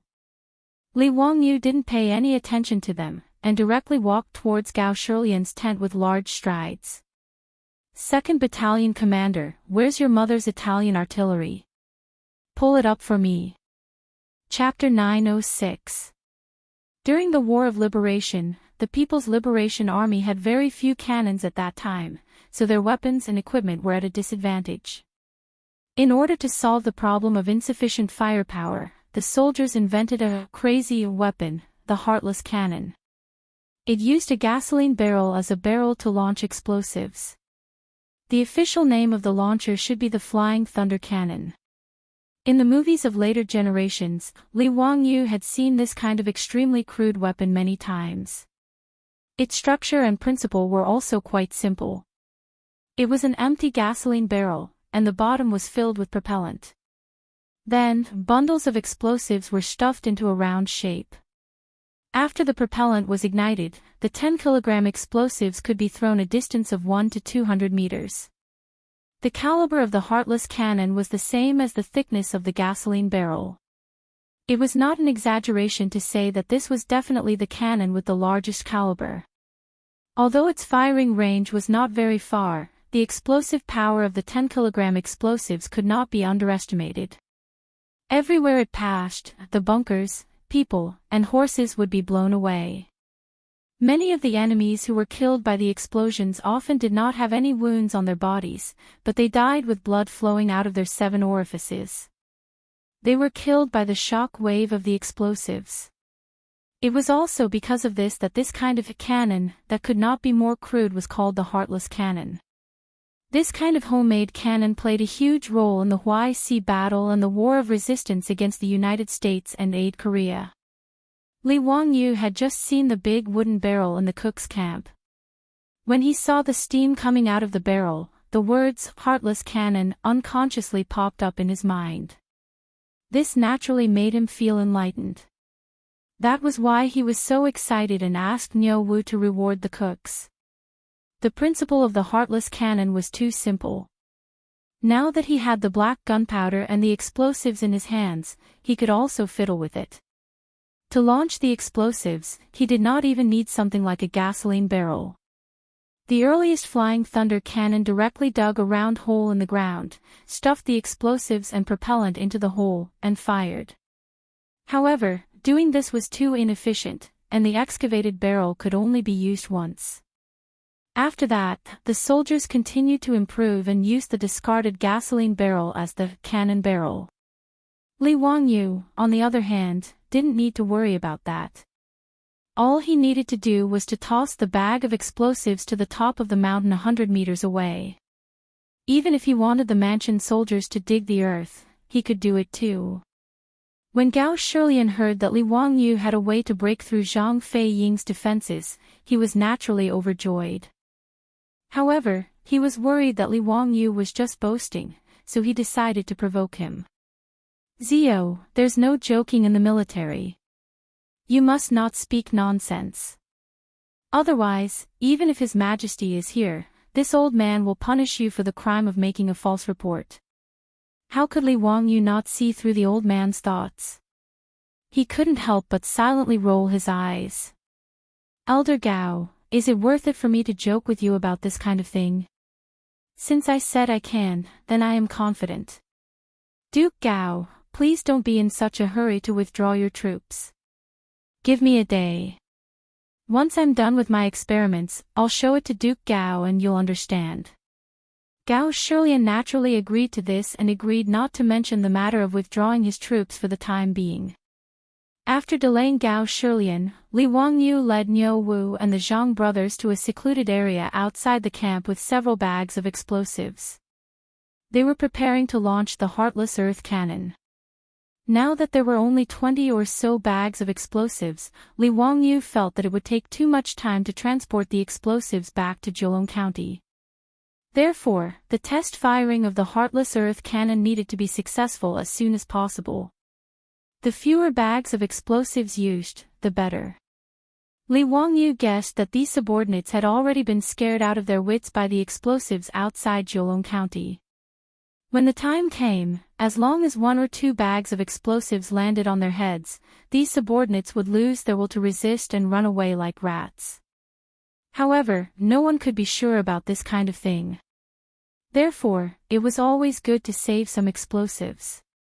Fortunately, Li Wangyu was also a fan of the military in the past, so he had a certain understanding of the Heartless Earth Cannon.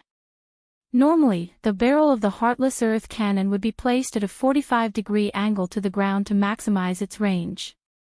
Between the propellant and the explosives, there would be a thick, circular wooden board. The purpose of this wooden board was to isolate and reduce the high temperature and the impact of the explosives after the propellant was ignited. Secondly, it was to seal the propellant and increase the efficiency of the high-temperature gas produced after the propellant was ignited, thus increasing the range of the cannon. In the afternoon of this day, there were thunderous noises outside the camp of the Tang army. If it were not for the fact that the commandant, lieutenant, and colonel had already informed the soldiers that it was county magistrate who testing a new weapon, they would have been so scared that they would have exploded. As for the subordinates in Zhang Fei's camp, when they heard these sounds, they were all shocked. This was especially so for those who had personally experienced the explosion outside Zheolong County. They had personally seen the explosives blow up their comrades, so they were even more terrified. Many of the subordinates knelt on the ground and started to pray to the gods. Li Wangyu, Niu Wu, and the others were outside the camp. They exploded 5 or 6 times in a row before they finally stopped. The next day, Li Wangyu invited Gao Shilian to a small hill outside the camp. He was ready to demonstrate his flying thunder cannon in front of everyone. Gao Shilian led a group of commandants and lieutenants to follow Li Wangyu to the small hill. When they looked up, they did not see anything. Other than the 3 troops of the Li family standing not far away and greeting everyone, there was nothing else. Zio, where is your method of defeating the enemy? Gao Shilian looked at Li Wangyu in confusion, wanting an explanation. Li Wangyu shrugged his shoulders and said with a laugh, Gao Gong, look at that hilltop, it's about 100 meters high. I'll use this place to replace Zhang Fei's camp, which is being guarded by my subordinates. I'll demonstrate to Gao Gong how to defeat the enemy.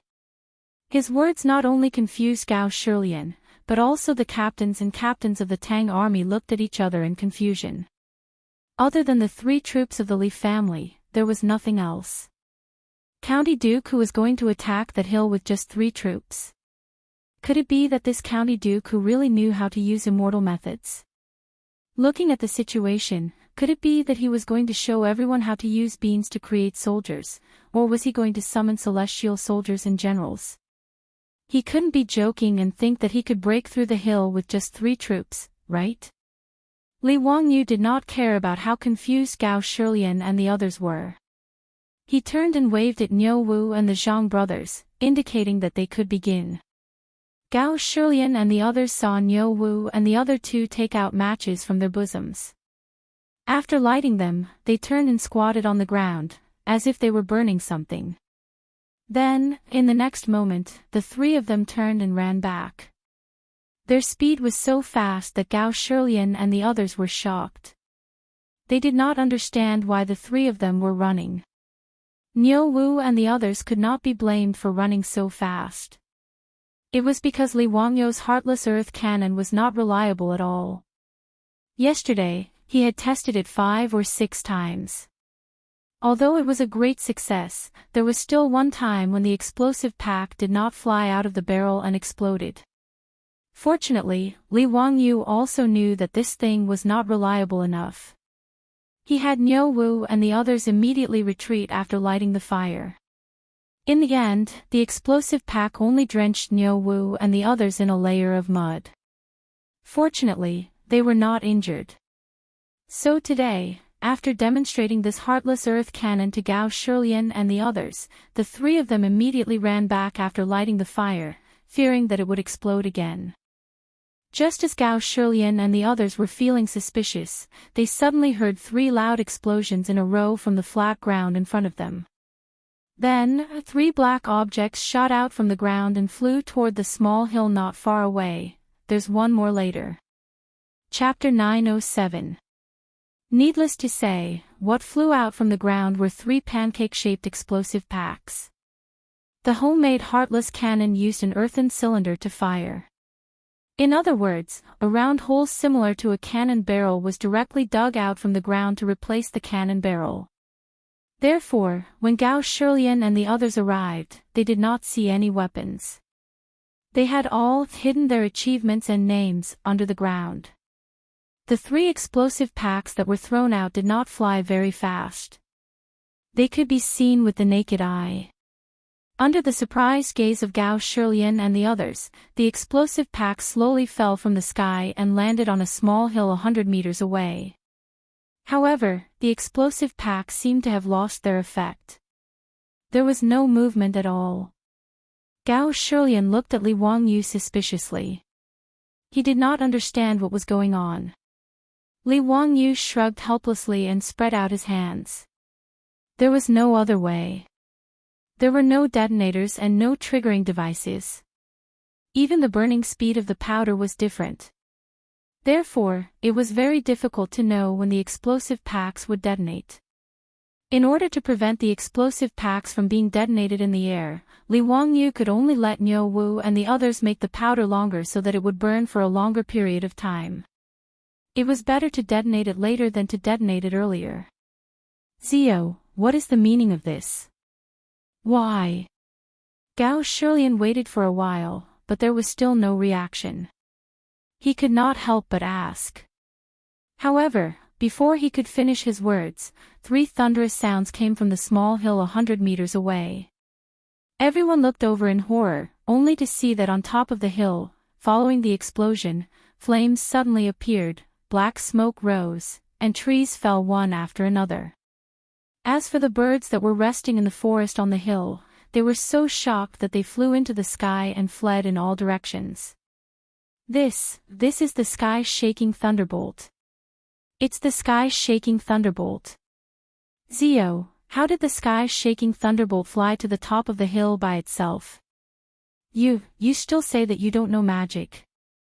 Gao Shilian was so shocked that he almost pulled his beard off. The Tang army's commandants and lieutenants also looked as if they had seen a ghost. Who would have thought that the sky-shaking thunderbolt would fly to the top of the hill 100 meters away and explode by itself? Li Wangyu laughed in his heart. However, he would not explain the theory to Gao Shilian and the others. It was best to keep gunpowder a secret. Therefore, Li Wangyu avoided answering Gao Shilian's question and only asked with a smile, "What does Duke Gao think of my idea? Is it possible to break through Zhang Fei's camp?" "But... of course. I didn't expect you to give me such a big surprise. As long as this heaven-shaking thunderbolt can explode on the mountain guarded by my men, they will definitely lose." Gao Shilian was too lazy to care about how Li Wangyu did such an incredible thing. As long as Li Wangyu was able to deliver those thunderbolts to the heads of his subordinates, the Tang army under his command would be able to take advantage of the chaos to attack Zhang Fei's camp and wipe out this group of lawless subordinates in one fell swoop. The group of commandants and lieutenants were surprised, but they were also pleasantly surprised. How could they not understand what Li Wangyu's demonstration of this scene to them meant? For a moment, flattery flooded in like a tidal wave. Duke Gao is truly a celestial being, to be able to come up with such a godly method. Let's see how those subordinates will defend themselves. That's right, Duke Gao's method is naturally extraordinary. Those rascals will naturally be captured easily. Duke, you were able to turn those damn barbarians into dust without any effort. That is what you call a thunderous method. Duke Gao is mighty. Duke Gao is domineering. The soldiers of a certain generation kowtowed to the Duke. With regards to these flattery, Li Wangyu accepted it all without blushing. He smiled and nodded pretentiously at the crowd. With Li Wangyu's heartless cannon as their backing, the previously frowning crowd immediately became interested and began to offer suggestions on how to use the heaven-shaking thunderbolt to quickly eliminate Zhang Fei's rebel subordinates. After a round of discussion, Niu Wu and the three Zhang brothers led hundreds of soldiers and the remaining packs of explosives up the mountain. They pushed until they were 100 steps away from Zhang Fei's camp, where they set up camp and set up an attack position. At the same time, Niu Wu led a group of soldiers and began to dig out the earth to shoot the explosives. After several tests by Li Wangyu, there weren't many explosive packs left. There were less than 20 of them. However, including Li Wangyu, no one was worried about the lack of ammunition. As long as these explosives flew to the top of the subordinates and exploded, it would be enough to solve the problem. On this day, the Tang army did not attempt to attack Zhang Fei's camp. Niu Wu led the soldiers and used half a day to dig out more than 20 earth cylinders. The thick wooden planks and the explosives were all prepared. They were only waiting for the sun to rise tomorrow to officially attack. Early the next morning, the Tang army soldiers ate breakfast and prepared their armor and weapons. They began to climb the mountain, preparing to take down Zhang Fei's camp in one go. Gao Shilian and Li Wangyu stayed in the camp at the foot of the mountain. They held binoculars and looked at the top of the mountain nervously. At 7 in the morning, the war drums sounded in the camp, giving out the order to attack. When the war drums sounded at the foot of the mountain, the subordinates of Zhang Fei's camp also followed suit. The subordinates held bows and arrows and prepared all sorts of rocks and rolling logs. Although the continuous sounds of thunder at the foot of the mountain had frightened them for a while. However, when the subordinates realized that there were only sounds, they did not think much of it. In these few days, they had effortlessly forced back the Tang army's attacks without any injuries. This caused the subordinates to go from fear to underestimating the Tang army. In their eyes, as long as they occupied the advantageous terrain of Zhang Fei's camp, even if there was a huge army, they would not be afraid. The 100-meter-long mountain path in front of Zhang Fei's camp was a dangerous place, and no one would be able to attack it. Needless to say, the subordinates were at the end of the mountain path, using stones and thick tree trunks to build a small pass. In this way, even if the Tang army charged through the 100-meter mountain path, they would not be able to threaten the subordinates above the pass. Instead, they would become targets for them to shoot at. Therefore, when the subordinates heard the war drums of the Tang army, they did not panic. Instead, they laughed and picked up their weapons, waiting for the Tang army to come and die. Through the binoculars, Li Wangyu looked at the mountain 500 to 600 meters away. Niu Wu and the Zhang brothers stood up at the same time and signaled for the soldiers to retreat. Because there was no time to train the soldiers to fire the cannons without conscience, all the lighting of the cannons were done by Niu Wu and the other two. Therefore, on the mountain path, the cannons dug by the soldiers were arranged in groups of 3. Niu Wu and the other two simultaneously blew on the fire and ignited the cannons. Then, they quickly retreated to the next cannons and ignited the cannons again before retreating. When they ignited the third cannons, they heard 3 loud explosions in front of them. Then, everyone watched as the cannons slowly flew toward Zhang Fei's camp 100 meters away. Niu Wu and the Zhang brothers did not have time to admire the results of their battle. They ran all the way and ignited the cannons. When all the cannons were ignited, the first thunderous sound finally came from the top of the mountain. The soldiers who had been waiting impatiently immediately pulled out their swords and led the soldiers to charge toward the top of the mountain. Chapter 908. Zhang Fei's camp, where one man could hold off 10,000 men, was broken after the first explosive pack exploded. The appearance of explosive packs in the era of cold weapons was something that could not be solved. Whether it was the power of the explosive packs or the strong impact brought about by the shock, it was something that the subordinates could not handle. In fact, not to mention these uncivilized subordinates, even the Tang army would most likely collapse in the face of such a dimensional attack. Following the sound of dozens of explosive packs exploding like thunder, hundreds of Tang soldiers surged over the 100-meter mountain path like a tidal wave and surged into Zhang Fei's camp. As for those subordinates, they had already thrown down their weapons and fled like rats when the explosives exploded.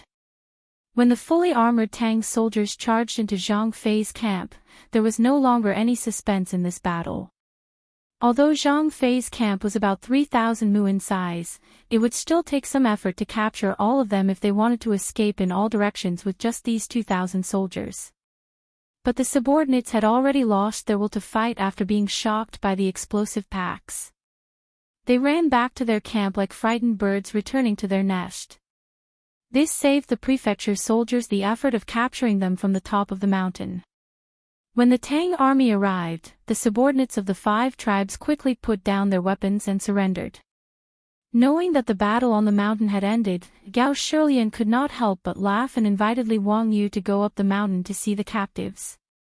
Li Wangyu was naturally interested. He wanted to know if the leaders of the 5 tribes had been captured. But when he and Gao Shilian, one old and one young, finally reached Zhang Fei's camp, they received a piece of bad news. According to the captives, the 5 tribe leaders and their trusted subordinates had all escaped into a wooden house on the mountain top after the Tang army had attacked Zhang Fei's camp and never appeared again. As for that wooden house, Li Wangyu looked in the direction of the Tang lieutenant's finger, only to see a wreckage that had been burned to the ground with smoke rising from it. What was going on? Li Wangyu was dumbfounded by this scene. Were all these subordinates so unyielding? He would rather commit suicide than be captured by the Tang army. Even if they would certainly be killed after they were caught, even ants would struggle to survive. Li Wangyu did not believe that the leaders of the tribes would be so righteous and brave as to sacrifice their lives for justice. This was too freaking illogical. Could there be a secret passage in the house?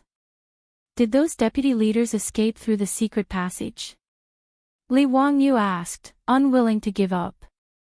The Tang military officer shook his head, replying to the Duke, "This humble one has already led people to check that house and did not find the existence of a secret passage. Furthermore, I found more than a dozen charred corpses in the house. Just now, I've already asked those subordinates to identify them. They're confirmed to be the chief of their tribe, as well as the chief's trusted aides." These words immediately blocked Li Wangyu's stomach of words, and he didn't know what to say. What the F***ck? Li Wangyu cursed in his heart and turned around to leave. Immediately, he stopped and turned his head to ask, those subordinates, did they burn themselves to death or were they killed by someone?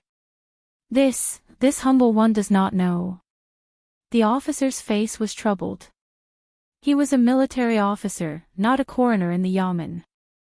How would he know about these things? Suddenly, someone spoke, Duke, why don't this humble one go down and take a look? Although this humble one is not a coroner, this humble one works in the yamen and roughly knows how to distinguish the wounds on a corpse. Li Wangyu looked up and saw that it was the yamen runner from Jiulong County who was sent to lead the way for the Tang army. Naturally, he agreed and nodded with a smile, indicating for the yamen runner to quickly check the charred corpses. Li Wangyu now had a suspicion in his heart. He felt that these subordinates did not commit suicide, but were killed to silence them. Otherwise, how could it be so coincidental that these subordinates and their trusted aides all burned themselves to death just as the Tang army broke through Zhang Fei's camp? Even if these subordinates were not afraid of death, they would not be so brave. The bailiff quickly ran to examine the corpses and quickly returned to report to Li Wangyu, replying to the Duke, this lowly one has examined the corpses and confirmed that there are no sword wounds on them. They should have been burned to death. His words did not dispel Li Wangyu's suspicion. After pondering for a moment, Li Wangyu suddenly recalled the plot of a case that he often saw in TV dramas. There was a plot of how to identify whether the victim died in a fire or was murdered. His eyes lit up and he ordered the yamen runner, go, cut open the trachea of these subordinates' corpses and see if there are ashes inside. These words stunned the yamen runner and the Tang army officer. They looked at each other and did not understand the meaning of Li Wangyu's order. Duke, I'm afraid this is not appropriate. Although these subordinates are despicable, the dead are more important. Duke, why don't you let these people go? The Tang army officer hesitated and persuaded. He and the yamen runner both thought that Li Wangyu hated these subordinates and wanted to humiliate their corpses. In Chinese tradition, stabbing corpses and beheading people was against morality. Even if they were enemies, they would not purposely destroy their corpses under normal circumstances. This was also the reason why the Tang dynasty hated Goguryeo so much. The reason was that Goguryeo piled up the heads of the Sui army's fallen soldiers. When Li Wangyu heard this, he was stunned. After pondering for a moment, he understood the meaning of their expressions and couldn't help laughing. Do the two of you think that this duke has nothing better to do?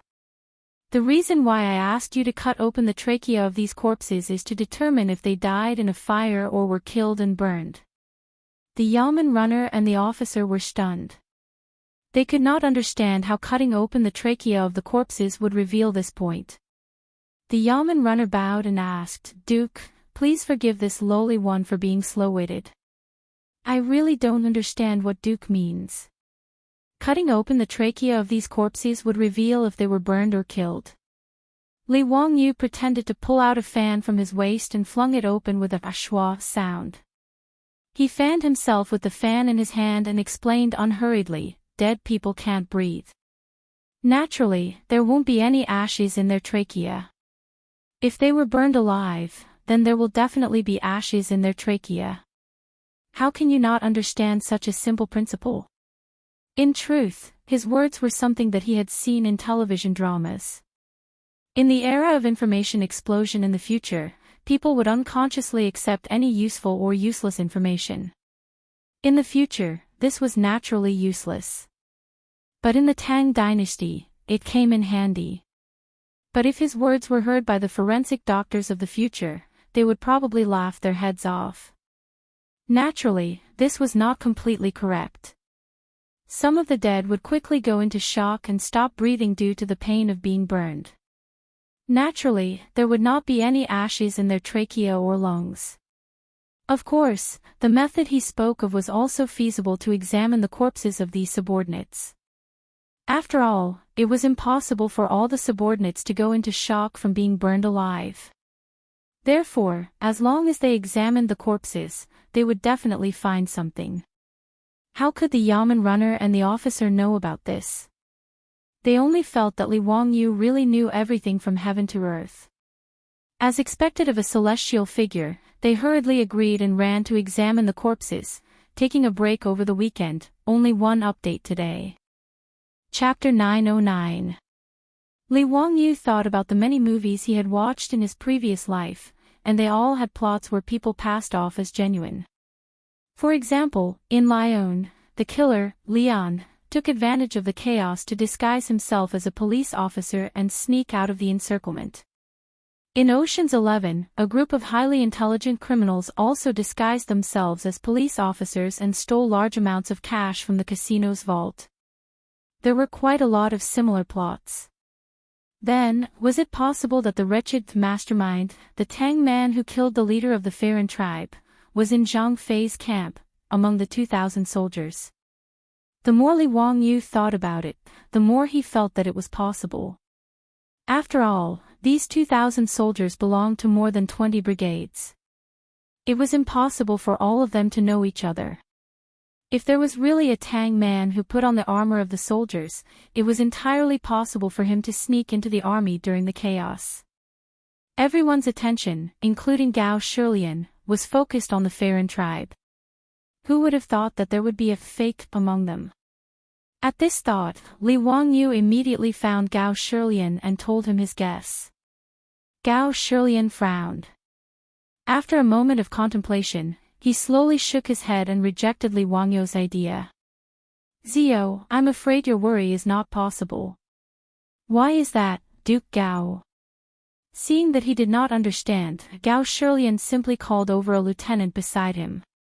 He pointed at the lieutenant's uniform and explained, Zio has never come into contact with the military, so you don't know. Not everyone can impersonate a government soldier. Not to mention, where would that person get the armor and uniform in such a hurry? Even if he could get it, he would have a waist token to identify his identity. It's not that easy to impersonate a soldier. After Gao Shilian's reminder, Li Wangyu noticed that the lieutenant and the other soldiers who passed by all carried a waist token around their waist. This waist token was equivalent to the identity card of the soldiers. Moreover, even if these soldiers do not know each other, there is a system in the way they speak, walk, sit, and lie in the army. Unless one has been a soldier before, otherwise, even if he or she managed to sneak in, it would be very eye-catching and impossible to hide. Niu Wu and the Zhang brothers also nodded their heads. Lang Jun, Duke Gao is right. My brothers and I were all born in the army, but this is how it is. The army has its own way of distinguishing between our own people and those who are not. Otherwise, wouldn't any spies be able to sneak into the army to gather intelligence? When Li Wangyu heard what everyone said, he realized that he had watched too many movies and thought that it was easy to sneak in with makeup. However, he was still unwilling to give up. After all, it was not that this sort of possibility did not exist. It was just that the probability was very small. Duke Gao, as a precaution, why don't we order the soldiers to do a head count? It won't take much effort anyway. Seeing Li Wangyu so insistent, Gao Shilian pondered for a moment and nodded in agreement. Most of the government soldiers of the Tang dynasty were from the same hometown, so it was not difficult for them to confirm each other's identities. Following Gao Shilian's order, the government soldiers immediately divided themselves into brigades and began to count the number of soldiers in each squad. Following the orders, more than half of the 2,000 government soldiers were accounted for in no time. There were no abnormalities. Gao Shilian smiled at Li Wangyu. Zio, you worry too much.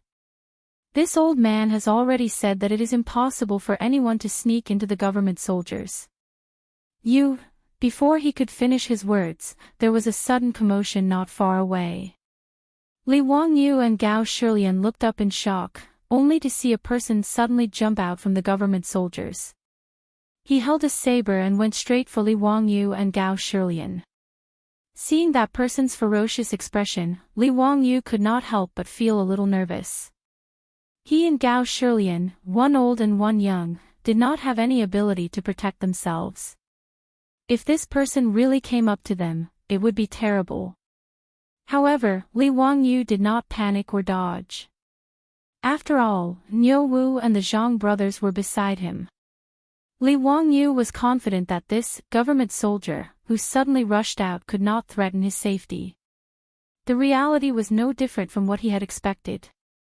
Without waiting for that government soldier to reach them, Niu Wu and the Zhang brothers drew the weapons at their waists and went up to meet him. With Niu Wu and the other two's abilities, they knocked away the saber in that person's hand without much effort and placed 3 barrier sabers on his neck. Niu Wu, don't kill this person. I have something to ask him. Li Wangyu hurriedly shouted. All of this happened rather quickly. Gao Shilian's words were still ringing in his ears when this sudden change occurred. By the time the old man reacted, Niu Wu's saber was already on that government soldier's neck. Gao Shilian's words were blocked and he almost choked to death on his own saliva. After a long while, the old man finally reacted to what had just happened. Cold sweat broke out on his back as he felt lingering fear. If not for Li Wangyu's insistence on doing a head count of the government soldiers, this person would certainly have sneaked away. He might even have quietly snuck up beside them and suddenly attacked. The commotion just now was obviously due to the mansion soldiers doing a head count to expose this person's whereabouts. That was why this person had no choice but to resort to desperate measures and wanted to kidnap him and Li Wangyu as a protective talisman. After thinking this through, Gao Shilian couldn't help but blush. Zio, it's all thanks to you today. Otherwise, we might have been fooled by this guy. You're too kind, eunuch Gao. Seeing that the person was caught, Li Wangyu was also in